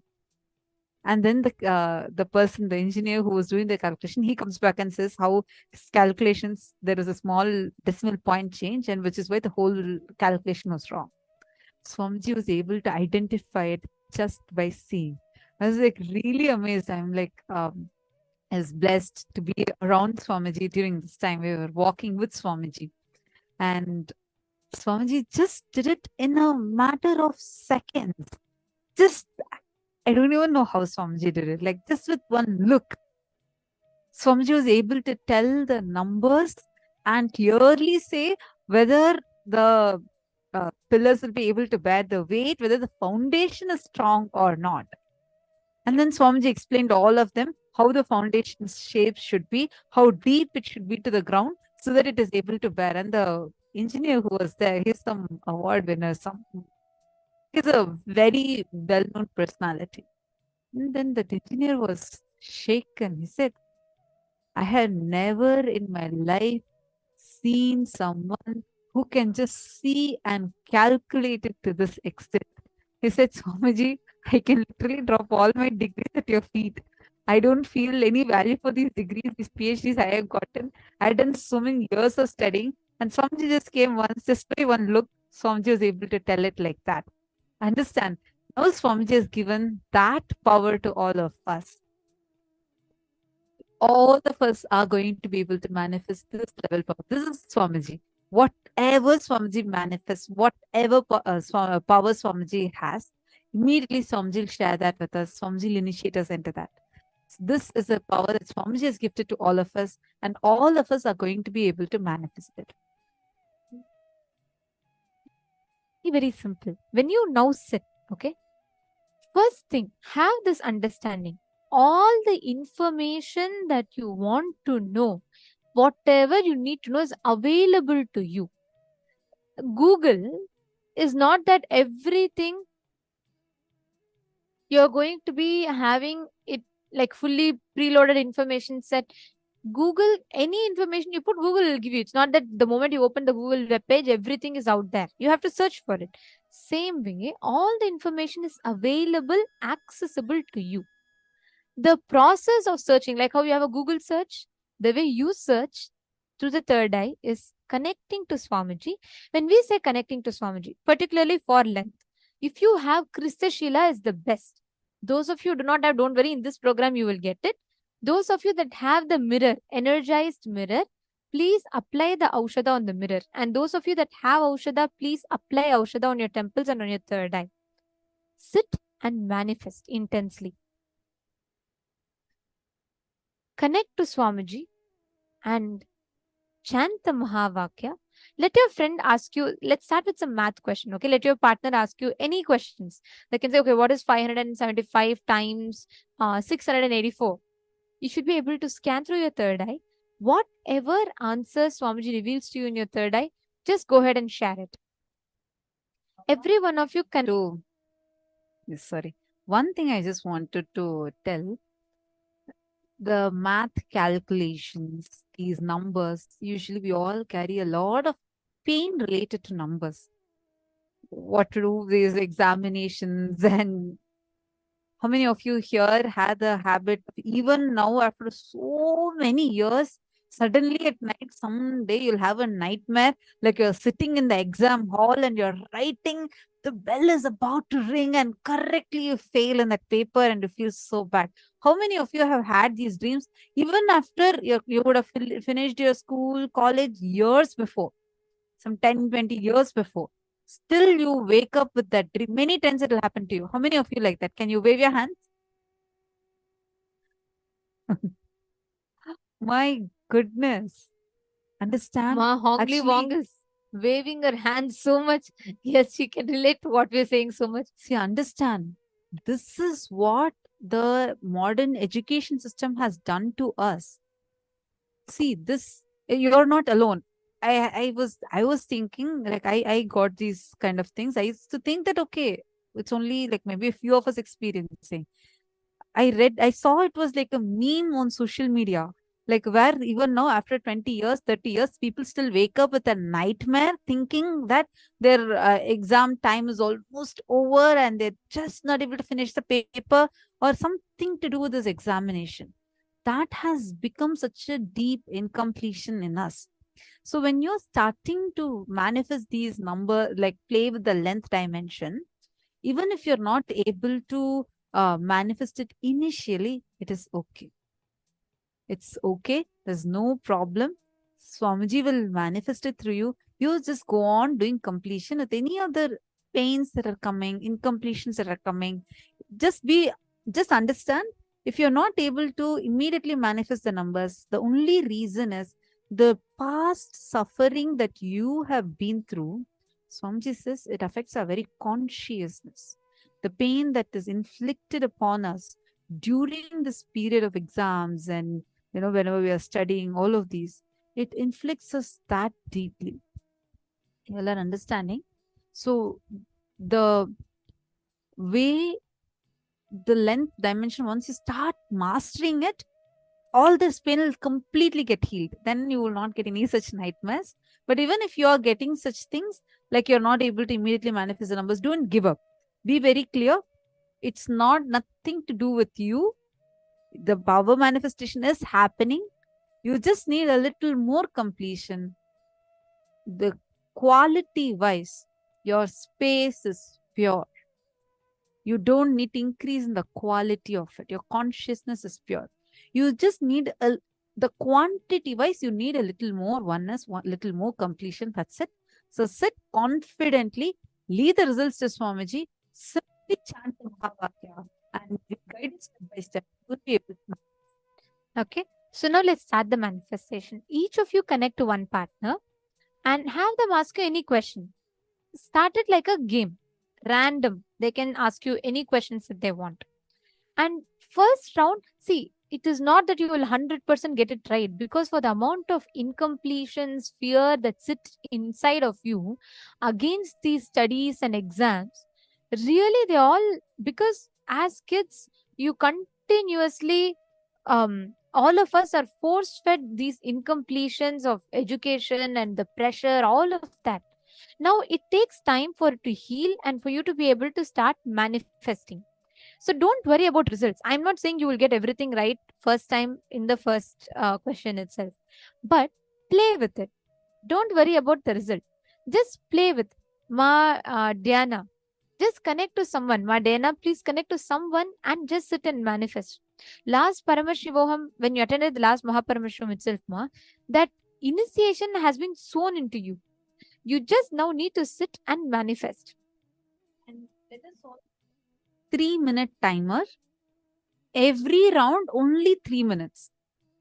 You can, all of you, quickly get your partners. One team will be Nithya team, one will be Ananda team. All of you can choose who's Nithya, who's Ananda, just for the sake of like team A, team B, like that. Just quickly choose who will be the Nithya team and who will be the Ananda team. And we are going to be beginning a 3-minute timer. Just 3 minutes per round, 3 minutes. You can give your questions now. Are you all ready with your partners? Have you all gotten your partners? Ready? Shall we begin? Quickly get your partner. Just see the chat itself and you all can connect. That will be faster. Yeah, it will be better even if you get your own family member, your friend to join, you get your partner into this. This is fun. We need to do a lot of rounds, so we need to go faster. Sit, chant Mahavakya, whatever numbers are coming, you will type. Okay? Let us all start. Please connect to your partner. Simple. Close your eyes. Whatever numbers are coming in your third eye, share that with them. Ananda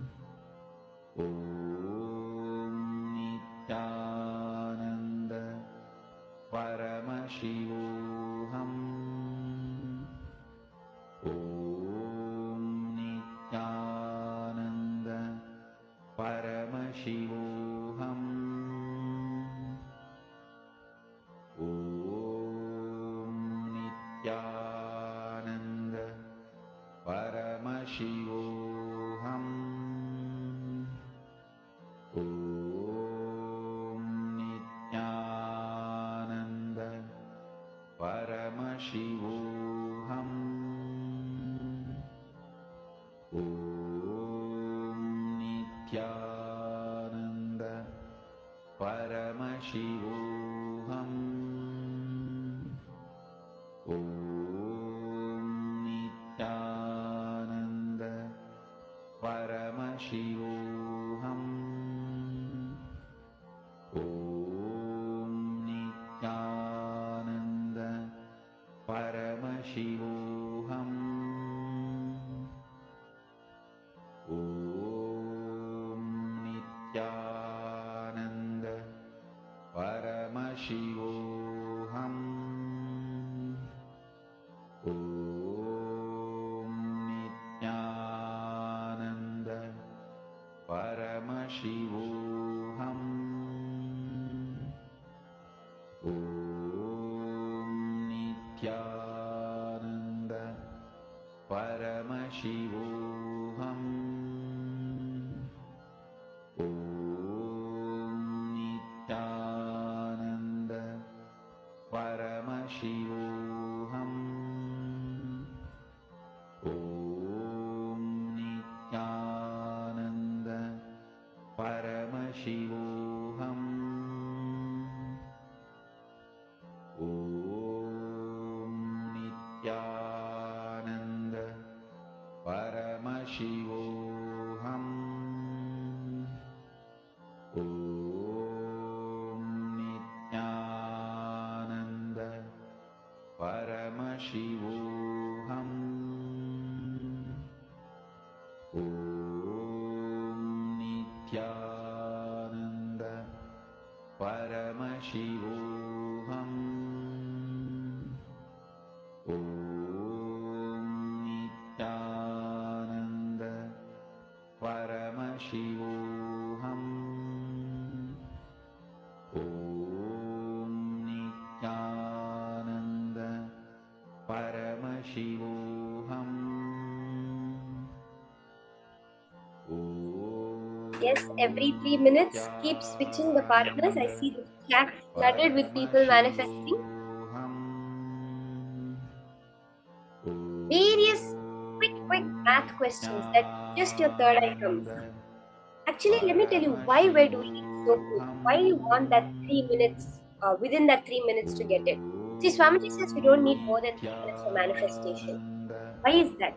We did an experiment where scientists did an experiment where they had people sit in front of a computer screen, and as soon as the image was flashed on the screen, they were asked to click a button in front of them as fast as they could.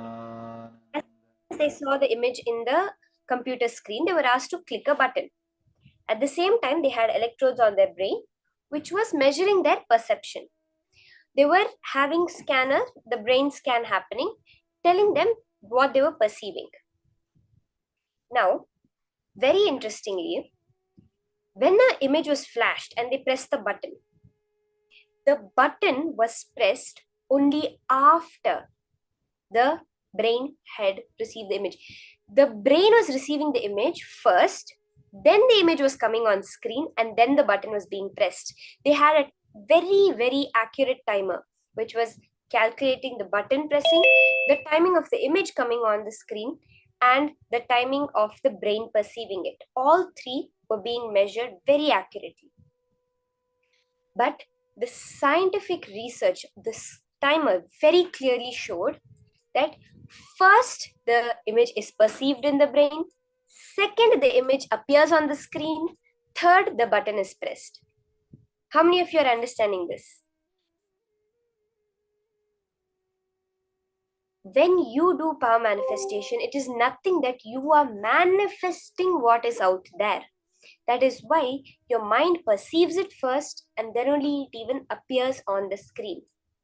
Now, when you are doing the power manifestation, when the question is asked, you already know the answer, then the answer comes from the other person. That is why we do it very fast, very quick. So you can catch that few seconds where you have already perceived it, but you have not cognized it yet. That perception of your mind is there, but you have not been made aware of it. That is what we are catching when we're doing the third eye. So you can do it. You can do with the same partner also. You don't have to keep switching partners, Madahana. And you can, but do it in 3-minute rounds. So every 3 minutes, just switch. Now you tell the answer what you saw and let your partner, now you give a question to your partner. And then 3 minutes, let your partner tell you the answer that they saw and you verify it and then let them give you a question. So do it like this, quick 3-minute rounds. Okay.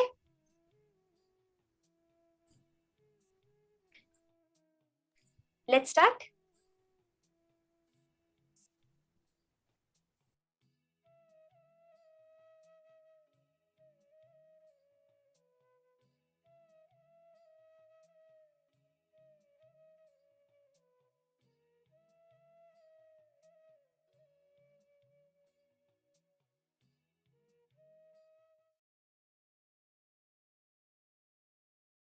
Paramashivoham. Om Nithyananda Paramashivoham. Om Nithyananda Paramashivoham. Om Nithyananda Paramashivoham. Om Nithyananda Paramashivoham. Om Nithyananda When you're doing the manifestation, we're doing the power of length. So you will give a specific mathematical equation for your partner to solve. Mohini, give some kind of mathematical equation, like some numbers, random numbers. 672 multiplied by 380, or 4000 divided by 7. Like this, quick maths questions that you cannot calculate very fast in your mind, but through your third eye you will get it. Om Nithyananda Paramashivoham.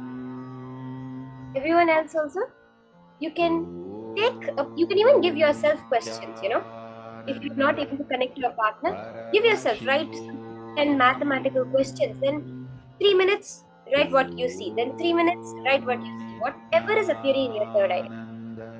Very powerfully, what you can do is bring your gaze of your two eyes to your third eye. When you just close your eyes and look upwards towards your third eye, that space itself, you will automatically see your thoughts will drop. You'll not be able to think of anything when your attention is on your third eye.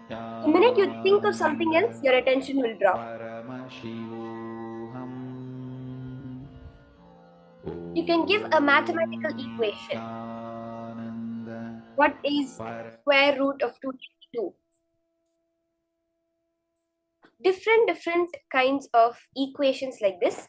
And when you're doing the manifestation, focus on your third eye. That's a very powerful technique that you can use, where you just put your awareness on the third eye when you do the manifestation. Okay, 3 minutes is up. Let's now switch to the next question.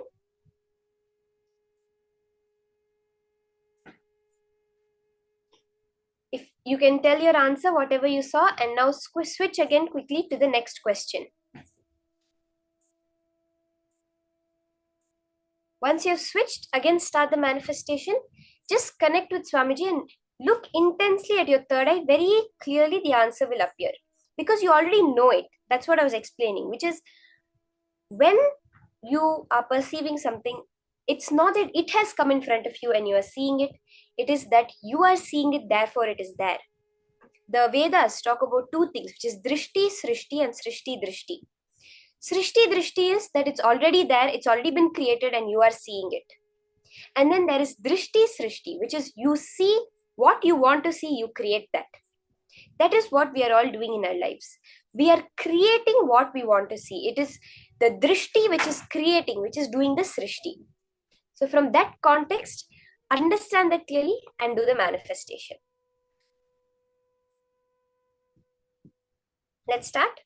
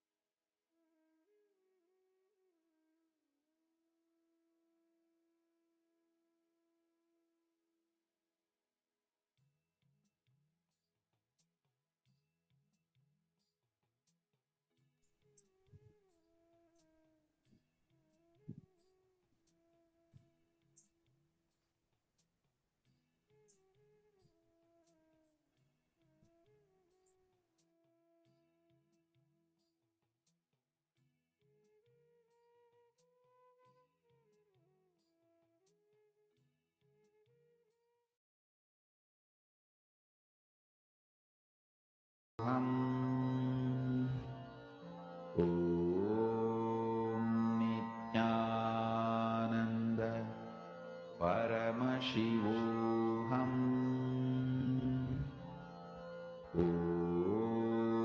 Nithyananda Paramashivoham. Nithyananda Paramashivoham. Nithyananda Paramashivoham.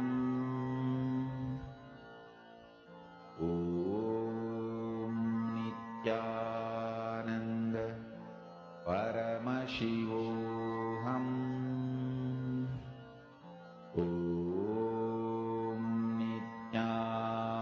Nithyananda Paramashivoham.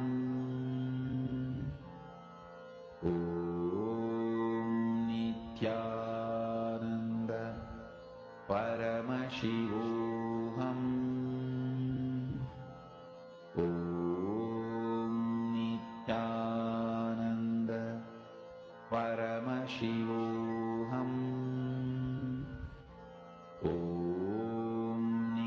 Nithyananda Paramashivoham.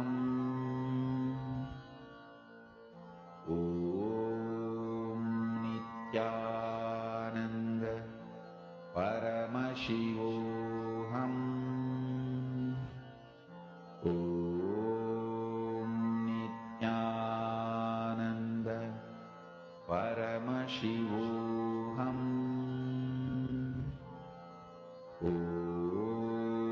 Nithyananda Paramashivoham.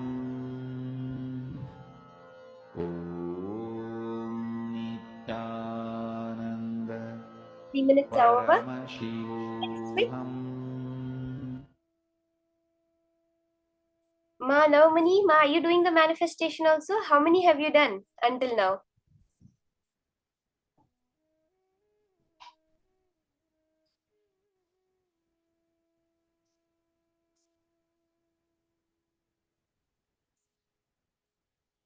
We can now verify answers. 3 minutes are up. Let's move on to the next round.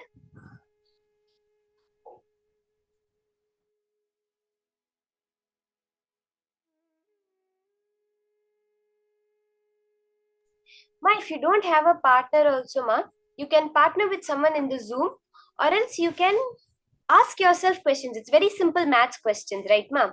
You can put any numbers together, like 542 divided by 3, 798 times 6. Like this, any random numbers, and just scan through your third eye and write what comes.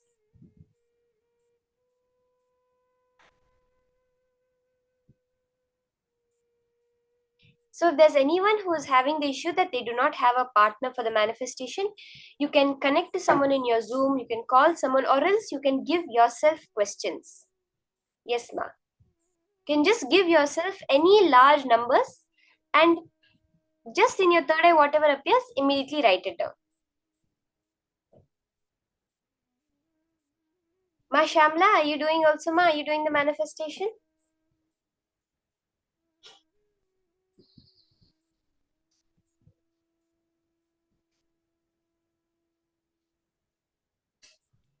Okay, Ma Anita saying she's also doing manifestation. Yes, good, ma. When you do, see, even if you get the smallest thing correct, it's actually such a big breakthrough which you're manifesting.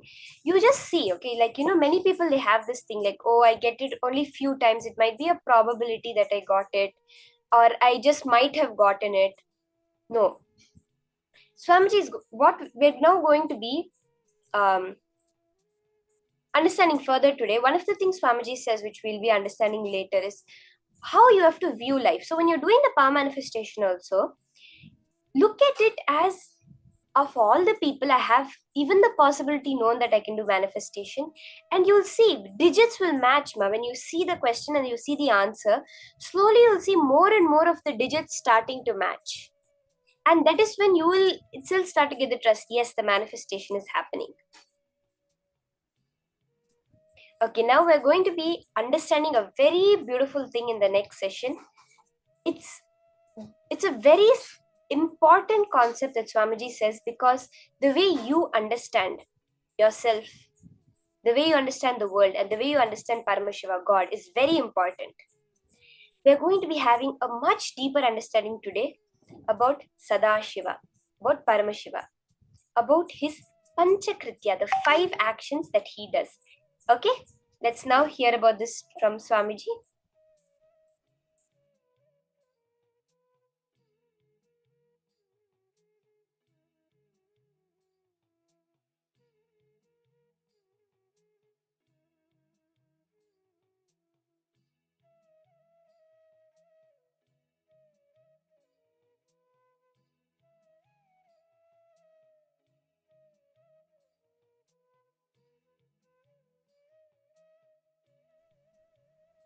Today, the darshan that we're going to be having of Swamiji is this Sadashiva Murti. So we're understanding who he is. Swamiji says, when you understand, get the clarity about all your aspects of your life, whether it's yourself, the world, or Paramashiva, directly you can apply it in your life, manifest whatever you want in your life. When you understand these 5 aspects of Sadashiva, and you understand that these 5 aspects are there within you, and you can manifest it, it will have a breakthrough in the way you deal with every part of your life. So sit straight, listen intensely about these Panchakritya, the 5 actions of Paramashiva, of Sadashiva Murti.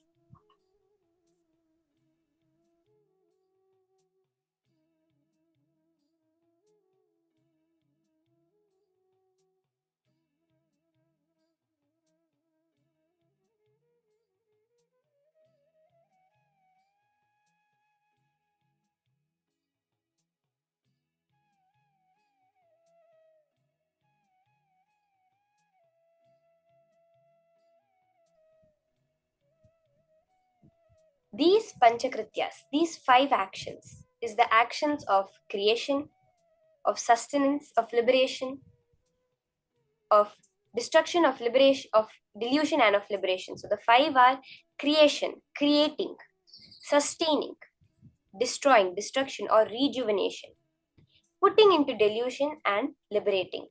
These are the 5 actions that happen that Paramashiva is constantly doing. And it is that aspect of liberation that comes down as Swamiji himself that we all have in our life. So let's now listen to these powerful cognitions on Sadashivamurti from Swamiji himself.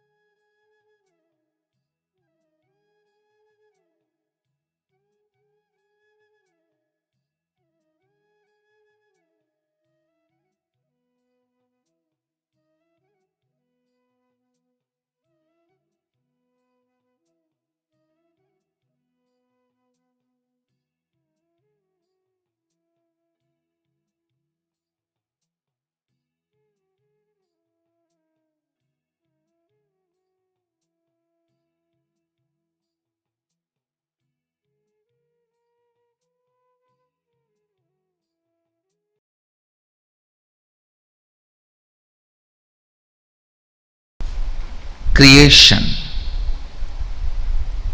operation, rejuvenation, delusion, liberation. Please understand, Supreme cannot be just God, generator, operator, destroyer.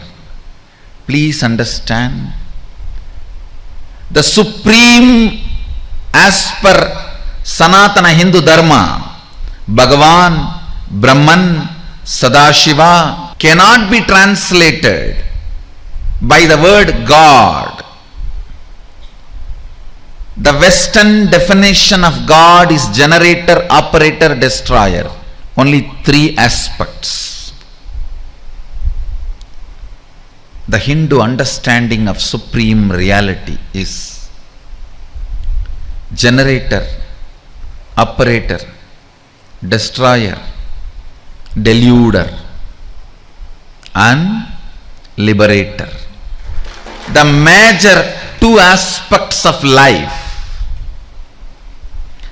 unfortunately was never grasped anywhere else other than this Saraswati Ganges civilization.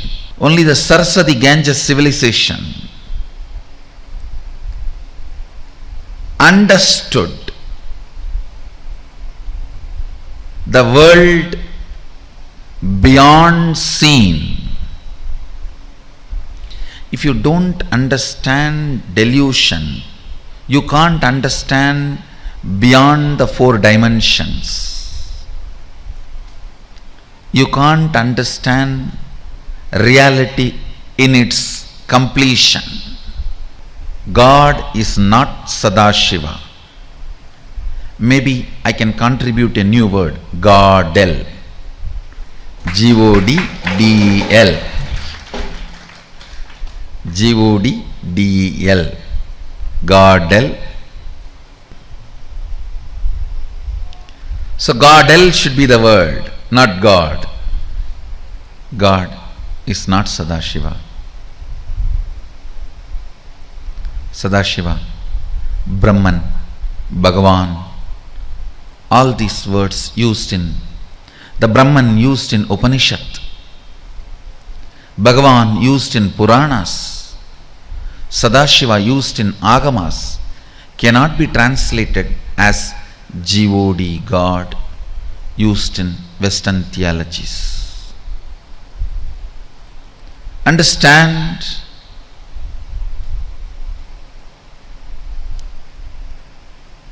these five aspects of Sadashiva in the manifest form is called Ishvara, unmanifest form is Avyakta. Even this five is only the manifest form of Godel, Sadashiva.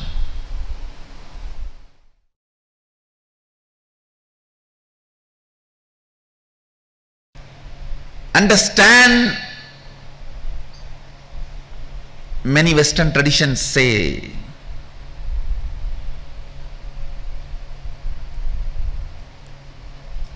The atheist traditions in the West say, man made God in his mold. Some of the religious traditions in the West say, God made man in his own mold. I say, God, whether he made man in his own mold or not, I don't know. I don't know God. But I know Sadashiva, God. He did not make you in his mold. He made you in his own sea. Listen to this word. I am using the word sea. S-E-E. Not S-E-A. Listen to this word very carefully. See is an action. I wanted to say, when I see, one end is me, another end is you, another end is you, that's all.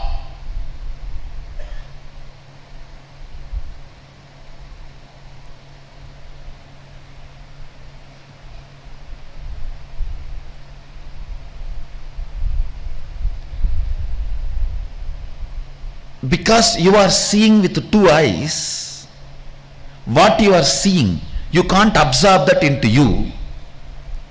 But I am seeing with the three eyes, what I see, I can absorb that into me. And I know it is my own other end. Understand, that is why I am using the word, not even seeing, see. I am giving you exact, literally what I wanted to convey. The relationship between you and Sadashiva. You are the see, not seen, seeing, see of Sadashiva. Listen, just now I made a statement. When you see through the third eye, whatever you see, you can manifest, manipulate as you want. It means what you see will be your own extension. It is you. See, if I can make my right hand bend, do whatever I want, I can do, means this is me. What you understand as me is what I convey through the word see. In you, the me is only materially which is connected to you. In me, me is what is connected to me even by see. Listen.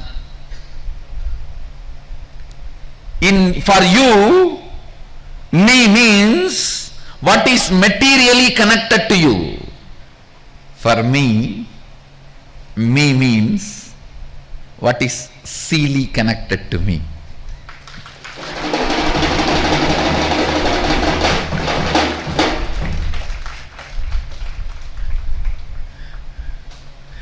I don't know how much you catch it.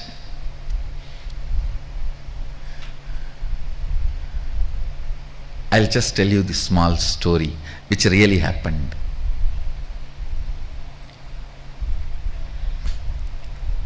Arunagiri Vishra was trying to explain Advaita to me. He was sitting in the temple. This side, his left side was the Arunachala hill. Right side was the Garbha Mandir of the Arunachala temple.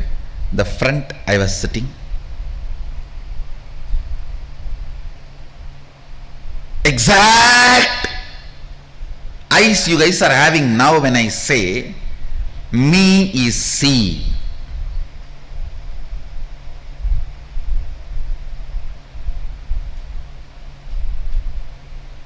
How you are? That is exactly the way I was looking at him. He said, see this hill, this Arunachala, you, me, all one and the same. When he put the hand, of course, I was inside the hand. Literally I saw the hill just moving, the Garbha Mandir moving, me moving and disappearing. He, me, hill, Garbha Mandir, all disappearing into him. When experientially I saw whatever he was seeing, he is able to Photoshop it. He can just pick it up, put it, and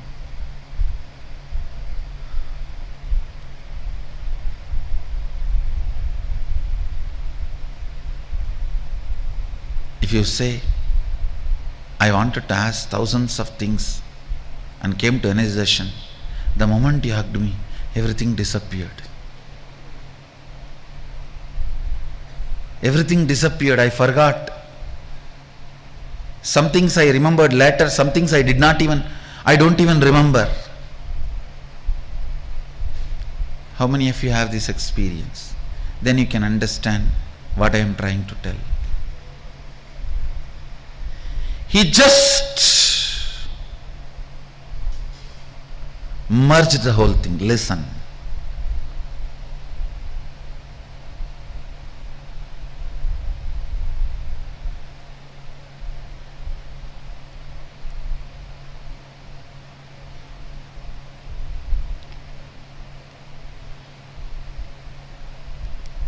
Sadashiva made all of us in his sea. Please do not alter the word. This is the Facebook status for all of you. Don't use seen, seeing, SEA, no.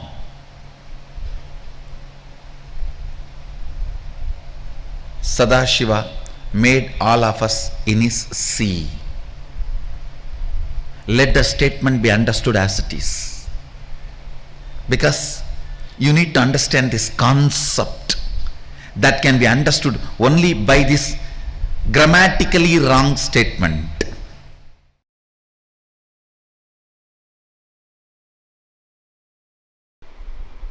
If you understand all the 5 aspects, generation, operation, destruction, delusion and liberation, you are made as an extension of Sadashiva. As I said, Sadashiva made all of us into his sea.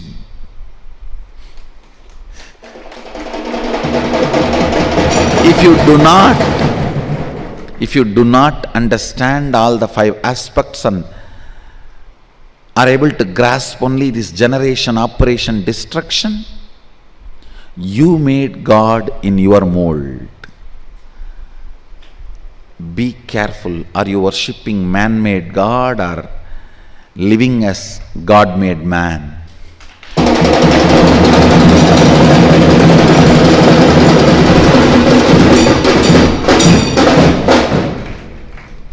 Worshipping man-made God is so-called religions, and living as God-made man is Sanatana Hindu Dharma.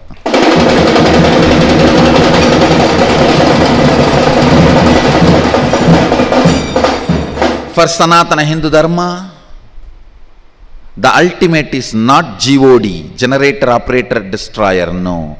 Ultimate is generator, operator, destroyer, deluder and liberator.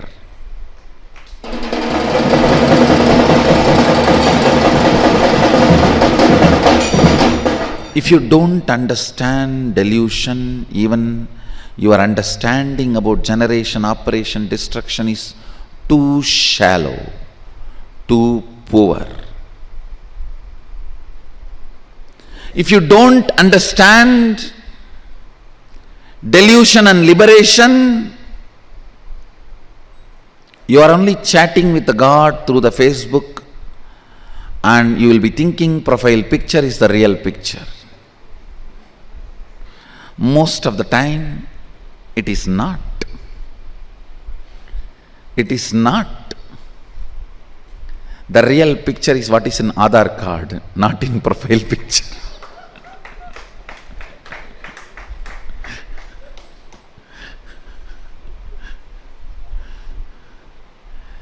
Only if you know delusion and liberation, you are seeing Sadashiva face to face.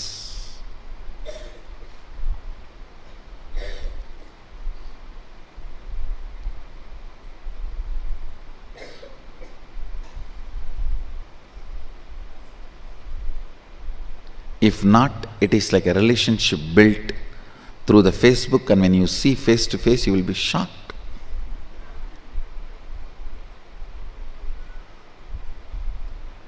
Son was telling the dad, "Dad, I have 10 fake IDs in the Facebook." Dad said, "What's the problem? You can have it." "No. The Shalini whom you invited for tonight dinner is my fake ID."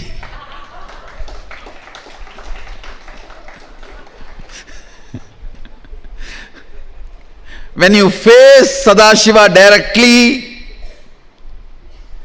be prepared to face him. If you are living with the idea of just God without delusion and liberation, when you face him, this is what will be happening.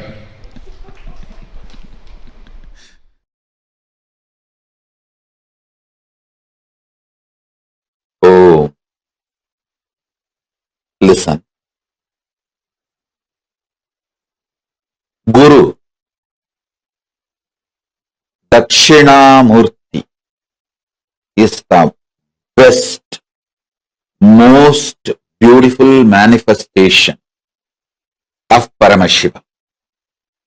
Listen. Paramashiva does 5 actions: creation, sustenance, rejuvenation, putting in delusion, and liberation. First 4, creation, he does by sitting in Brahmaloka. As a Brahma, he manifests and creates. Maintenance, he does by lying down in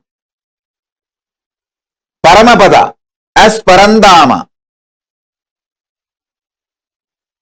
Rejuvenation, he does as Maharudra in Kailasa, from Kailasa itself. Putting in delusion, he does through many of his forms, like Bhikshadana, all those forms he took just to put people in delusion. Liberation. For liberation, he always comes down to planet Earth. He has to assume human form. The form he assumes for liberation is Guru. Keeping liberation as a predominant activity, the form he assumes is Guru.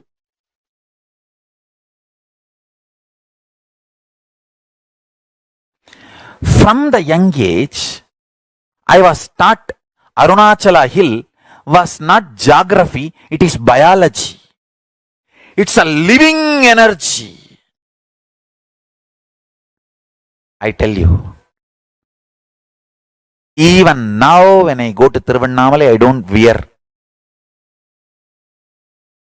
slippers or shoes unless the body goes to too much samadhi and not the skin is not able to handle. Only then I wear. Otherwise, never. Because Arunachala is not geography for me, it is biology. Understand? By and by, seeing, remembering. Now Arunachala is a living energy for me. It's living mechanism for me. This 5 is living for me. Ganga, banyan tree in Bididi, Arunachala, the Indra Vimana of Madurai Meenakshi temple, the Garbha Mandir, Sundareshwara's Indra Vimana. It can go to Kailasa any time and come back to Madurai any time. Paramashiva uses the Indra Vimana, the Garbhagraha of Meenakshi temple even now, to go to Kailasa and come back to Madurai. These 5, Ganga, Arunachala, the banyan tree in Bidadi, our Kalpavriksha banyan tree, and the Indra Vimana of Meenakshi Sundareshwara's temple. 5th one I will not tell now. I'll reveal later. These 5 are living for me. Understand? From the young age, I know how geography is biology. So I know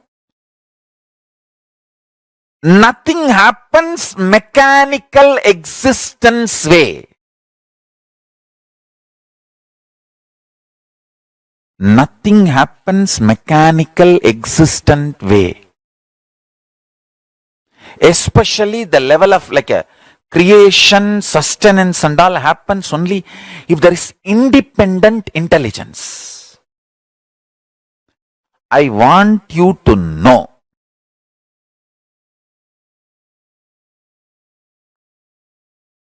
each of these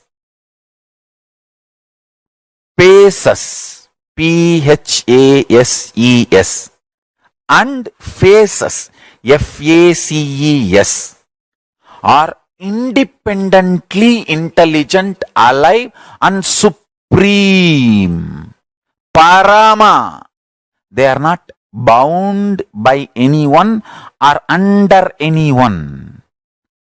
They are all independent intelligence, Parama, coexisting with a beautiful experience of oneness. The Ishana phase create liberation. Ishana phase is liberation. Is not under creation. Satyojata phase. Satyojata phase is not superior to Agora, the rejuvenation phase. Not one is superior or inferior to another. All of them are neither equal nor superior or inferior. They are all in oneness. Understand? Independently intelligent but existing in oneness. Meditate on this. Meditate on this. Don't think, oh, these statements doesn't make sense for me. Meditate on this. Listen. Satyojatam prapatyami satyojataya vai namo namaha. Listen. Listen like a Veda mantras.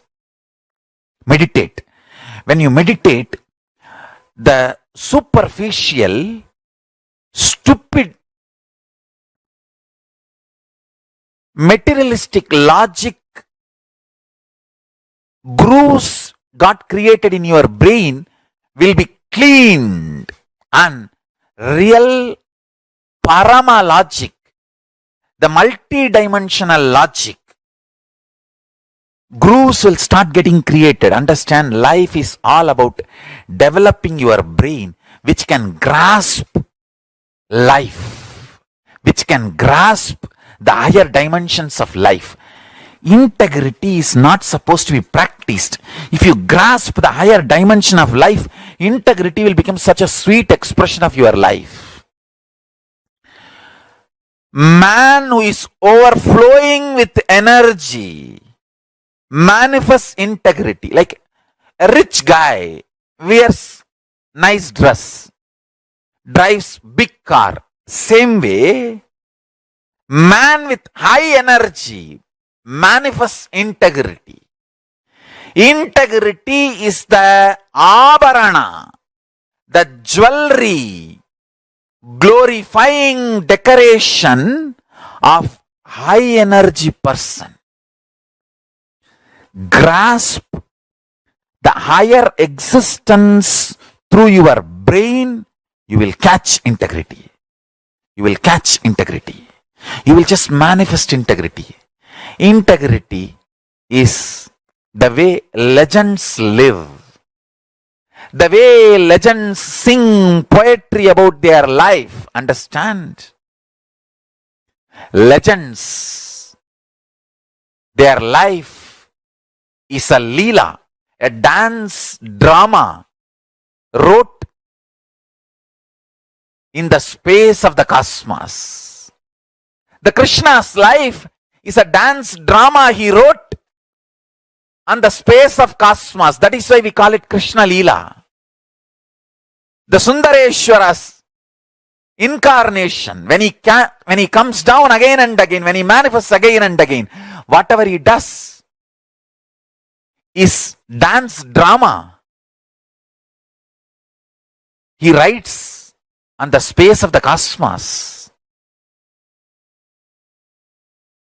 Integrity is a dance drama performed by high energy beings. Catch the higher truths. Listen. Listen.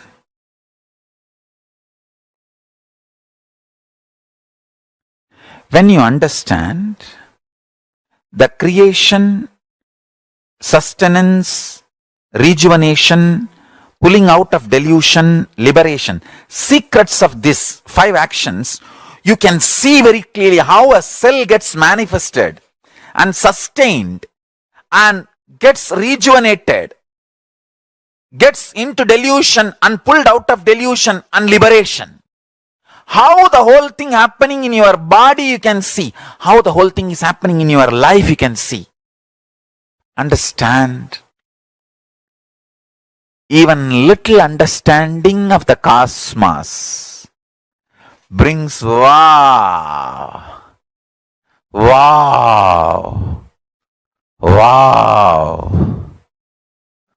so much, such vast life is happening, such vast life is happening. And even if you feel that once a day, that is called recharging your consciousness. Even once a day during puja, if you feel that, wow, what a Paramashiva, what a guy is manifesting as my life in me. Just if you feel even once a day, 2-3 minutes, that's enough. You are done. Your life will be in such order. Such order. Everyday puja is like a recharging your consciousness. How you recharge your cell phone, your iPad, your computer, your electronical goods, same way recharging your consciousness is everyday puja, nitya puja.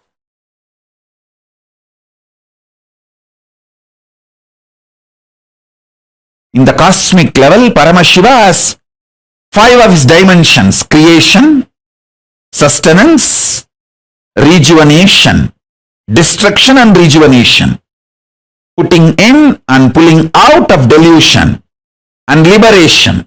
All these 5.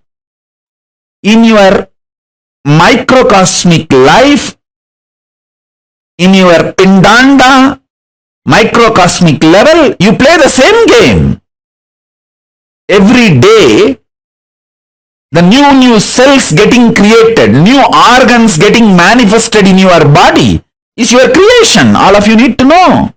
Including your brain, everything gets newly created. New cells are created every minute, every second. This is your creation. In microcosmic level, in macrocosmic level, the planets which manifest planets are getting created. In microcosmic level, the cells are created.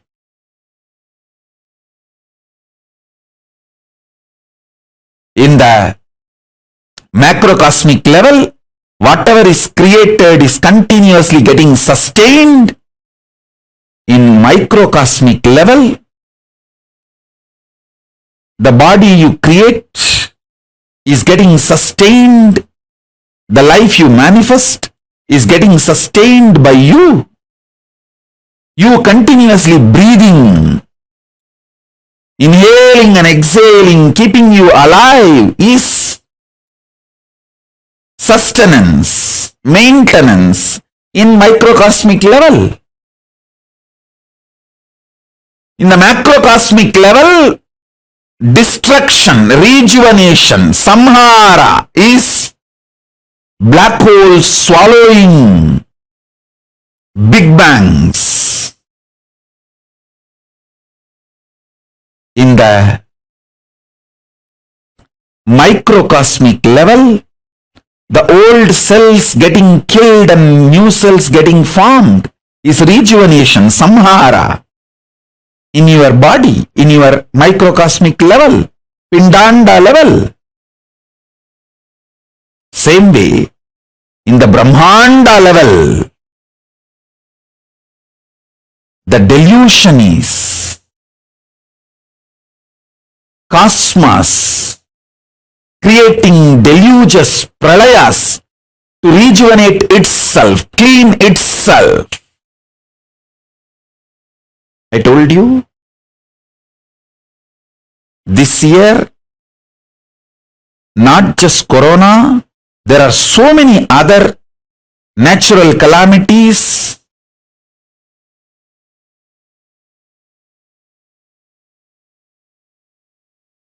To clean the collective negativity will happen. This deluge, pralaya, will clean up a lot of collective negativity. You can see the heat wave all over the world. All the Panchabhutas playing and aligning itself. In the cosmic level, this is the delusion, throbhava going on. In the macrocosm, pindanda level, you forgetting your existence as Paramashiva, higher reality, falling into the nightmares and going through, is the small scale throbhava. Delusion in the pindanda, microcosmic level you go through. In the cosmic level, Brahmanda level, liberation, anugraha is Paramashiva himself manifesting as this Nijavadara Nithyananda and making this Kailasa happen.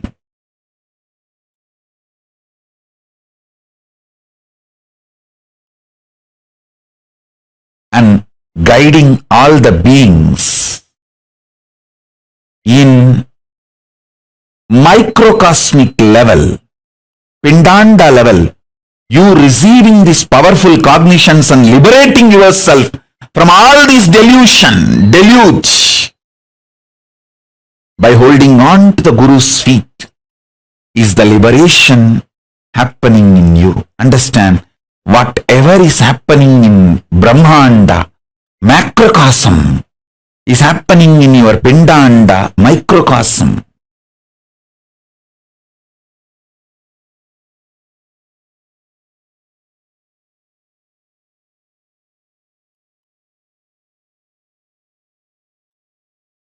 So don't worry about your delusions. Don't be powerless about it. Don't try to work with the facts and figures externally. Don't try to work with the seen. Work on the seer.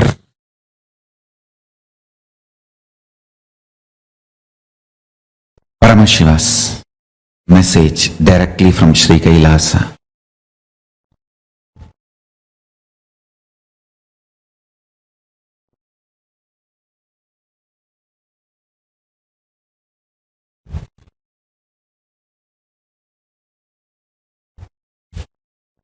existence of Ishwaratva is nothing but the decision to own up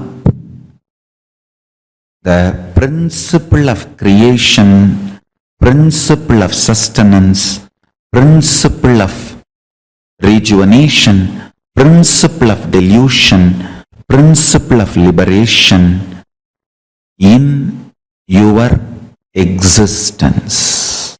Understand? If you own up what you created, you sustained, you destroyed or rejuvenated, or you put yourself in delusion or freed from delusion, or from which you are liberated or liberating, want liberation. If you own up these 5 principles of your life, you become Ishvara for you. If you own up these 5 principles for a group of people, you become Kulapati to them, Ishvara to them. If you own up for a large number of people, you become Mandaleshwara. If you own up the same 5 principles for a Mahamandala, you become Mahamandaleshwara. If you own up these 5 principles for the whole universe, you become Ishvara of Brahmanda.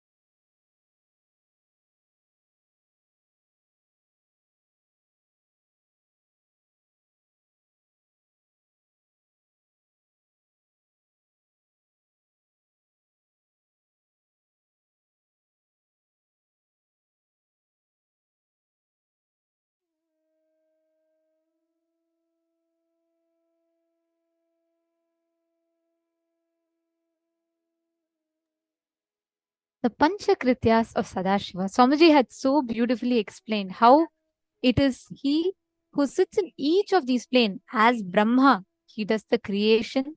As Mahavishnu, Parandhama, he does the sustenance. As Rudra, he does the rejuvenation.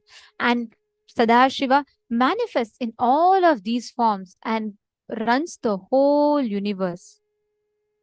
Every one of you that are here, sitting here, Sadashiva is that dimension of Paramashiva through which he runs the entire universe, through which he sustains the entire universe. So every one of you that are sitting here today, please understand, each of you are going to be experiencing this profound dimension of Sadashiva. Swamiji said, right, just listening to the Sanskrit chants and meditating on Sadashiva will awaken us to experiencing Sadashiva in his various cosmic forms, right?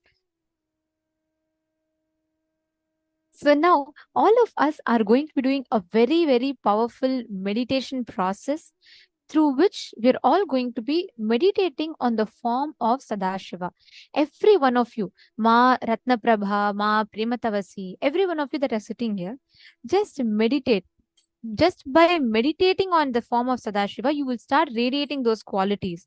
You will start radiating those aspects of Sadashiva. Ma Elena is asking, when is today's darshan? Today's darshan will be at 8 p.m. New York time, Ma Elena. But we request all of you to please stay here with us to do the preparation, because it's very important to understand the knowledge of parallel universes and how it is, how the parallel universes function, and what in which form do you exist in each of the parallel universe. So I request every one of you to stay tuned till the end. And all the participants in the mail rooms, do any of you have any questions? Can I please request you all to let us know in the posts?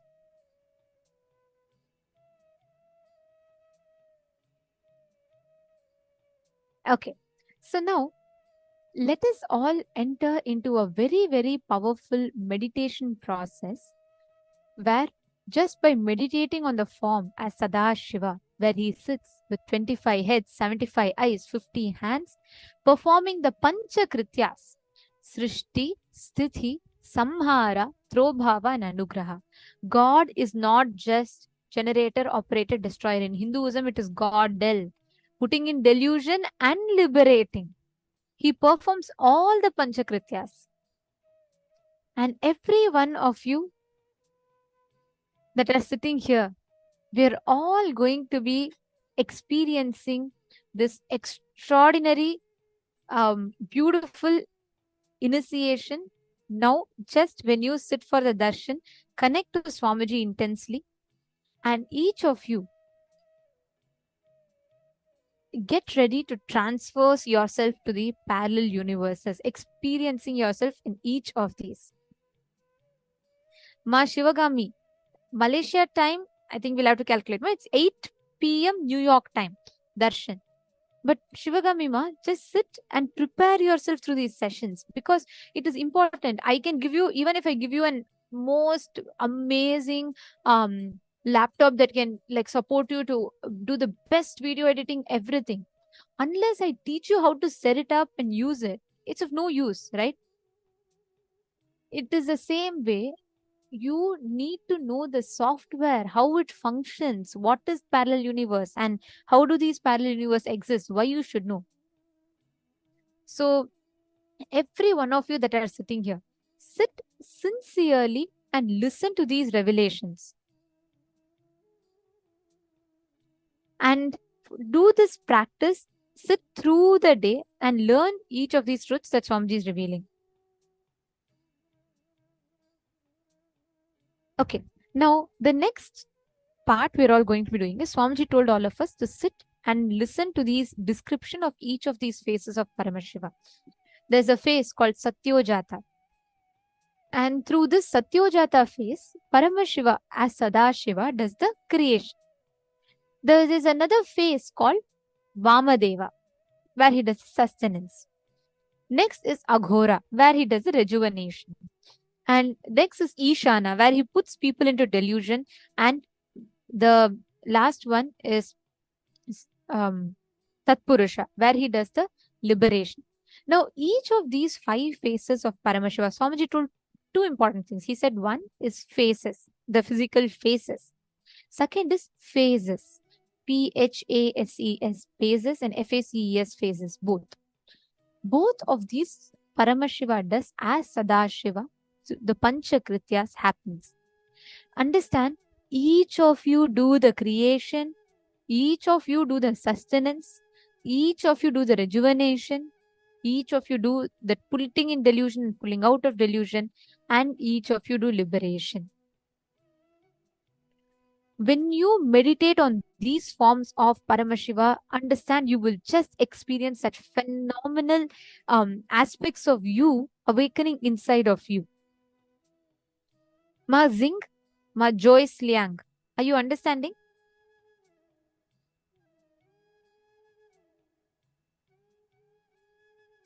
And if you're clicking with, you can keep sharing, ma. Whatever your clicks are, whatever the powerful cognitions you're resonating with, please let me know. We'd be happy if all of you could share your understandings. What are you clicking with? How are you connecting? How are you relating to what Swamiji revealed? If you all could please interact with us, then we all can, when as a group, we all listen, and when we all prepare together, it will really have a beautiful impact on the way we understand and the way we start experiencing these revelations. All right. Now, we are going to be doing a meditation. You will be listening to Swamiji himself chanting the dhyana shlokas of each of these phases of Paramashiva. Listen very carefully. You're all going to be just meditating on that form of Paramashiva. Just sit and meditate. Swamiji will be projecting the picture of each of these forms. Swamiji himself will be chanting the dhyana shlokas, the sacred chants that describe these forms to us. And listen to that and intensely connect, meditate, visualize that form of Sadashiva, and you will see those aspects will get awakened inside of you. Let us all get started. I'll now be entering into the meditation process.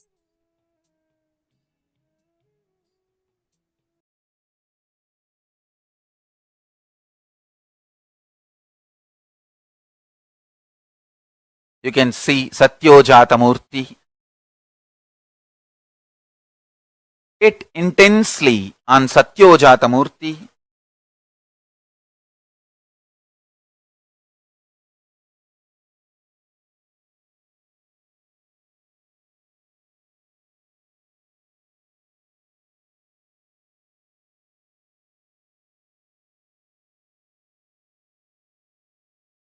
Satyojatam prabhatyami satyojataya vai namo namaha.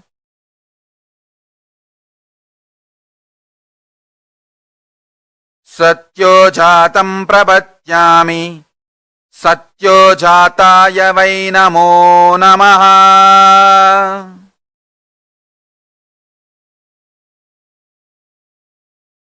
Bhave bhave nati bhave bhavasvamam bhavudbhavaya namaha.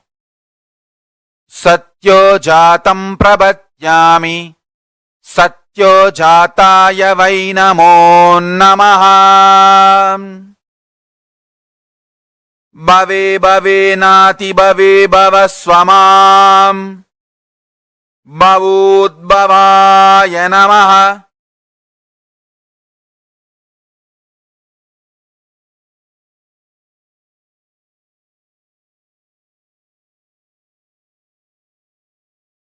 Satyojatam prabhatyami satyojataya vai namo namaha.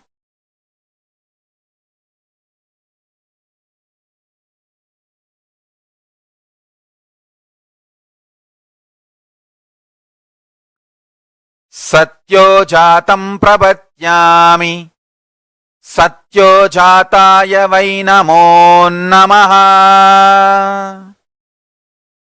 Bhave bhave nati bhave bhavasvamam.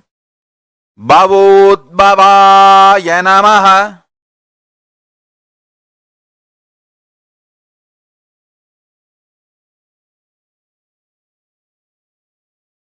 Madevaya namo Jyeshtaya nama. Sreshtaya namo Rudraya nama. Kalaya nama. Kalavigaranaya namo Balaya namo. Balavigaranaya namo Balapramadhanaya nama. Sarvabhutadamanaya namo Manonmanaya namaha.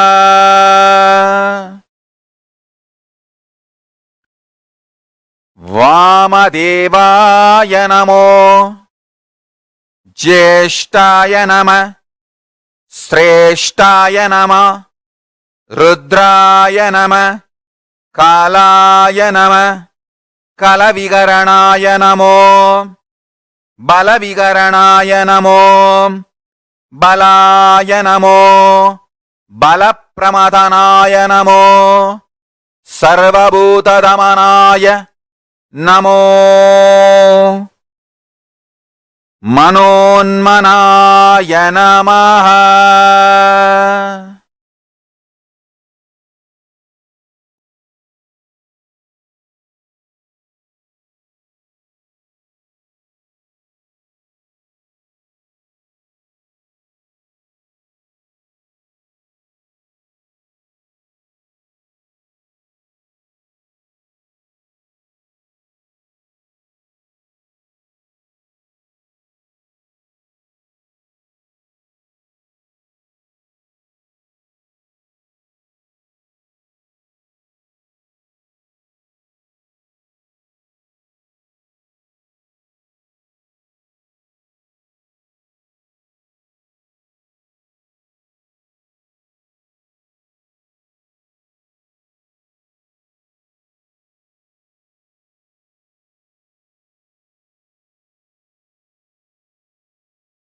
Om Nithyananda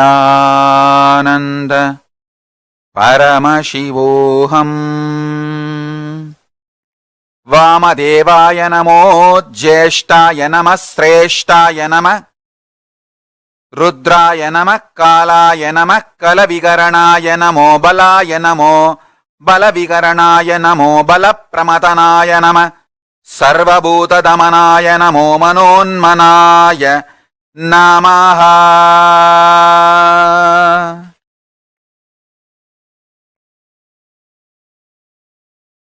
Aghoramurti. Aghorebhyo tagorebhyo gora gora darebhyaha.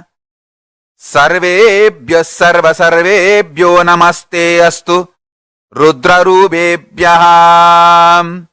Aghorebhyo tagorebhyo gora gora darebhyaha. Aghorebhyo tagorebhyo agora gora darebhyaha. Sarvada sarva sarvebhyo namaste rudrarubebhyaha.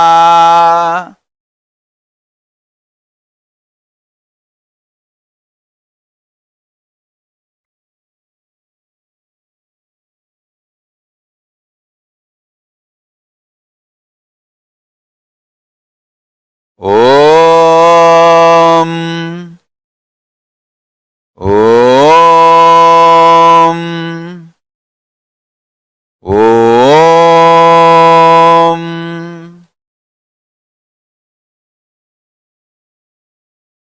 Aghorebhyo tagorebhyo agora gora darebhyaha. Sarvada sarva sarvebhyo namaste rudrarubebhyaha.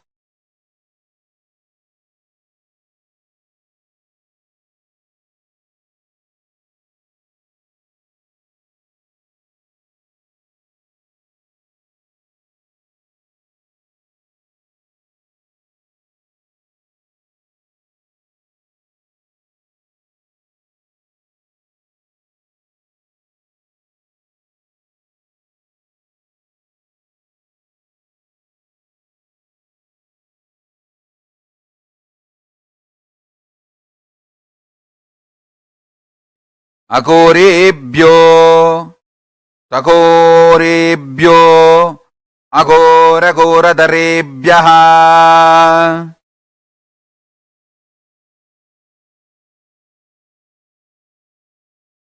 सर्वदः सर्वः सर्वेभ्यो नमस्ते रुद्ररूपेभ्यः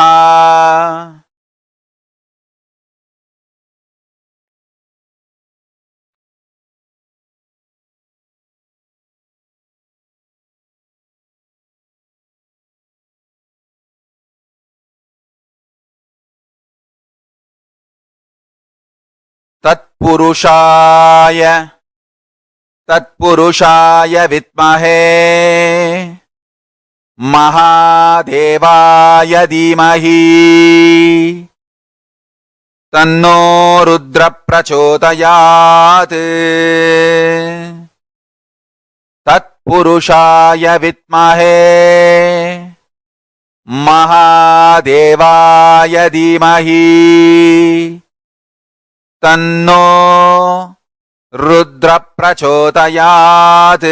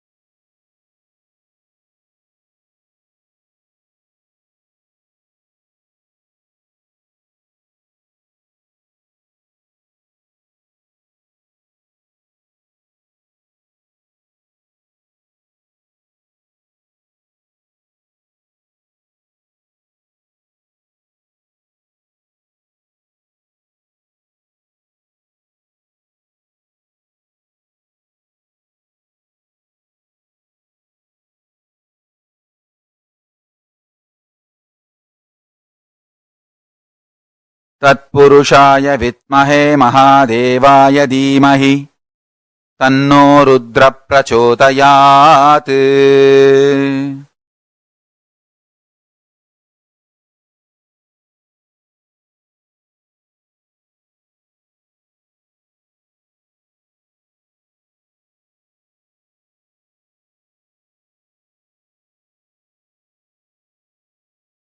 பூஜை வேண்டும் என்னாலும் அது மறை வேதம் சொன்ன சொல்லாகும். மதுரையிலே இன்று மன்னவனாய் கையிலை மலை தலைவன் நின்றான். தனக்கென தானே ஆலயம் கண்டு தனையே பணிந்தான் சிவபெருமான். பொன்னே தந்தாலும் பொருளே வந்தாலும் இறைவனை மறப்பது சரியாகுமா?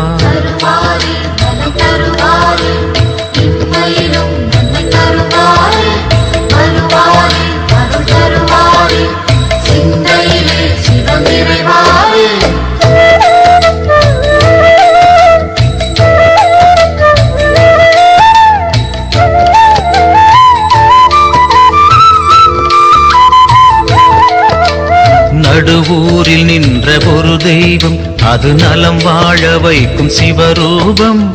இம்மையிலும் நன்மை தரும் தெய்வம், அது தென் மதுரை நின்ற குல தெய்வம். சிவமயமே என் அருகினிலே மன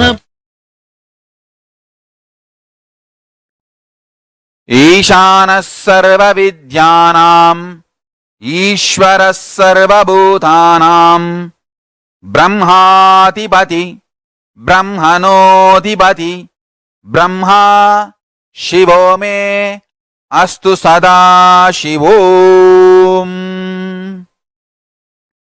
ईशानः सर्वविद्यानाम् ईश्वरः सर्वभूतानाम् ब्रह्माधिपति ब्रह्मणोऽधिपति Brahma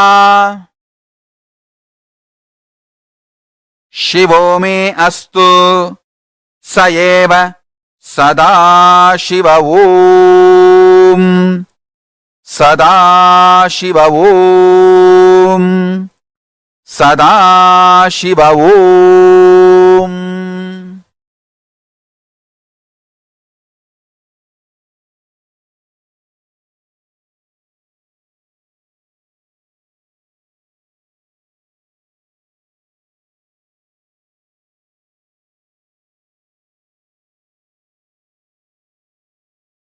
Now, connect with Sadashiva. Satyo jatam prabhatyami satyo jataya vai namo namaha. Bhave bhave nati bhave bhavasvamam. Bhavodbhavaya namaha. Vamadevaya namo jyeshtaya nama. Sreshtaya namo kalaya nama kalavigaranaya namo balavigaranaya namo balaya namo balapramadhanaya nama sarvabhuta damanaya manonmanaya namaha. Vamadevaya namo jyeshtaya nama.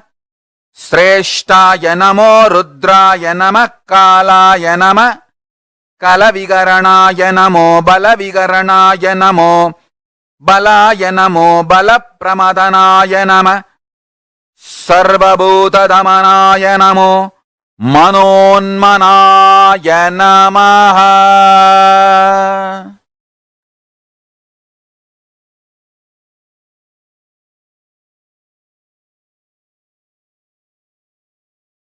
Akorebhyo takorebhyo gora gora tarebhyah sarvebhyo sarva sarvebhyo namaste astu rudra rubebhyah tatpurushaya vitmahe mahadevaya dhimahi tanno rudra prachodayat.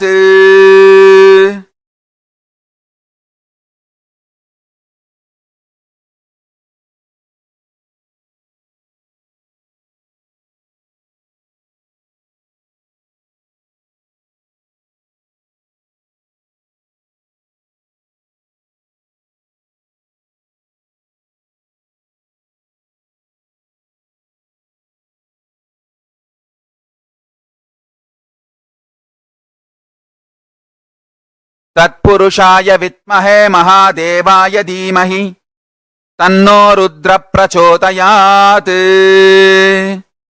Akorebhyo takorebhyo gora gora darebhyah sarvebhyo sarva sarvebhyo namaste astu rudra rubebhyah tatpurushaya vitmahe mahadevaya dhimahi tanno rudra prachodayat. Ishanas sarva vidyanam Ishvaras sarva bhutanam Brahmadipati Brahmanodipatir Brahma Shivo me astu Sada Shivom.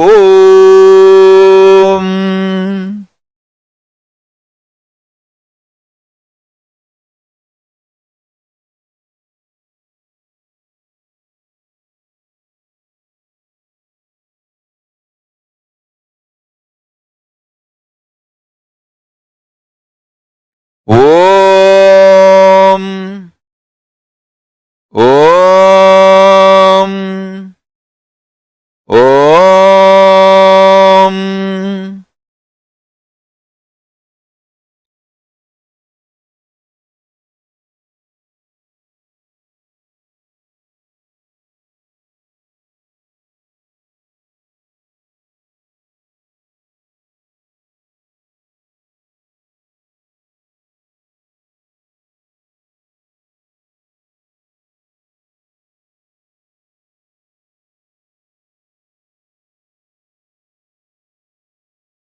Om.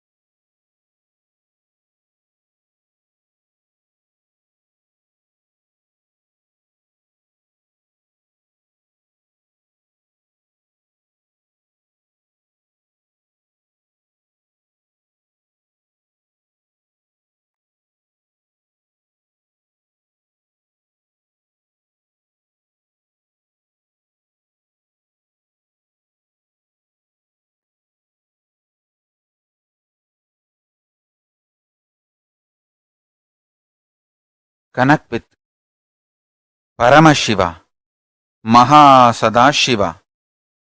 Om Nithyananda Paramashivoham. Om Nithyananda Paramashivoham. Om Nithyananda Paramashivoham.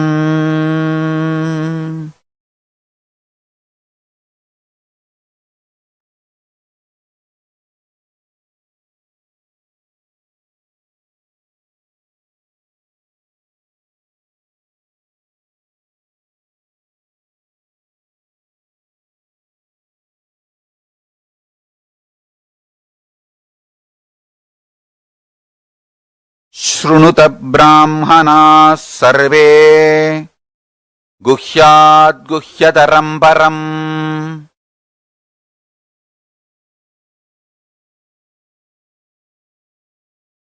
asti meror utakbaghe mahakailasa parvatah sambasya sagunasyayam sabaktasyentu maulinah संवासे योजनानांच विंशत्कोटि प्रायतः दौहद्यमेतद्विगुणम् असय ज्ञेयम् द्विजोत्तमः नवरत्नमयम् तस्य मध्ये शिखरमुत्तमम् तत्रालयम् महेशस्य नानारत्नविचित्रितम् प्रकारको पुराट्टाल बलबीभिर्विराजितम् तदा सिंहासने तत्र महान् शम्भुः सदाशिवः प्रबुल्लः कमलोल्लास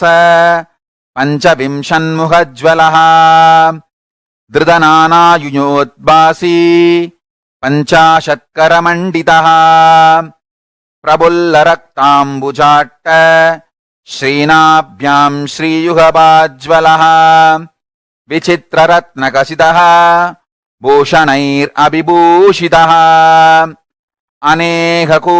अनेककोटिसूर्याभः परमानन्दविग्रहः अप्राक्तकृततनुः श्रीमान् लक्ष्यलक्षणवर्जितः यतो वाचो निवर्तन्ते अप्राप्य मनसा सह गंगाश्रय जटाचूट चंद्ररेखा विभूषितः भस्मोद्धूलित सर्वांग व्यालयज्ञोपविता वीदवान् कपालमालाधारी च व्याक्रचर्माम्बरावृतः प्रतिवक्त्रं त्रिनयनः भक्त सर्वार्थसिद्धितः प्रसार्य दक्षिणं पादं कुञ्जयित्वेदरं पदम् अभयं चक्रचूले च डङ्गबाणौकतां भजे कट्कतोमर शक्तिश्च परशु सुप्रासपञ्चपान् हलाङ्कुशाक्षमालाश्च शुरिकां ध्वजदण्डकौ वज्रकुण्डासितं श्राश्च ग्रहञ्च पिण्डिपालकम् पञ्चविंशतिभिरस्तैः तथा नो दक्षिणैश्चुभैः वरसावौ मृगं शङ्खं केडपाशव परश्वतान्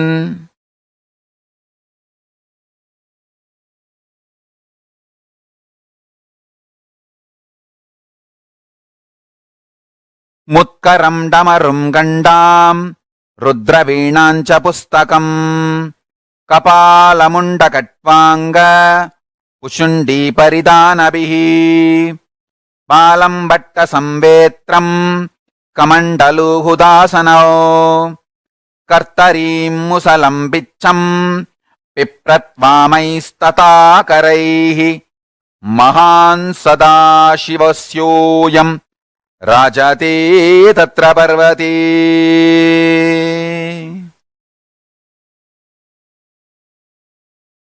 ॐ नित्यानन्द परमशिवोऽहम्। ॐ नित्यानन्द परमशिवोऽहम्। ॐ नित्यानन्द परमशिवोऽहम्।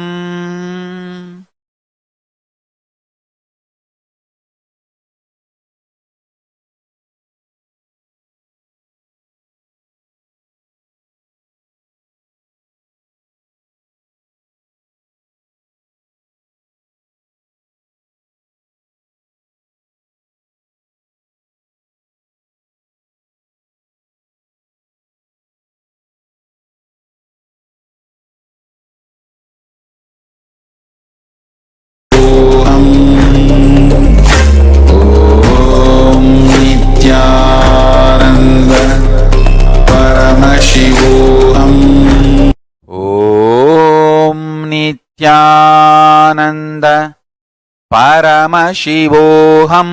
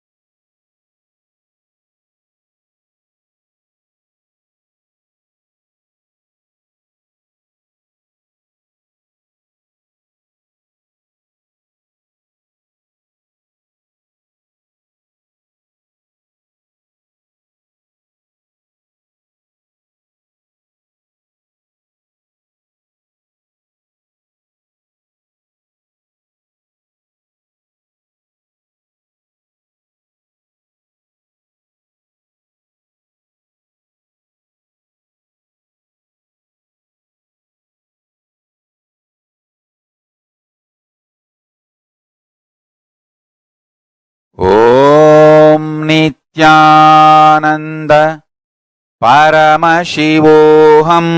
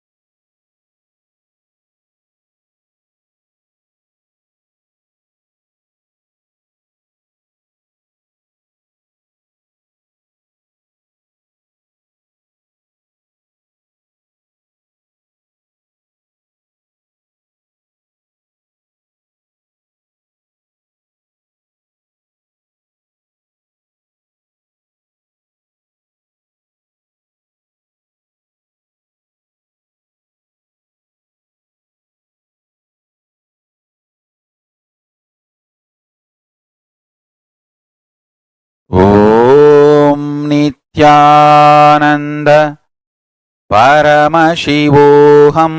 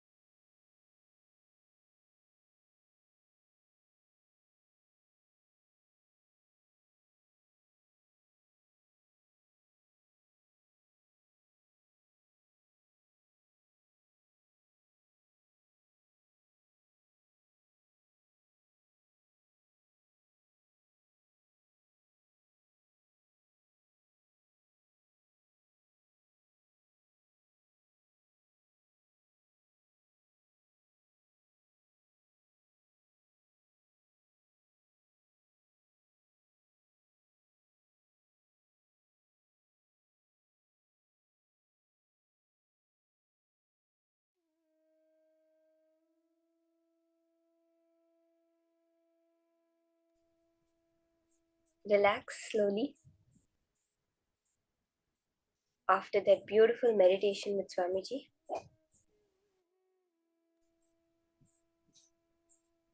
open your eyes. Now, in that space,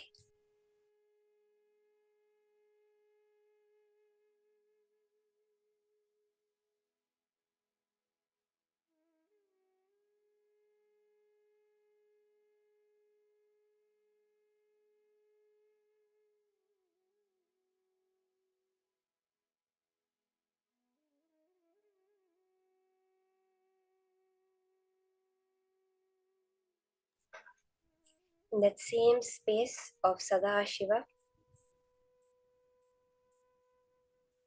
all the beautiful meditation we did with Swamiji's own voice, chanting each and every deity's mantra, their dhyanams.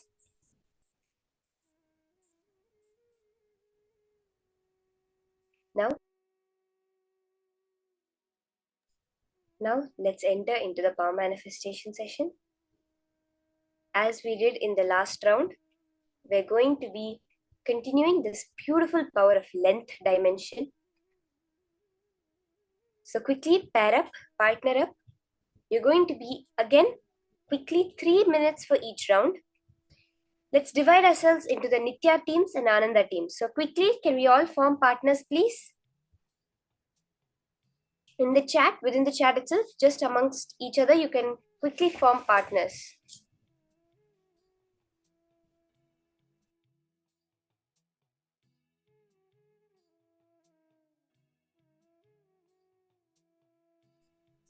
Yes, Marita, Mamina, Ma Naumani, Ma Chetana, Madonna, all of you can quickly partner up for this round of manifestation. Just partner with someone else who's there within your room. You're going to be giving again maths questions. Choose. Okay, now there is going to be one person who's going to be part of the Nitya team, one person part of the Ananda team. Yes, Ma, Sonia. Just partner up quickly. Okay, Ma Chetana and Ma Donna have partnered up. Just, you can form partner. Choose one who's going to go first and one who's going to go second. Divide yourselves as the Nityas and the Anandas. Whoever is Nitya will go first, will be manifesting first, and whoever is Ananda will be giving the question first.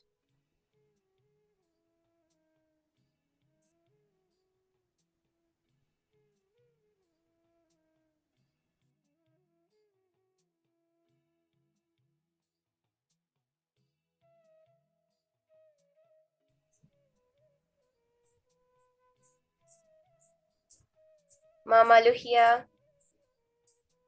Yes, Ma Anita and Ma Sonia, you both can be partners.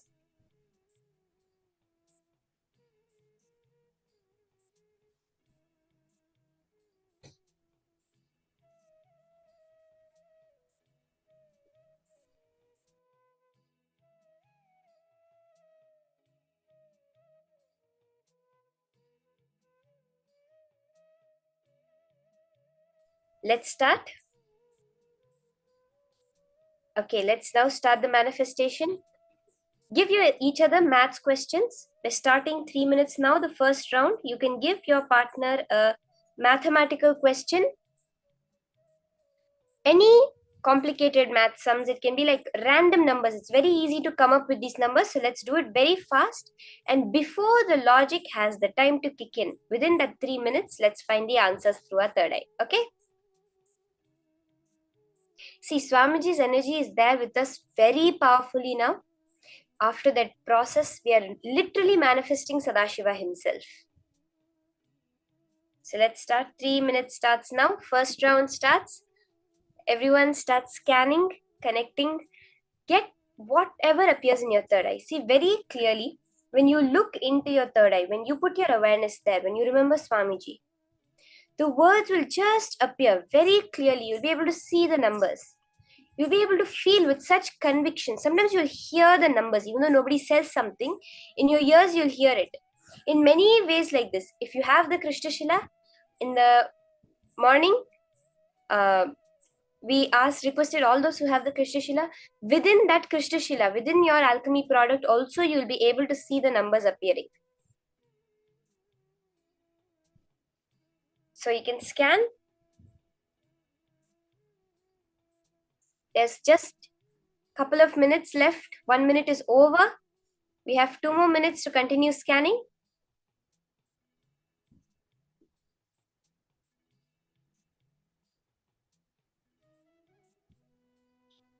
Whatever is appearing, the details, when you do the verification process, see where you have manifested. How many digits you have gotten out of it. You got the number of digits right. Whatever it is a manifestation. It is Paramashiva's manifestation. Because if you actually see the probability of you getting it, it's very low. This, what we manifest, is not probability. It is not fluke or luck. It is a pure science of manifestation. We are all connected to Paramashiva, to Sadashiva. That is what Swamiji had said. Understanding that we are God-made man. What we understand as us, it's designed by Paramashiva himself. So you can and you will manifest his powers now.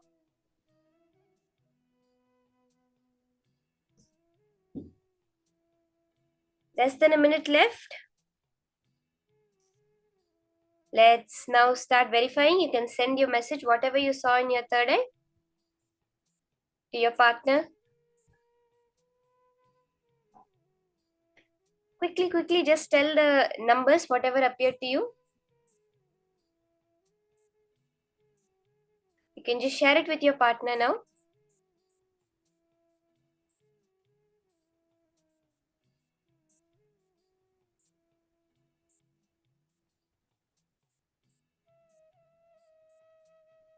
Ma Ananda Priye, Ma.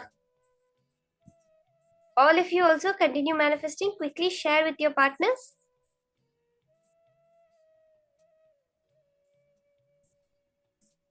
Okay, 3 minutes are up. Our 3 minutes time is up. Let's now switch.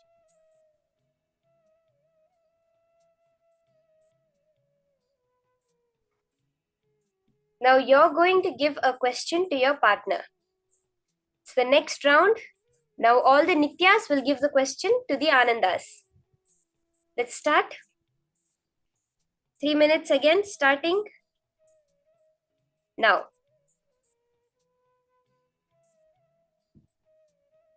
Ma Diana, you give, see this, we're doing many levels of this power. For this round, we are doing it just as multiplication, addition, mathematical sums. Okay? So very clearly understand this first level of power manifestation that we're doing it as mathematical sums, where you can give a random number multiplied by another random number and your partner is going to be scanning that answer. You go to calculator and you verify the answer. Okay?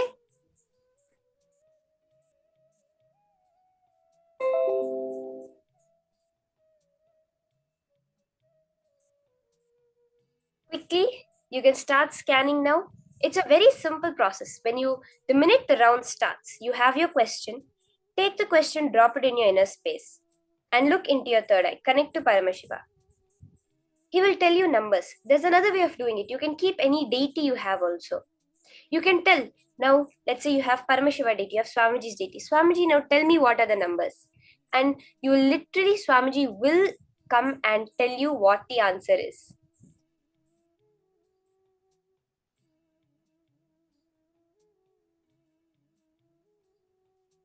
Very nice, okay.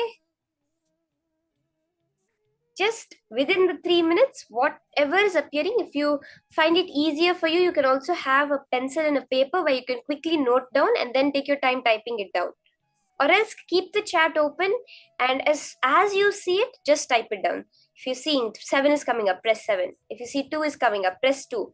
Just as it is appearing, just press it and press enter once you're done.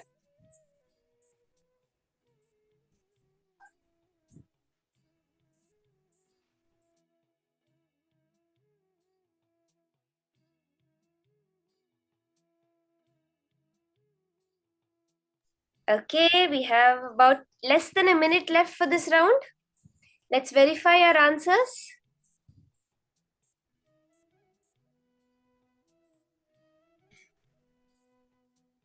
Quickly, let's verify. What is it you saw through your third eye? Post it, let your partner verify. You can also take a few seconds and verify it on your calculator, whatever the question was.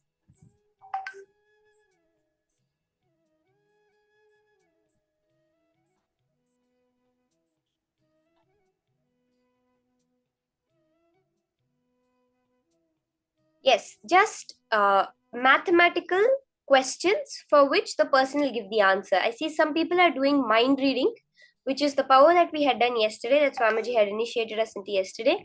Today we're doing this power of length. Okay, the next round is starting. Let's switch again. Now the Nityas are going to be manifesting and all the Anandas are going to be giving the questions. Let's switch around again.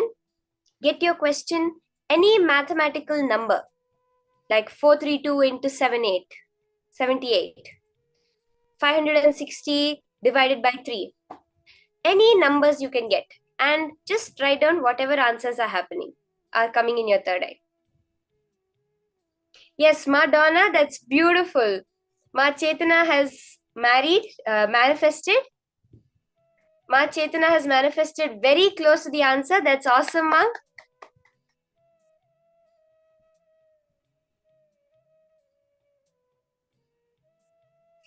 Every time you see the manifestation happen, the number of digits, the numbers you get right, just celebrate it and move on. The next round is starting.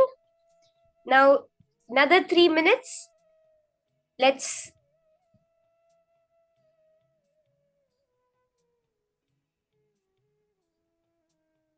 do the manifestation.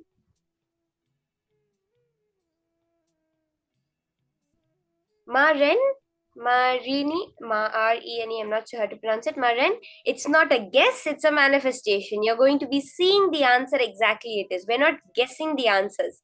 See, be very clear when you're doing the manifestation. There is no fluke, there is no luck, there is no guessing that you're doing. It is Paramashiva showing you the answer as it is in the cosmos. Remember that. It's only Paramashiva's manifestation. Yes, see the answer. That's the exact way. When we are doing the manifestation, let's remember, I'm not guessing it. I'm not asking for the answer. I'm just seeing the answer as it is in the cosmos. Paramashiva is showing me that answer.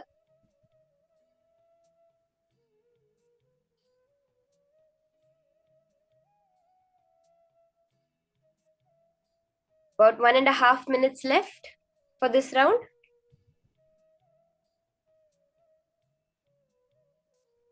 When we do it fast like this, now you'll see your mind does not have the time to come in and give you any ideas about your manifestation. Am I doing it right? Am I doing it wrong? Oh my God, it's not happening for me. Don't give time for your mind to give you any ideas like this. Just go on, manifest again, manifest again, manifest again. One point that break will happen and it'll just become a science of manifestation for you.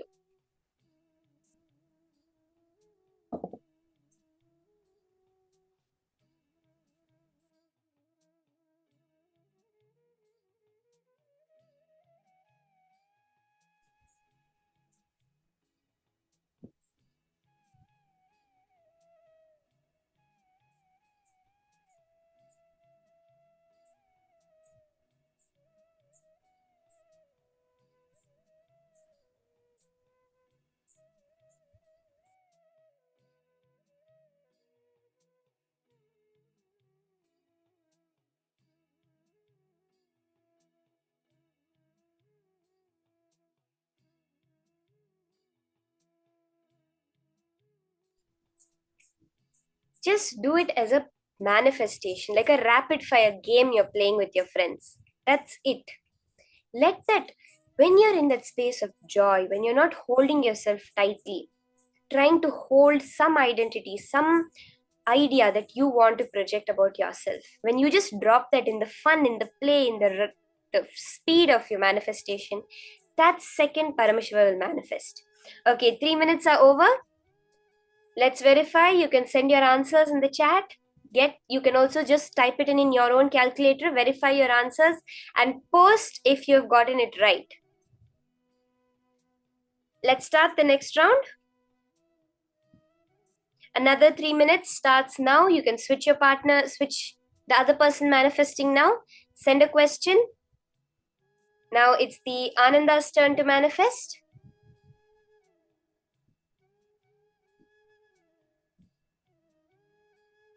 Wow, Ma Chetana, you manifested again, so close. That's beautiful, Ma.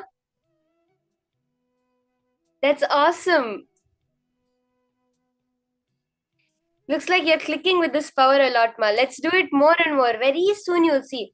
In the way actually when we used to do the power manifestation in Gurukul, it was very simple. We would ask someone to sit and we would give them. Now they'd be when especially that third eye or even the length power, they'd be doing like when I used to do the manifestation, we used to take we have the Olympiads, which the international Olympiads which happen. Those books we used to take. And they have multiple choice answers, so like A, B, C, or D.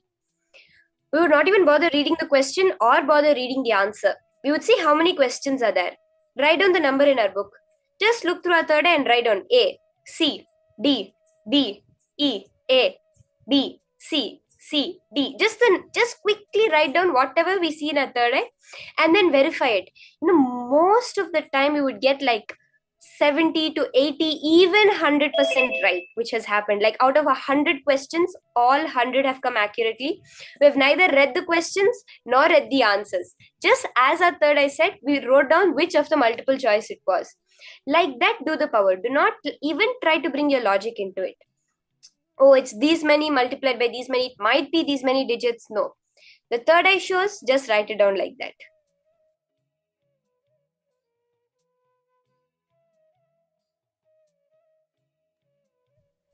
You would have heard of Srinivasa Ramanujam, who was a very great mathematician. He's known as the man who knew infinity. He very clearly says he has not done anything. He actually was kicked out of an accounting job because of his poor mathematics. His basics in mathematics were so poor that he was kicked out of an accounting job. But he says that in the sleep, or I just have a vision of Mahalakshmi, of Namagiri Tayar, his Kuladevata, his family temple's Devi. And she tells him, and he just tells it out like that. He just, whatever comes to him, he just tells it out exactly like that. Even when you're doing the manifestation, what your logic tells you has no place over here. Just look through your third eye and put it down immediately.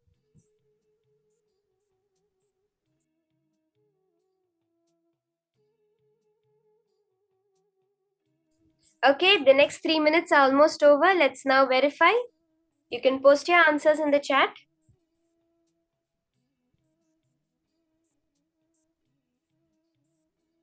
Quickly verify this round. You can also just answer yourself on the calculator quickly. And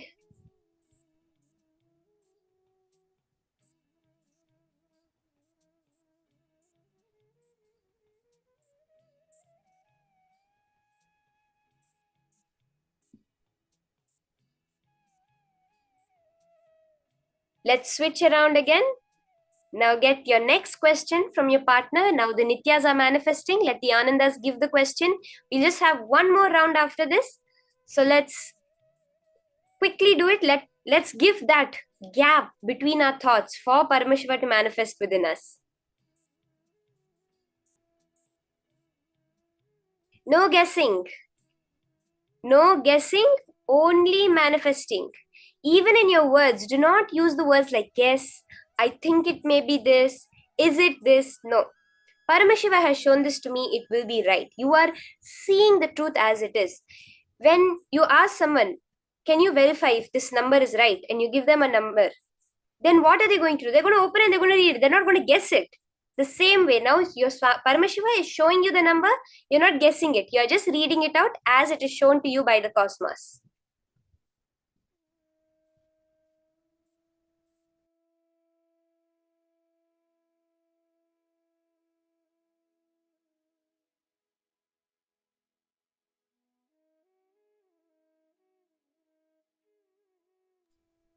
How? Because you are all created in Paramashiva's sea. You are all there within his manifestation. So when you're getting that answer, it is only Paramashiva who's telling you that answer.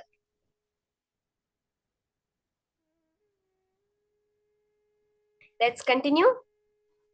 After this, we'll just be having one last round. So let's now open ourselves up completely for Paramashiva to manifest. Don't hold anything back. Whatever comes in your third eye, this is not an exam. You're not going to be checked on it. You're not going to be given a first place or a last place. No. You are opening yourself for Paramashiva to manifest. Just enjoying that flow and enjoying whatever happens. When you get the answer right, enjoying Paramashiva's manifestation. If the answer seems to be not right, also enjoying Paramashiva's manifestation as that. Okay?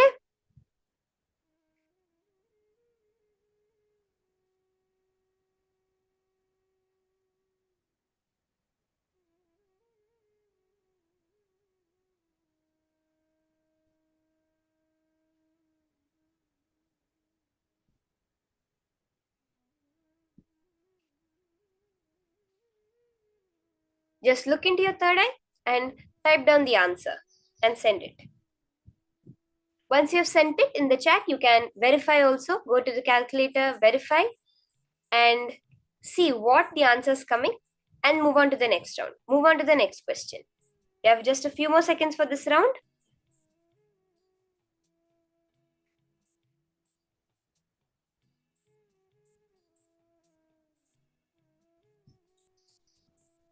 As you're doing, you can chant the Mahavakya, you can do unclutching, whatever is clicking, you can remember the beautiful meditation, that space. Just, it's all about bringing yourself to the present moment. That's all we're trying to do. Okay, this round is also done. Let's verify.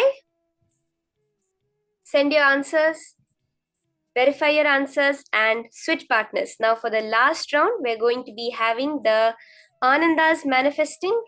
So all the Nityas, quickly give your questions. Let the Anandas start.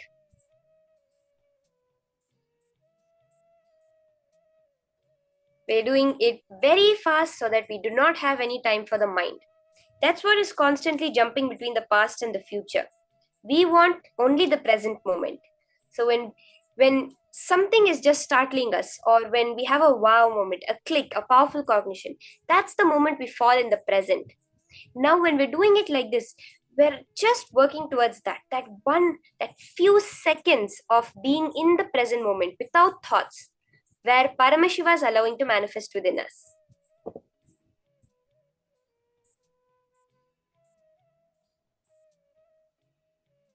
You can get your question, start the manifestation. The next round has started. 30 seconds are already over.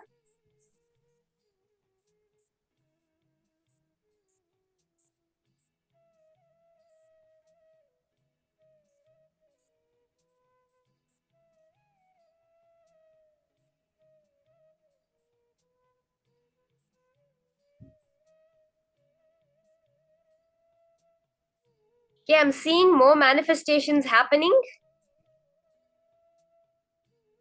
That's so wonderful. I think Ma Diana had manifested. I can't catch, the messages are running so fast. So beautiful. The more you do it, the more the manifestation has to happen. You know, in Satsang, Swamiji says, what's the solution? Someone asks, what's the solution for not manifesting? What technique can I do if I'm not manifesting powers? Swamiji says very clearly, the only solution for not manifesting powers is to manifest more, to work towards manifesting powers more. So if you feel, no, my power manifestation is not happening, what do you have to do? Sit and do more manifestation. That's all. Because this is Paramashiva flowing through you. It is not some work that you are doing, that you have to work for, that you have to try to do. No. It is He who is coming. All you're doing is relaxing. That's all. Just a minute more. Let's do this last round.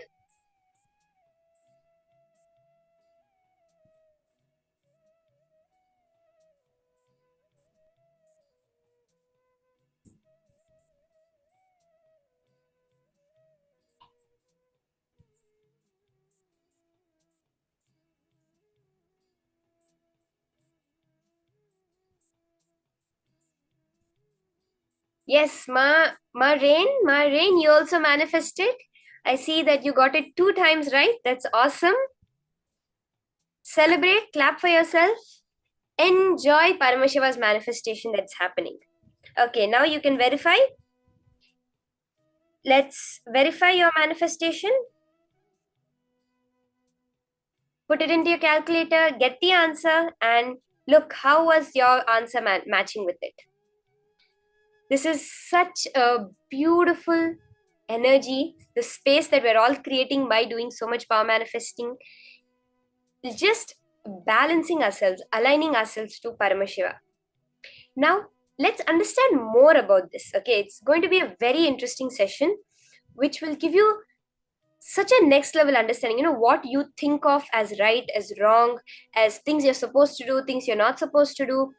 It will give you a clear path to creating, to sustaining anything, to destroying anything, to getting to when you're in delusion, how you should be and how to liberate yourselves. Okay, this next session is going to be a very awesome understanding. If there's something you want to create in your life, if there's something you want to sustain, something you want to hold, something you do not want in your life, or something you want to be liberated from, this session is for you. This session, we're going to be understanding how, with these 4 tattvas of integrity, authenticity, responsibility, and enriching, we can understand these 5 components of our life and manifest it in our life the way we want it. Okay, so these 4 are not just knowledge, not just concepts, they are powers that you're going to manifest. Let's now listen to Swamiji's powerful cognitions on the 4 tattvas.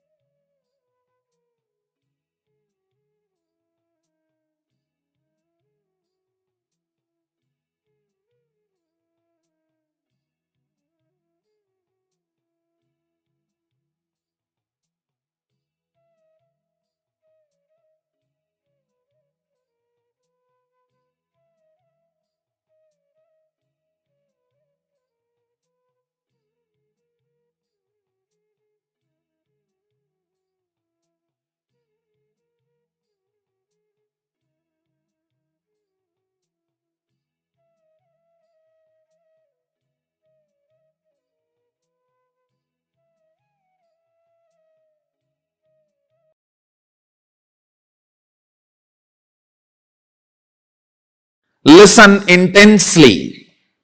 State of Sadashiva means complete completion, unclutched space, integrity and authenticity.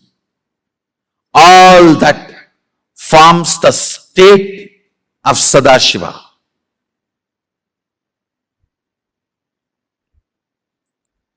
When I say space of Sadashiva, Ishwaratva, manifesting,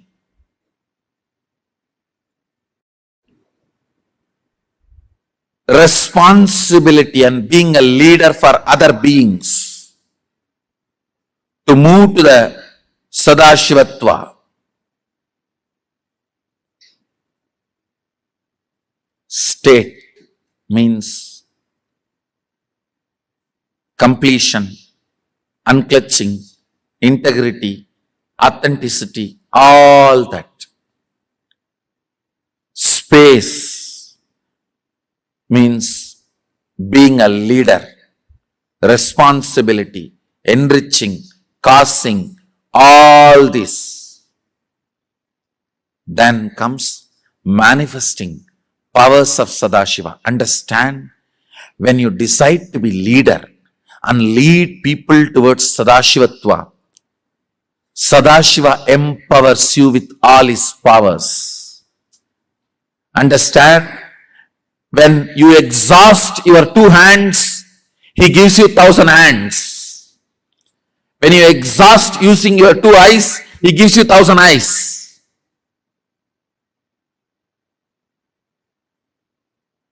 When you have put everything to use, then he gives more. All power manifestation is for the sake of serving Sadashiva. When you lead people to Sadashivatva, you are empowered by Sadashiva with all the powers.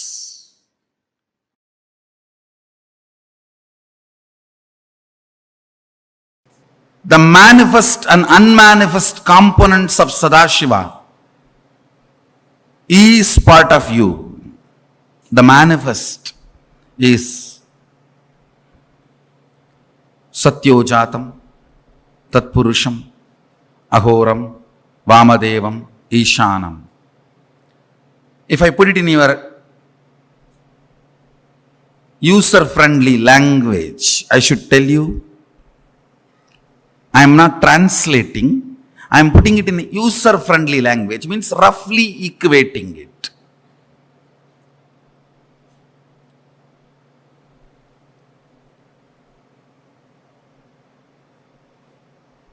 Tatpurusha, Ahora, Vamadeva, Satyojata, Ishana. These are the 5 manifest aspects of Sadashiva. If I have to put it in user-friendly language, I should say creation, maintenance, destruction, delusion, and liberation. Listen. You go through all the 5.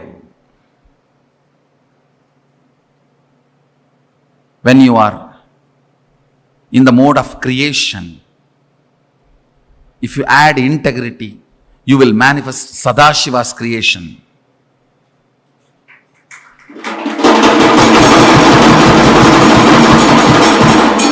Listen.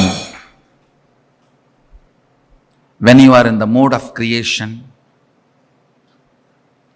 add integrity to you, you will manifest Sadashiva.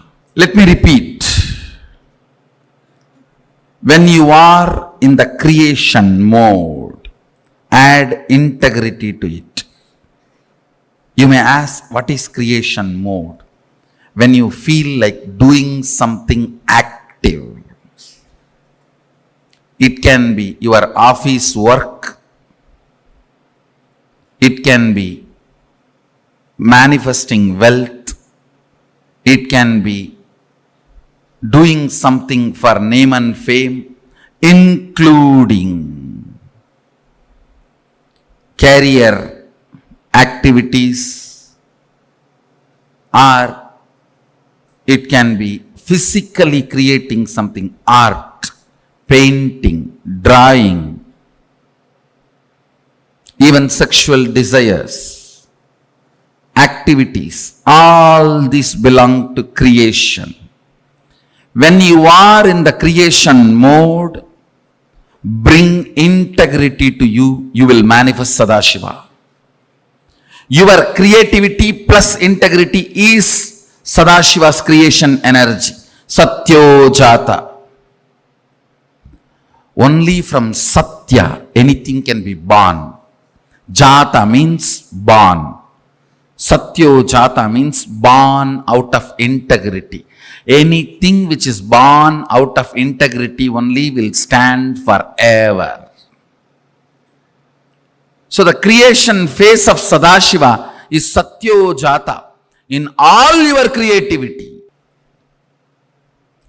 maintenance, sustenance, bring authenticity to your sustenance. Listen. Anything which loses authenticity starts collapsing, and it needs to collapse. The earlier it collapses, good for the humanity. Understand? Anything which loses its authenticity, it is time for it to vacate the planet Earth, the existence. anything which retains its authenticity continues to exist forever. Anything, if you want it to be alive, just retain its authenticity. Everything else will be taken care. When I was attacked,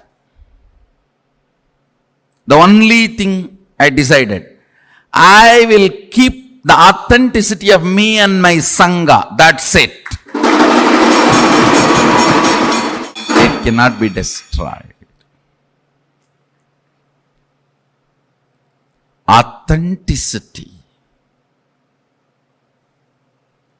In all your sustenance, bring authenticity. In all your sustenance, bring authenticity.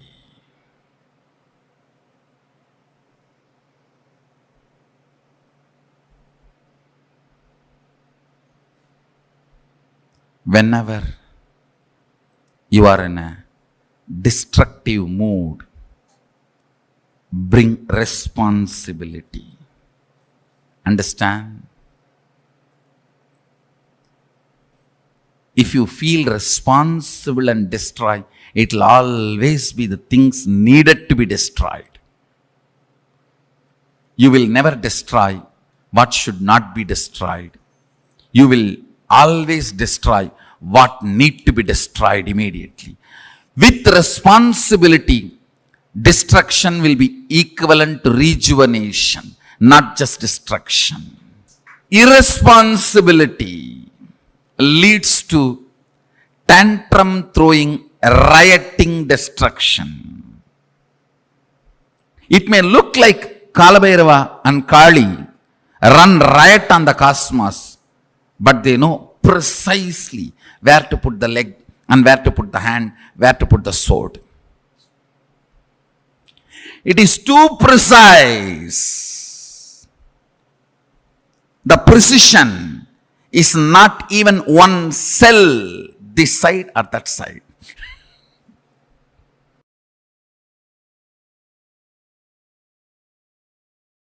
I will expand on the fundamental principle, first principle of becoming Sadashiva. Understand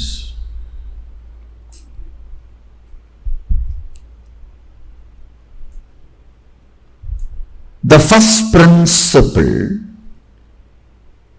of becoming Sadashiva is not moral. Understand?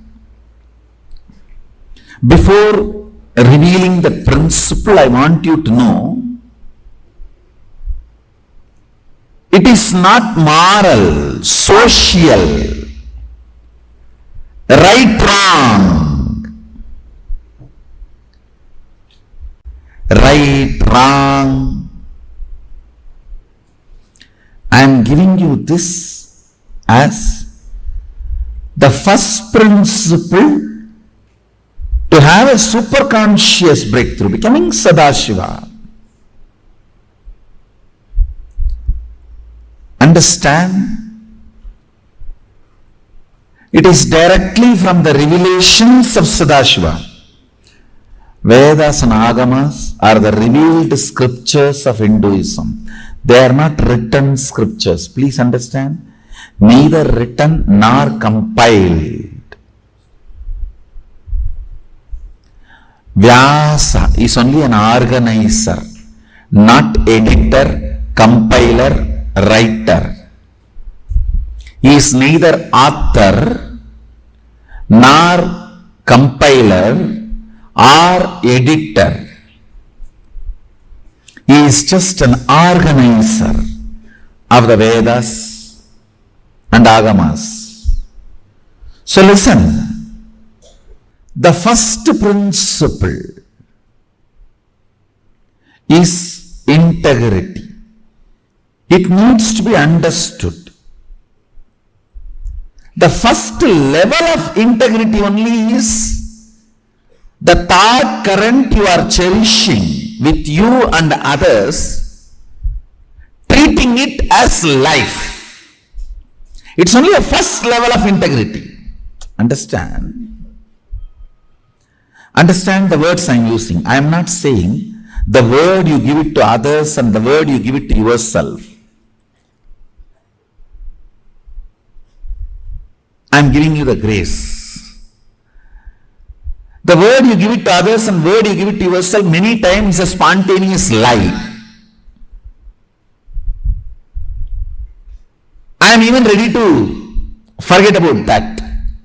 I am only saying the thought current you cherish. See, if I have to go to the detail of the word, sometimes people ask, what is time now? You may say 8:31. Who knows it is 8:31? Based on this clock we tell it's 8:31. So the word you give may be sometime right, wrong, false, true. So I am not even bothered about that. The thought current you cherish. I need to tell the time after verifying with all my abilities. So that is the thought current. Understand? My intention to tell the time is right. I am not interested in lying. I want to tell the right time to him. But whatever research I can do with my intelligence and with the available infrastructure, with that I will do it and tell. This is thought current. All of you understand the difference between thought current and a word.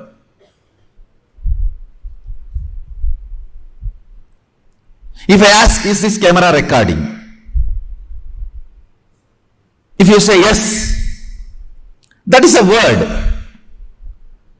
The thought current behind that word is, so I saw there is a red light burning, which is usually, the red light means recording. That is why all the Indian married women wear that red light on the head. All incidents and conversations will be recorded for further quality training in the future. That's the meaning of the red dot on Indian married woman's forehead. All incidents and conversations are recorded for further training in future.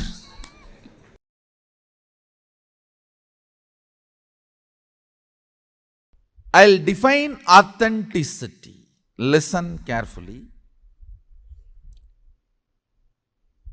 Manifesting powerful cognitions is authenticity. I'll give you an example. You can manifest a cognition. Oh, in the 7 billion people, only these few hundred are able to make it to Sadashivatva. If I physically made it, I am going to make it.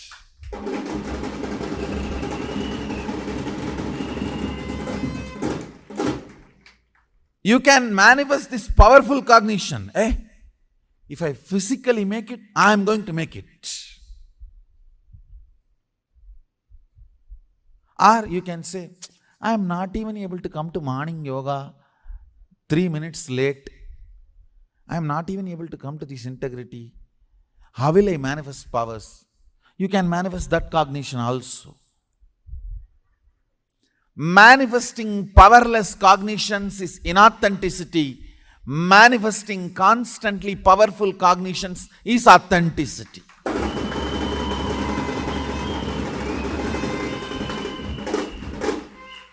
You can say, if my third eye is open, if I am able to roll coconut, I can roll any matter, I can move any matter. Means my third eye is open. How did it get open? By connecting it to the universal third eye of Sadashiva. If I am connected to universal third eye of Sadashiva, then this whole universe, the whole matter is under me. From where you are, you can either go on making powerful chain, powerful links, and manifest powerful cognitions, or go on making weak links, weak chain, and powerless cognitions. Human being is a possibility to travel in both directions. If you are going to go on manifesting powerless cognitions every day, you practice inauthenticity. If you go on manifesting powerful cognitions every day, you manifest authenticity. That's all. Authenticity redefined. Understand? Practicing authenticity means manifesting powerful cognitions. Matter is moving just by the power, means I am connected to cosmic third eye. If I am connected to cosmic third eye, not just coconut, I can roll planets. Why only coconuts? I can roll planets. Because it is from the cosmic third eye the whole universe is generated. Going on manifesting powerful cognitions and playing with it is what I call authenticity.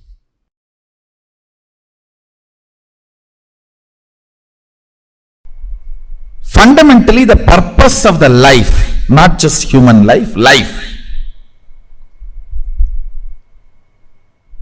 is to manifest Pindanda to Brahmanda, macrocosm to microcosm, one cell amoeba to Mahasadashiva. See, whichever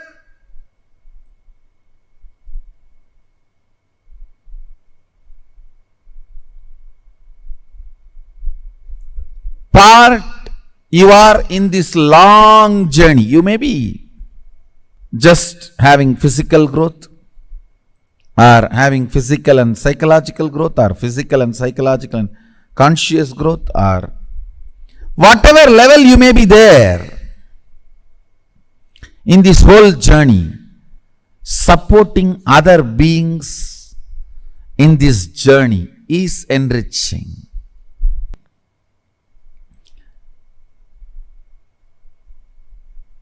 Wherever you are in this long journey, helping others, enriching others is a spiritual practice. Causing others reality is a spiritual practice. Even in life, whether you want more energy in the body, health, more resources in your life, wealth, more beings to live together for your love, to share your love, give and receive, relationships. Fundamental principle is coming to conclusion to enrich and cause. Only if you decide to enrich and cause, energy will start oozing in your life. Energy starts oozing in you only when you decide to enrich.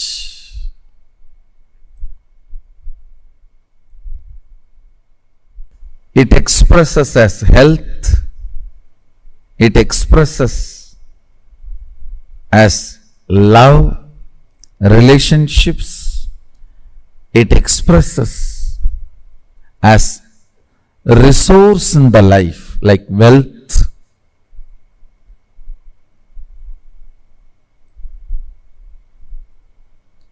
What's the biggest wealth, you know? Ability to relate with a large number of people with love is the best wealth you can have, which will never leave you. Understand? There is only two ways you can be wealthy. The organic way of wealthy is ability to relate with multiple people with energy. I am very simple, straightforward villager. You are a being for me, not number. So I'll attend to each one of you and cause your reality. That's all. I'll be Sadashiva for each one of you. You don't need to come to me because I was Sadashiva for somebody else. If I am Sadashiva for you, come to me. So I'll be Sadashiva for you. The essence of today's satsang. Essence of today's satsang is I'll be Sadashiva for you.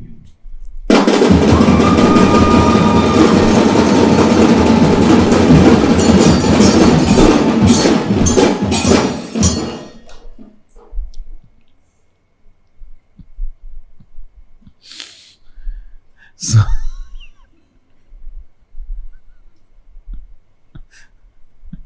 I bless you all. Let's all radiate with integrity, authenticity, responsibility, enriching, causing, living Shuddhatvaita Saivam, Sadashivoham, the eternal bliss, Nithyananda. Thank you. Be blissful.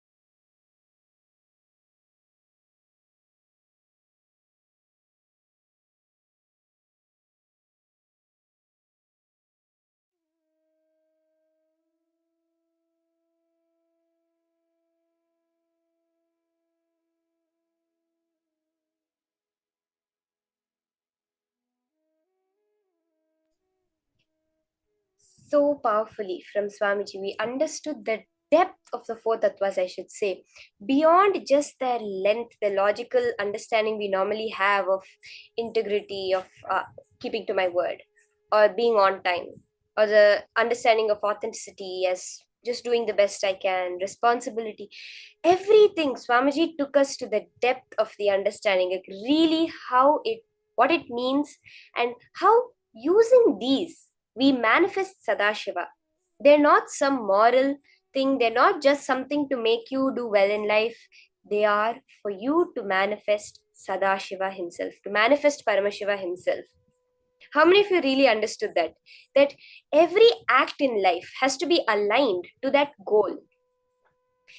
That's the next level understanding of integrity, actually. That when we understand that integrity is not just the time, it's not just our word that we give to ourselves and others, it is being true to who we have committed ourselves to be.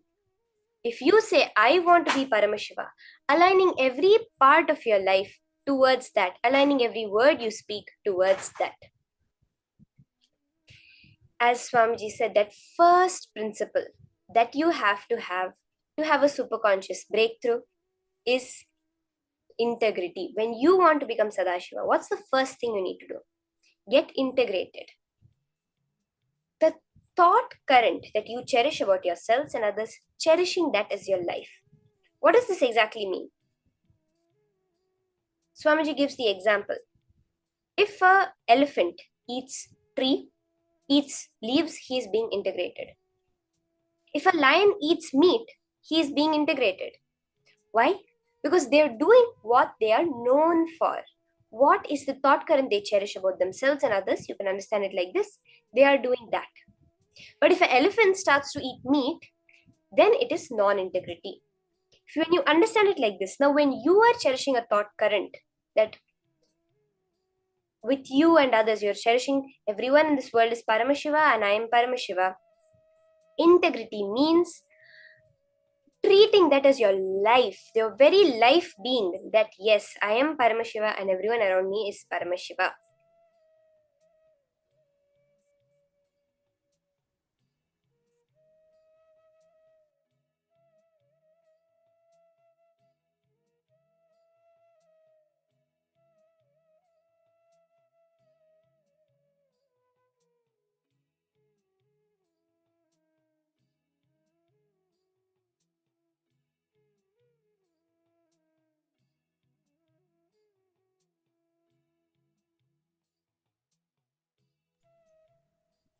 As Swamiji had given the example, Swamiji gave us the very beautiful example of what integrity is. It's at the very basic level, it's not just your words, because many times you spontaneously lie. Like Swamiji said, if I'm telling the time is 8:31, how do you know it's really 8:31? Based on, I do not have any intention to lie to you. I do not have any intention to cheat you, to tell you something that's not true. No. As far as I can do the research, look at the clock. I have seen the clock and I verified that this clock is at the right time, and I'm telling you the time that I can. That is integrity at the most fundamental level. When you are removing all your wrong ideas, deleting all the wrong ideas you have about life, about body, about mind, about consciousness, about time, about the universe, the world, and about anything. When you are deleting these wrong ideas, meaning what? Let's say I have decided, okay, now I'm going to manifest a completely healthy body. I want my body to be 100% at the peak of health. This is the thought current I'm cherishing about myself and about my life. There are so many cognitions you have, right? Where you say, okay, let's say when it comes to health, we have a cognition. If I eat more, I cannot be healthy. Or else I have to exercise a lot, but I do not have the time to exercise. Therefore, I can never be healthy. I'm too lazy in the morning to do yoga, so I can never be healthy. Or I'm addicted to a certain type of food item. There's no way I can go beyond this, so I cannot be healthy. See, these are the wrong ideas, thought currents that you're cherishing about that thing you want to manifest, about the life you want to manifest, about your health. Like this, for each aspect of life, what you want, the way you want your life to be, you have a lot of these wrong cognitions. Now, when we are deleting, doing a control delete of all these cognitions from our life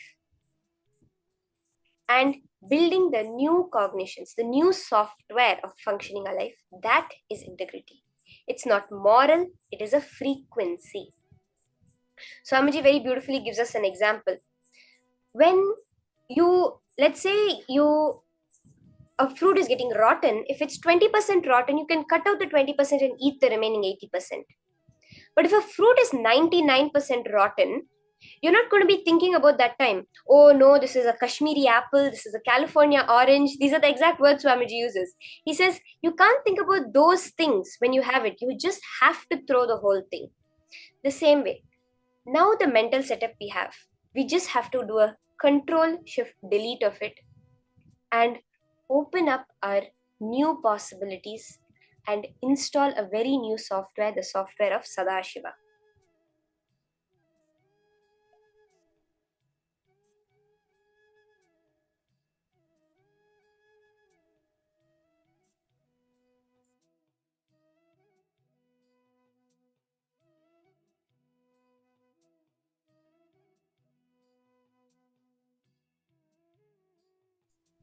Now, for this power of integrity,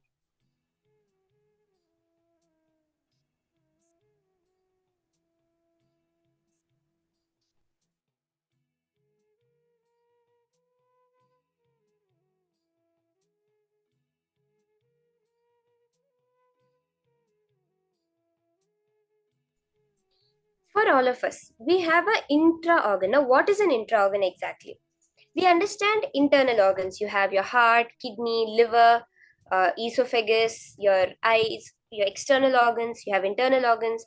Like this, you understand what internal organs are. Swamiji reveals about intra-organs. These intra-organs are very much physical parts of you.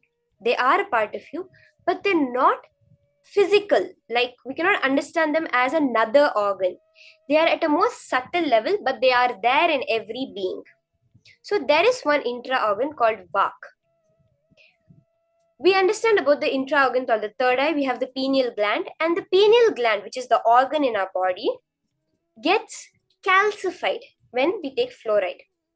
Now this intra-organ that we call Vak gets calcified by all the lies that you have uttered since you started your life. Meaning what? Not just your regular lies, lies which you have told knowingly, lies which you have told unknowingly, spontaneous lies, all of these considered as the lies that you have told. Now, two things are there for getting into integrity. So now have you understood why integrity is important? Can you all just post, why do you think integrity is important? Take a few minutes and post, why really do you think integrity is necessary?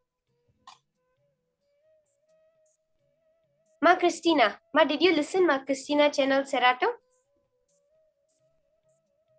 Ma, were you listening to the session? Can you post now, why do you think integrity is important?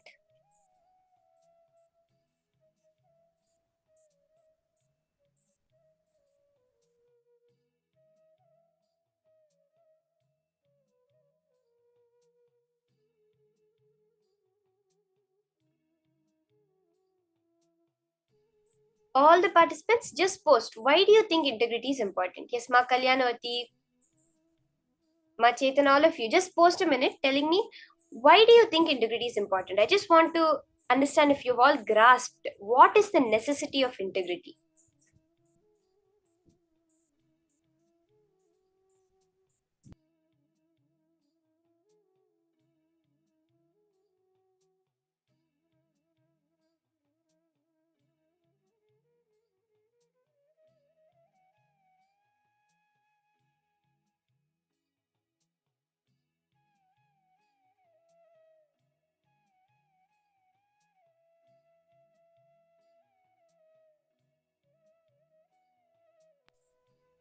Okay, someone named iPhone has said it's like water to our spiritual growth. Okay.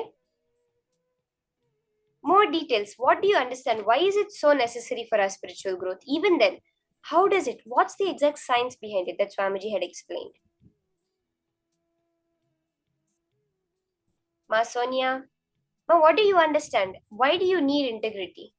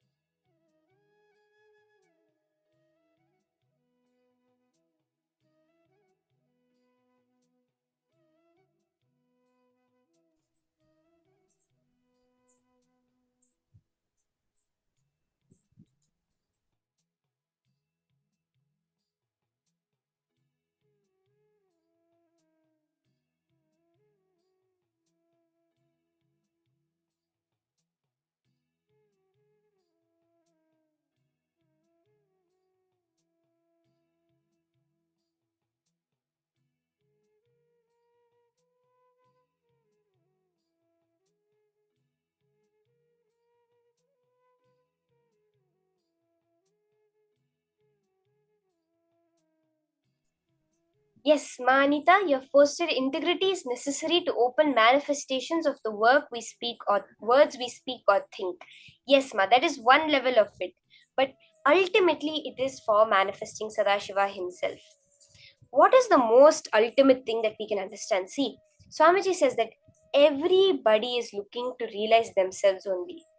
Whether it's a person who's becoming a terrorist, a person who's becoming a drug addict, a person who's becoming a billionaire, a person who is becoming a celebrity, a acting star, whatever, everyone is looking for that Sadashivatva within them. We say we're looking for our other half, but that half which we're looking for is actually within us. That is the wholeness of us, which is Sadashiva. Integrity is that first level, the first thing necessary for us to realize the completeness of ourselves. That is why we need integrity. Now, Swamiji says that only two things are necessary for you to get you to your integrity. First, this moment you declaring, I will maintain my word as my life. The words I express to others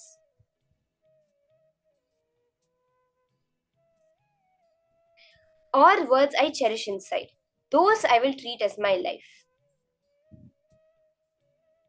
This is for the future.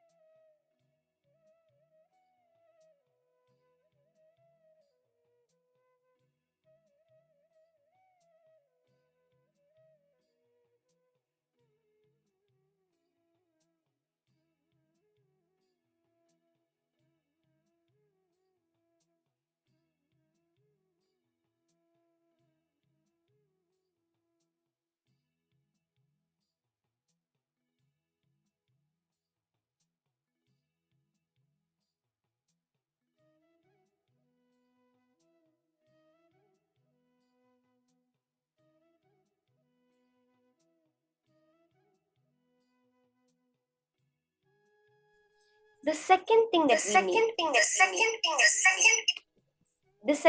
that you need to get into integrity is the past that we have done. The past decalcification needs to be cleaned. So there's two things. The future, which is you now declare that hereafter you will no longer entertain your past. And then you have the future, which is that from now onwards, I will treat my words as my life. Literally, how you treat your very life, how much you do to protect your life. That's how much I will do to protect my word. That's for the future. And the past calcification needs to be clean. The detoxification, decalcification needs to be done. That can only be done by you remembering all the lies you have uttered, whatever you're able to remember, and completing with them. That is the key word, completing with them.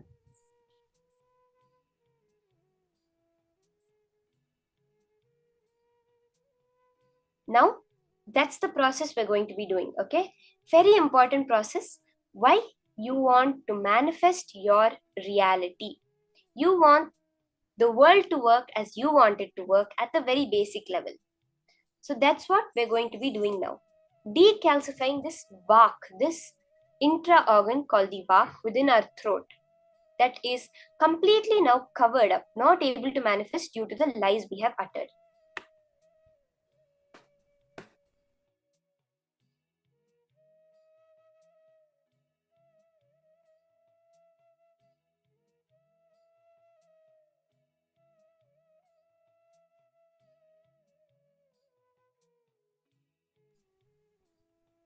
Okay, so let's start.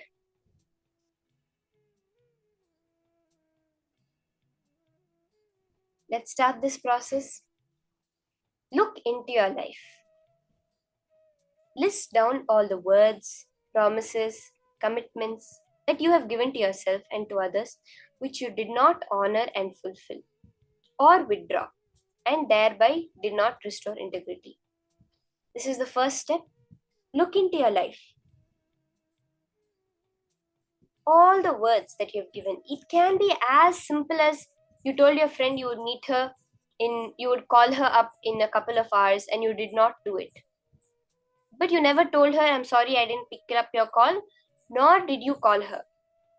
Something as simple as that, or to something as big as you gave the word to your boss that you would complete a project, you did not do it, nor did you complete with him, nor did you withdraw it saying, I'm sorry, I will not be able to do it. Any word that you have given to yourself, you would have given to yourself how many times? I will make sure I do morning routine hereafter. But you did not fulfill it. Any word that you have given to yourself or to others, you did not honor and fulfill, or you did not withdraw it, did not complete it. Start the process.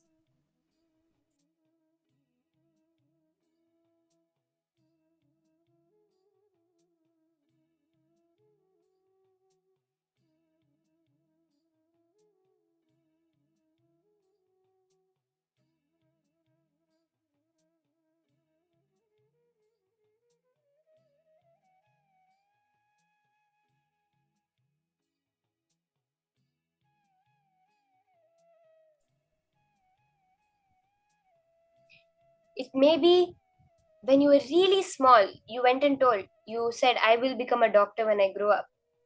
But you did not end up doing that, but you never completed with yourself for that.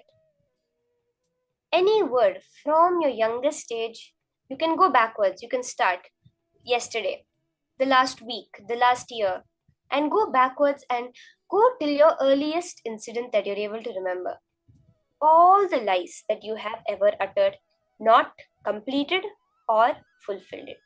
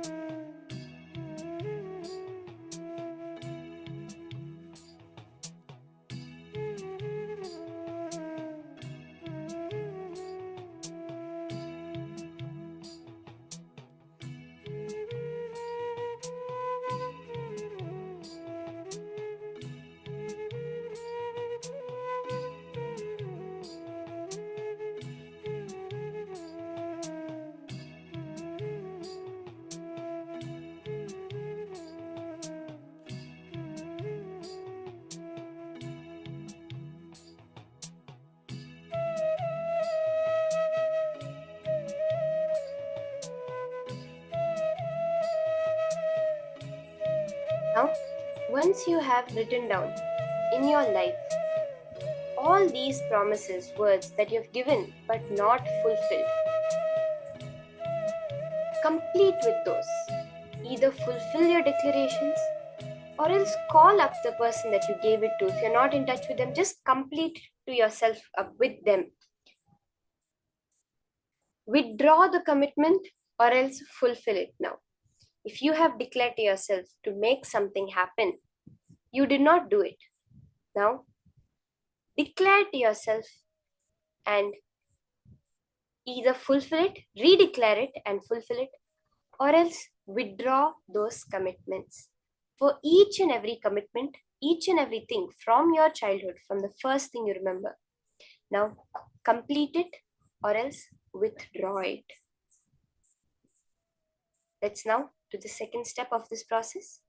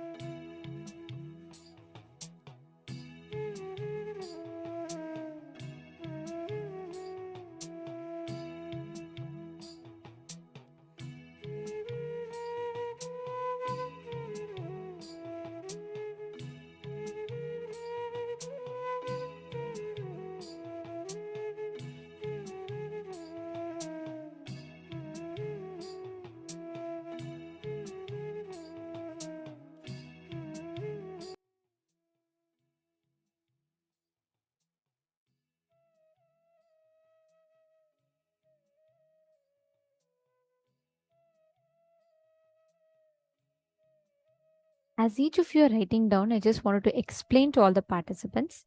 How many of you have finished writing down the words which you gave to yourself and that you have not fulfilled? Okay. Now, please understand, any word you have not fulfilled, complete with it.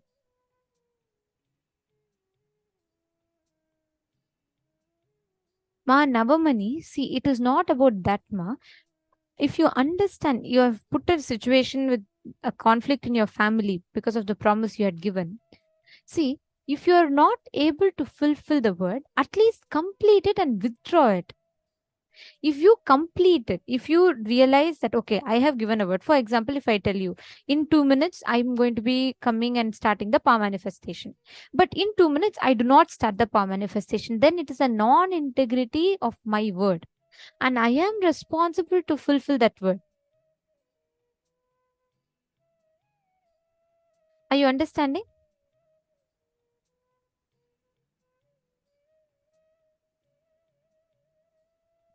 Are all of you understanding? Can I request everyone to put yes in the chat if you're all understanding?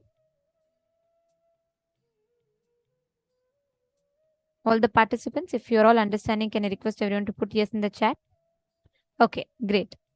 Now, see, please understand, every word you give, like how when a mother gives birth to a child, whether that child grows up to become a thief or whether the child grows up to become a president of a country, end of the day, that child till it dies is connected to the mother.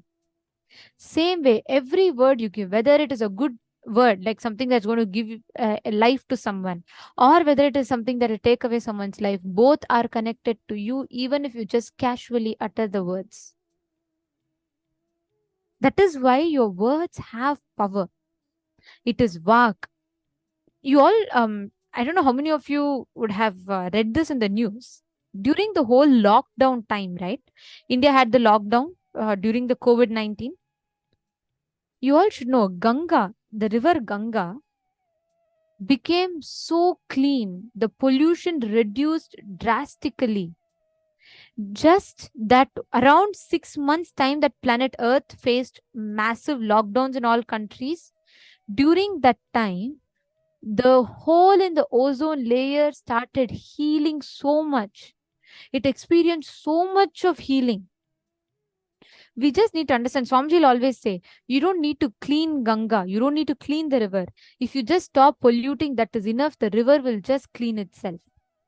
Same way, if you just stop polluting your vak, the vak is your intra organ. If you just stop polluting that, you will just become clean. Yes, Ma Dahanananda is putting wow. It's true, Ma. Actually, it's a very like commonly recognized thing. Just when human beings stopped interfering with nature, nature simply healed itself. During that 1 year where we were all in lockdown, rivers were cleaned, forests became more greener and fresher, air pollution reduced significantly. Air pollution, many so-called most polluted cities in planet Earth reduced in its pollution at least by 3%. And all the rivers that were polluted, the sewage water completely was cleansed. So the river water became drinkable. Like this, everything, nature just cleaned herself. If you just understand that the moment you give a word to someone, your decision to fulfill it, either fulfill it or complete with it. Say, okay, I gave a word. Like, for example, if I am telling my Annie Akhalaya that my Annie, by tomorrow, I will give you something. Then I am responsible to fulfill my word. If I tell her, okay, my Annie Akhalaya, by tomorrow, I'm going to give you the satsang on 9 Navagrahas. Then I am responsible to give it to my Annie Akhalaya. If I am not giving, I should go back and withdraw my word. I should tell her, Ma, I gave you a commitment, but I'm sorry, Ma, I would like to complete because I could not find it and I have not been able to share it with you. Like that, every one of us, we are responsible for the words that we give. Are all of you understanding? Ma Niremati, Ma Minal Kashiti, Ma Rainy Day Gel, and Ma Diana,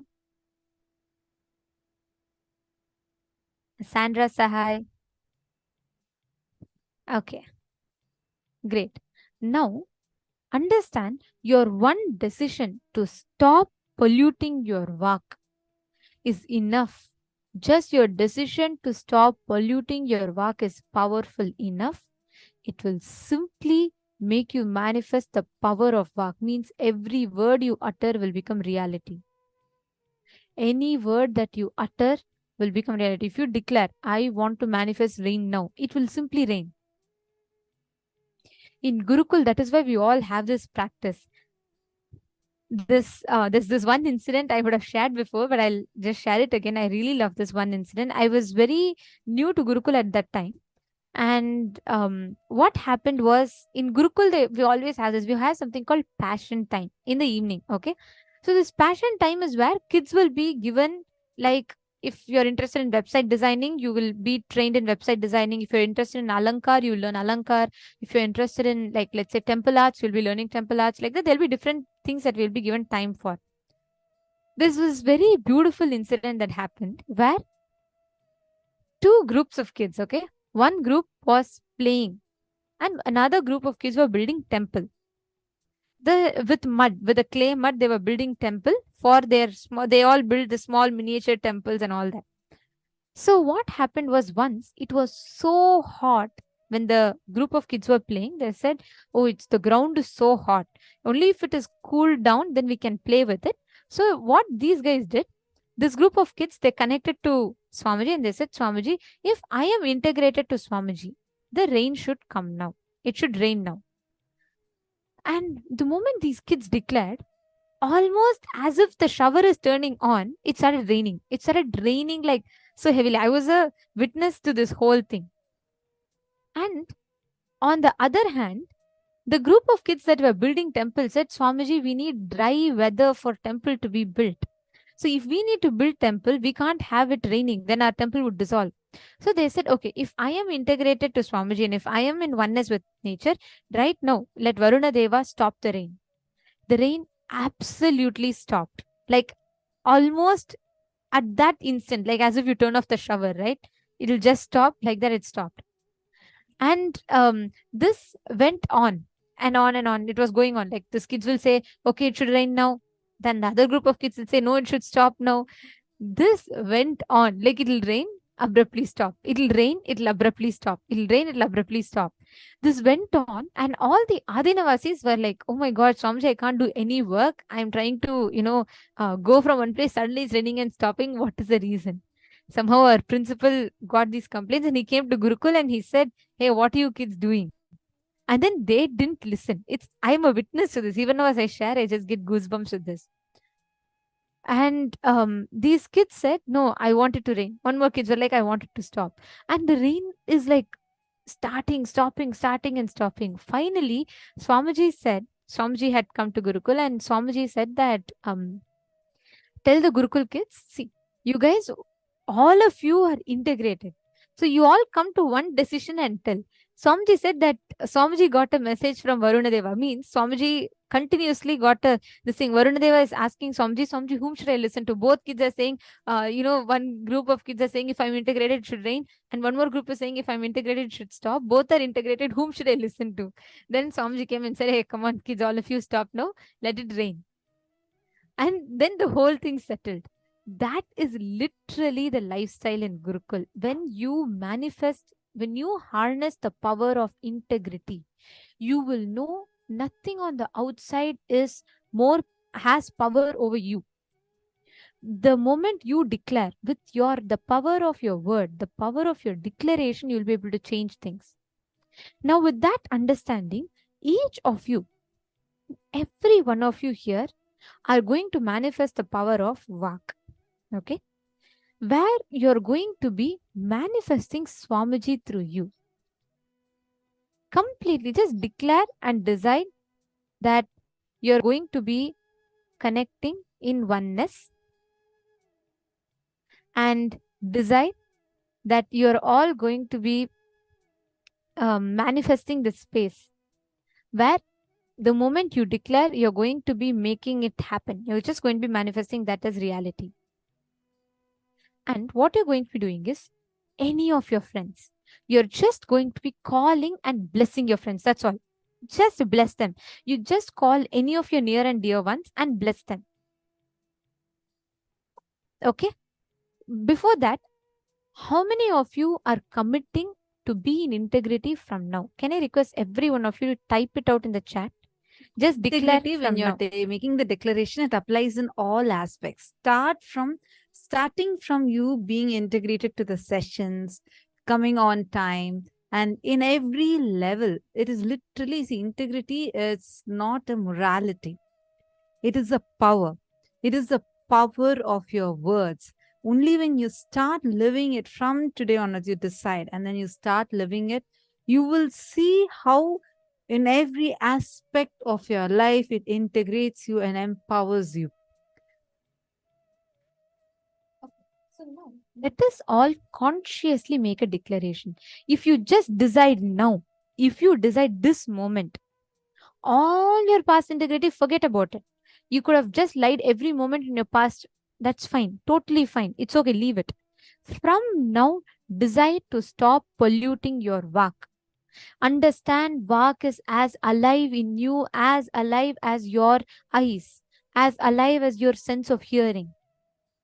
So every one of you that are sitting here, just decide now, you are going to be integrated. Can I request every one of you to post that as a commitment? Tell with integrity, authenticity, responsibility, and enriching. You can put your name and say that I am declaring I will be in integrity with my words, thoughts, and actions from this moment onwards. Can I request everyone here, whoever is ready to take this commitment? Just declare you're going to be in integrity from this moment onwards.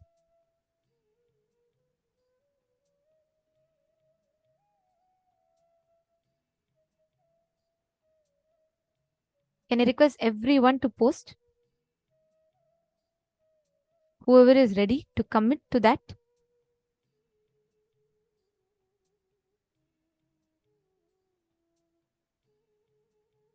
You all can post in the Zoom chat.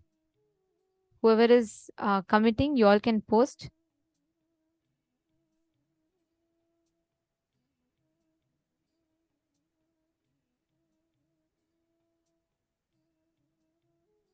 Okay, Ma Jyoti Konda has posted.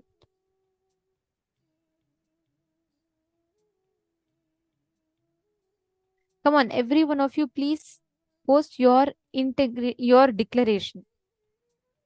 Okay, Ma Jnana Yogini, Ma Vaidegi has posted. Ma Divyananda, Ma Dahanananda has posted. Ma Rain has posted. Ma Jody Wald has posted. Great. Great. Wonderful.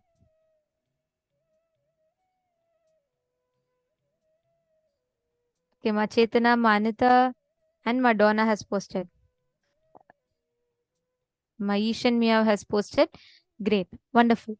Now, listen. Your commitment. Forget about your past failures. Whether you were successful or not does not matter. From this moment, decide. Okay. Ma Joyce, your understanding so far? Ma Joyce Liang. Okay. Next. With this declaration, let us start manifesting Sadashiva. Integrity makes you manifest Sadashiva. The moment you have declared, now that means the space of manifesting Sadashiva is open for each and every one of you. Ma Niraimadi and Rita, you have written, Nanum enakku nermayaga iruppen. Actually, this is not just honesty. It's not just being honest. It is having integrity. Swamiji says the word as Urungavittal in Tamil, where you are integrating yourself. One is, yes, whatever words you give, whatever promises you give, you fulfilling that. But it is not just ending with that. Like Swamiji will say, are you integrated with your vision for life? Are you integrated with what you want to be? How is it that you want to be in your life? Are you integrated to that? Now, how you are, it is basically you honoring every thought and word that you give to yourself and others as your life. Meaning, as your life, you should get that involved and that committed to it. You should be true from your very thought current. Like Swamiji, like for example, in Gurukul, like if we give a word to someone, it is not just like, let's say that I'm giving a word to someone saying, okay, I am going to give you a blanket to sleep with the night. I'm just giving you an example. So now let's say the context from which I'm telling is to make sure that that person is sleeping comfortably and everything is proper. My responsibility, like my integrity, does not end when I just say, okay, I committed to give a blanket, I gave a blanket. No. If my thought current was from the context of assuring that the person has the right place to sleep, then my integrity ends only when I ensure that. Are you all understanding? It is you being honest and true to your very thought current from which you're giving that word. So it is not just you saying, okay, whatever I'm declaring, I'm going to be doing, but you saying that from the thought current you're declaring, you'll be true to that also. With that declaration, every one of you that have declared, let us all, now you have the magic wand in your hands. Understand, from this moment onwards, every word you utter, it will simply be empowered to become a reality. So you have that conscious power in your hands. Whatever you declare, that will manifest as reality. So just decide to consciously create that as reality. Ma Hongs was asking, what is the difference between Sadashiva and Paramashiva? The pure form of, like, it's Sadashiva is also another manifestation of Paramashiva only.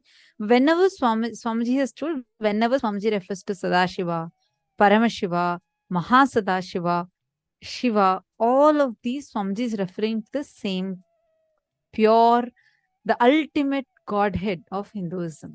See, now, like how Swamiji, sorry, just to give one analogy to this, like how when we say Swamiji as a Supreme Pontiff of Hinduism, we are addressing Swamiji's dimension where he is leading that whole 2 billion Hindus to create a nation, that dimension. When we say Swamiji as Swamiji, we are addressing Swamiji in a very personal level, like our Swamiji, right?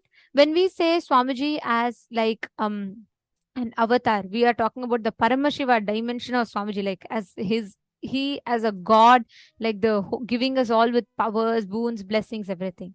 We're all addressing Swamiji only, the same Swamiji, but different dimensions. Like that, Paramashiva's dimension through which he does the Panchakrityas is called as Sadashiva. Okay, ma? Alright. Now, every one of you that have declared, let us all sit. Integrity makes you manifest Sadashiva. Means, when you sit with a decision to manifest integrity, you are manifesting Swamiji in that very moment. Now, every one of you that are sitting here, now that you have committed to manifest integrity, let us sit with that decision. Please connect to Swamiji. We are going to do a very, very powerful process now. We will be projecting one picture of Swamiji's. It could be any form, any picture of Swamiji's. We will be projecting one picture of Swamiji's. And I request every one of you to completely take that form exactly as Swamiji is. Whether Swamiji is smiling, whether Swamiji is standing, whether Swamiji is sitting, you're all going to be in that exact same form. Sorry, I just want to address one more thing before we move further. Hope all of you are able to hear me better. See, I saw Ma Joyce had posted about how she had given a word to her child to buy some toy and did not. Yes, it's also not integrity. But, for example, let us say that you are giving a word to your child for something and later you feel, no, that's not the right thing for your child. You should be true to the thought current. You should be integrated to who you declare to be, your kid's mother. So let's say that you are loving your kid. You're telling your kid, okay, day after tomorrow, you can go outside and play. But then you're saying that the weather is not good and it's not safe for your kid to go outside and play. You want your kid to stay inside. Now, you should not say, okay, but I have already given him word that he's going to go play outside. I can't stop him. No. The non-integrity here will not be just saying, okay, I gave a word, so I just fulfill it, what to do. But even before you gave this word, you've already given your declaration, how you are occurring to him as a mother. You have given a commitment as with the responsibility as a mother. So you need to be integrated to that. So you need to talk to your child, educate your child, tell your child, and operate from that space. Only that is fulfilling your integrity completely. It is not just about, okay, I have what I wanted to buy this time. I'm just giving you this example because I felt like we need to understand, we need to be integrated to the very thought current that we are giving the word from. You're understanding more, Joyce? Okay. Wonderful. Now let's enter into this power manifestation. Is actually a very powerful power manifestation. You don't need to do anything else except for we're actually going to be showing you a form of Swamiji.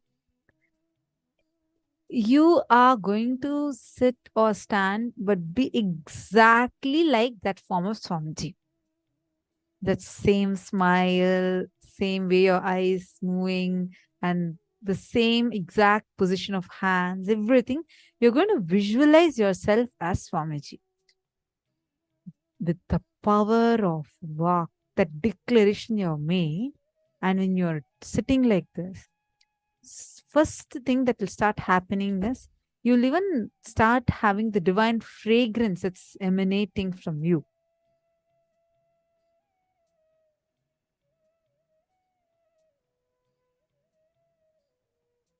And you will see from this space, when you bless anyone, whatever the person wants will just become reality.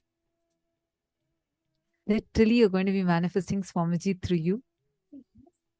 Even if you act like you are Mahadeva, you become Mahadeva. Even if you act like you are Sadashiva, you become Sadashiva. Means, even if you act, imitate like your Swamiji, Swamiji will immediately flow through you. That's how the cosmos functions. You need to understand, literally, Mahadeva is waiting there to gush through you, to manifest through you. Even if you just act, even if you say, Swamiji, I'm just going to act like you, actually, you will see Swamiji will start expressing through you. This process will literally make you flow in the space of Swamijis. You're just going to be connecting as Swamiji. And from that space of oneness with Swamiji, you're going to be manifesting this power. And please understand, each of you that are sitting here, you're going to be connecting to Swamiji intensely. And you're going to be manifesting. Literally, when you look at your body, you should see Swamiji's body. It should not be your body. Means your identity will be replaced as Swamiji's. We will be projecting a picture of Swamiji's. You're all going to be in that exact same form as Swamiji's. Okay? Clear? Are you all ready? No shyness, no saying, oh God, I'm not sure. Okay, maybe later. No. Do it now. You will see how the whole manifestation will happen beautifully. Just sit exactly as Swamiji, in that form of Swamiji. And decide, whoever comes in your breathing space, you are going to enrich them. Whoever comes in your breathing space, just decide to enrich them, just like how Swamiji does. Sit in that intense space. We will be projecting a picture now. You just need to follow exactly how Swamiji does. Automatically, you will see suddenly your whole being will open up and you will start feeling the tremendous energy of Swamiji's flowing through you. You will be able to see how that beautiful energy of Swamiji is flowing intensely through you. Okay, are you all ready? I request every one of you to get ready, sit straight.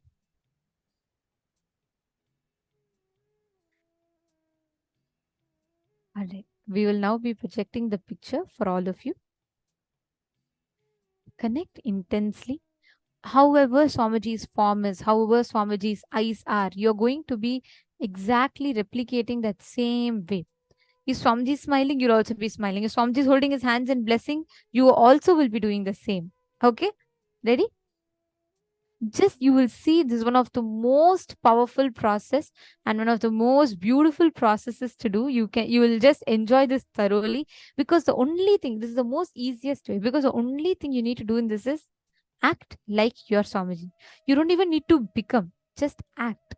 Automatically you will see how the manifestation will start happening. Okay, so please sit straight.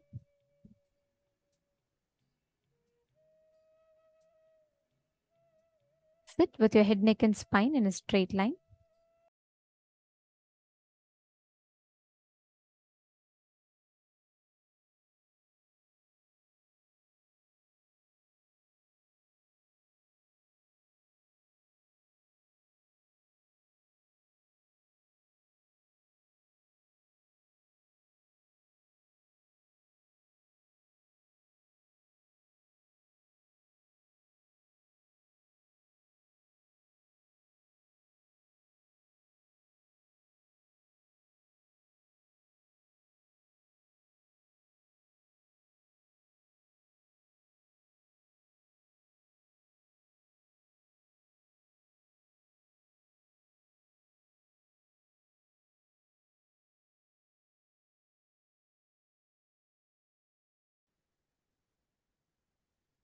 Now, intensely just be and become this form of Swamiji. Just become this form. You will start experiencing a divine fragrance emanating from your being center.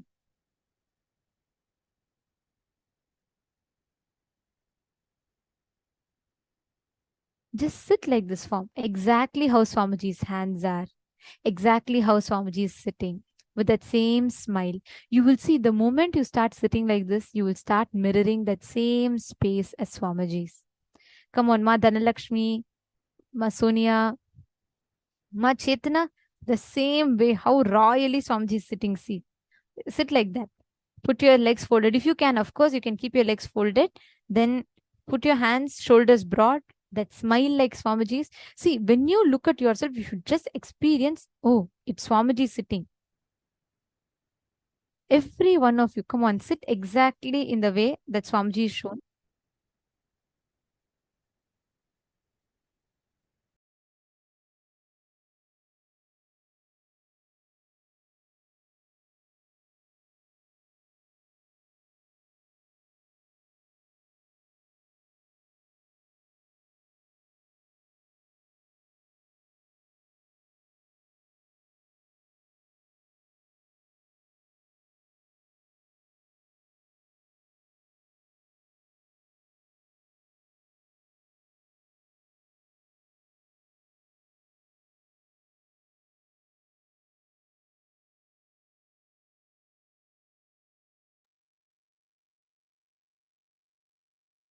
Sit exactly like how Swamiji is sitting.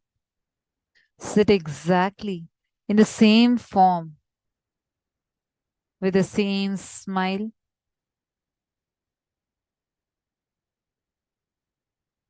Sit in the same position like how Swamiji is sitting.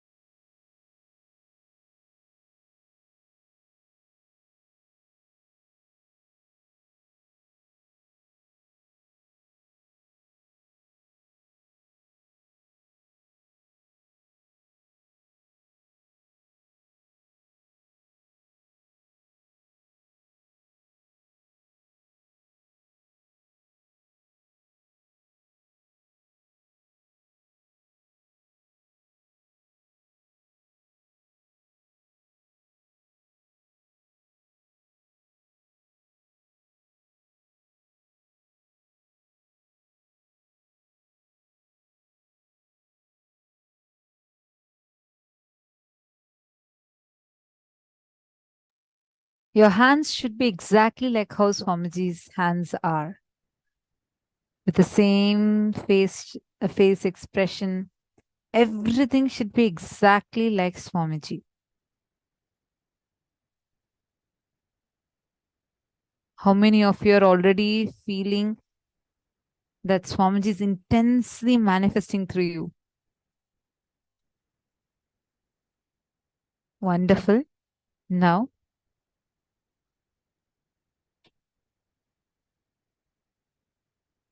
we are going to play a powerful blessing of Swamiji. You're going to see Swamiji blessing, and exactly like how Swamiji is blessing, you are going to call anyone that you want. You're going to shower them with all the boons that they are asking. Like just like how Swamiji will shower, like that, you're going to shower. You should literally shower, saying that Tathastu, Tathastu, and just shower whatever boons they are asking for. Just shower. Let it happen. So be it. You'll suddenly see Swamiji just flooding through your being and manifesting all the boons. People might ask, you are going to call anyone and tell them to ask anything that they want and just bless them. Let's listen to Swamiji's blessing.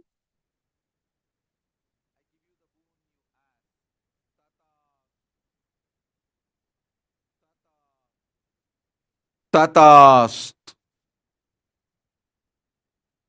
Sorry, I'm going to replay it again. I give you the boon you asked. Tatast. Tatast. Tatast. Like this. Sit as Swamiji. Call anyone that you want to call and bless. Tathastu, Tathastu, Tathastu. As how Swamiji blessed. Smile, sit like Swamiji and shower people with whatever boons. Don't feel shy. Sit as Swamiji and manifest Swamiji through you.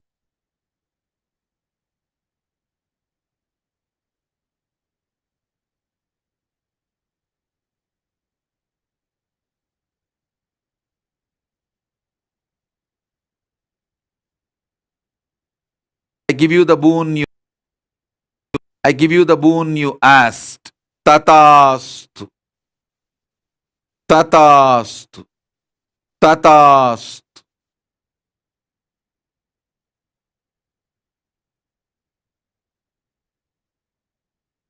Connect to anyone, any of your friends. You're going to be calling don't expect anything from them. Call purely only from the space of showering them. Just call them your friends and ask them to ask you any boons that they want to manifest. Let's say they want to manifest something in their life, whatever they want to manifest as reality. They want to manifest the ultimate health, wealth, anything. Just say, as Swamiji, from the space of oneness with Swamiji. Bless saying, yes, it will happen. Tathastu. Just the way Swamiji does it. Let us all start the manifestation.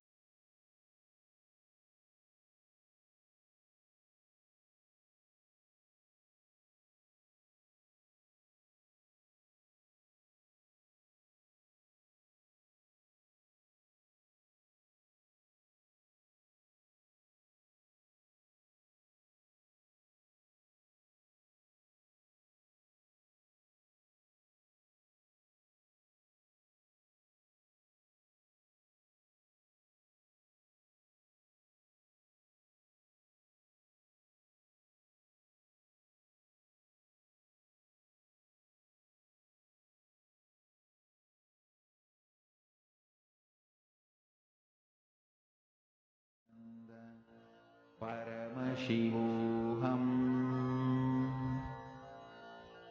Om Nithyananda Paramashivoham.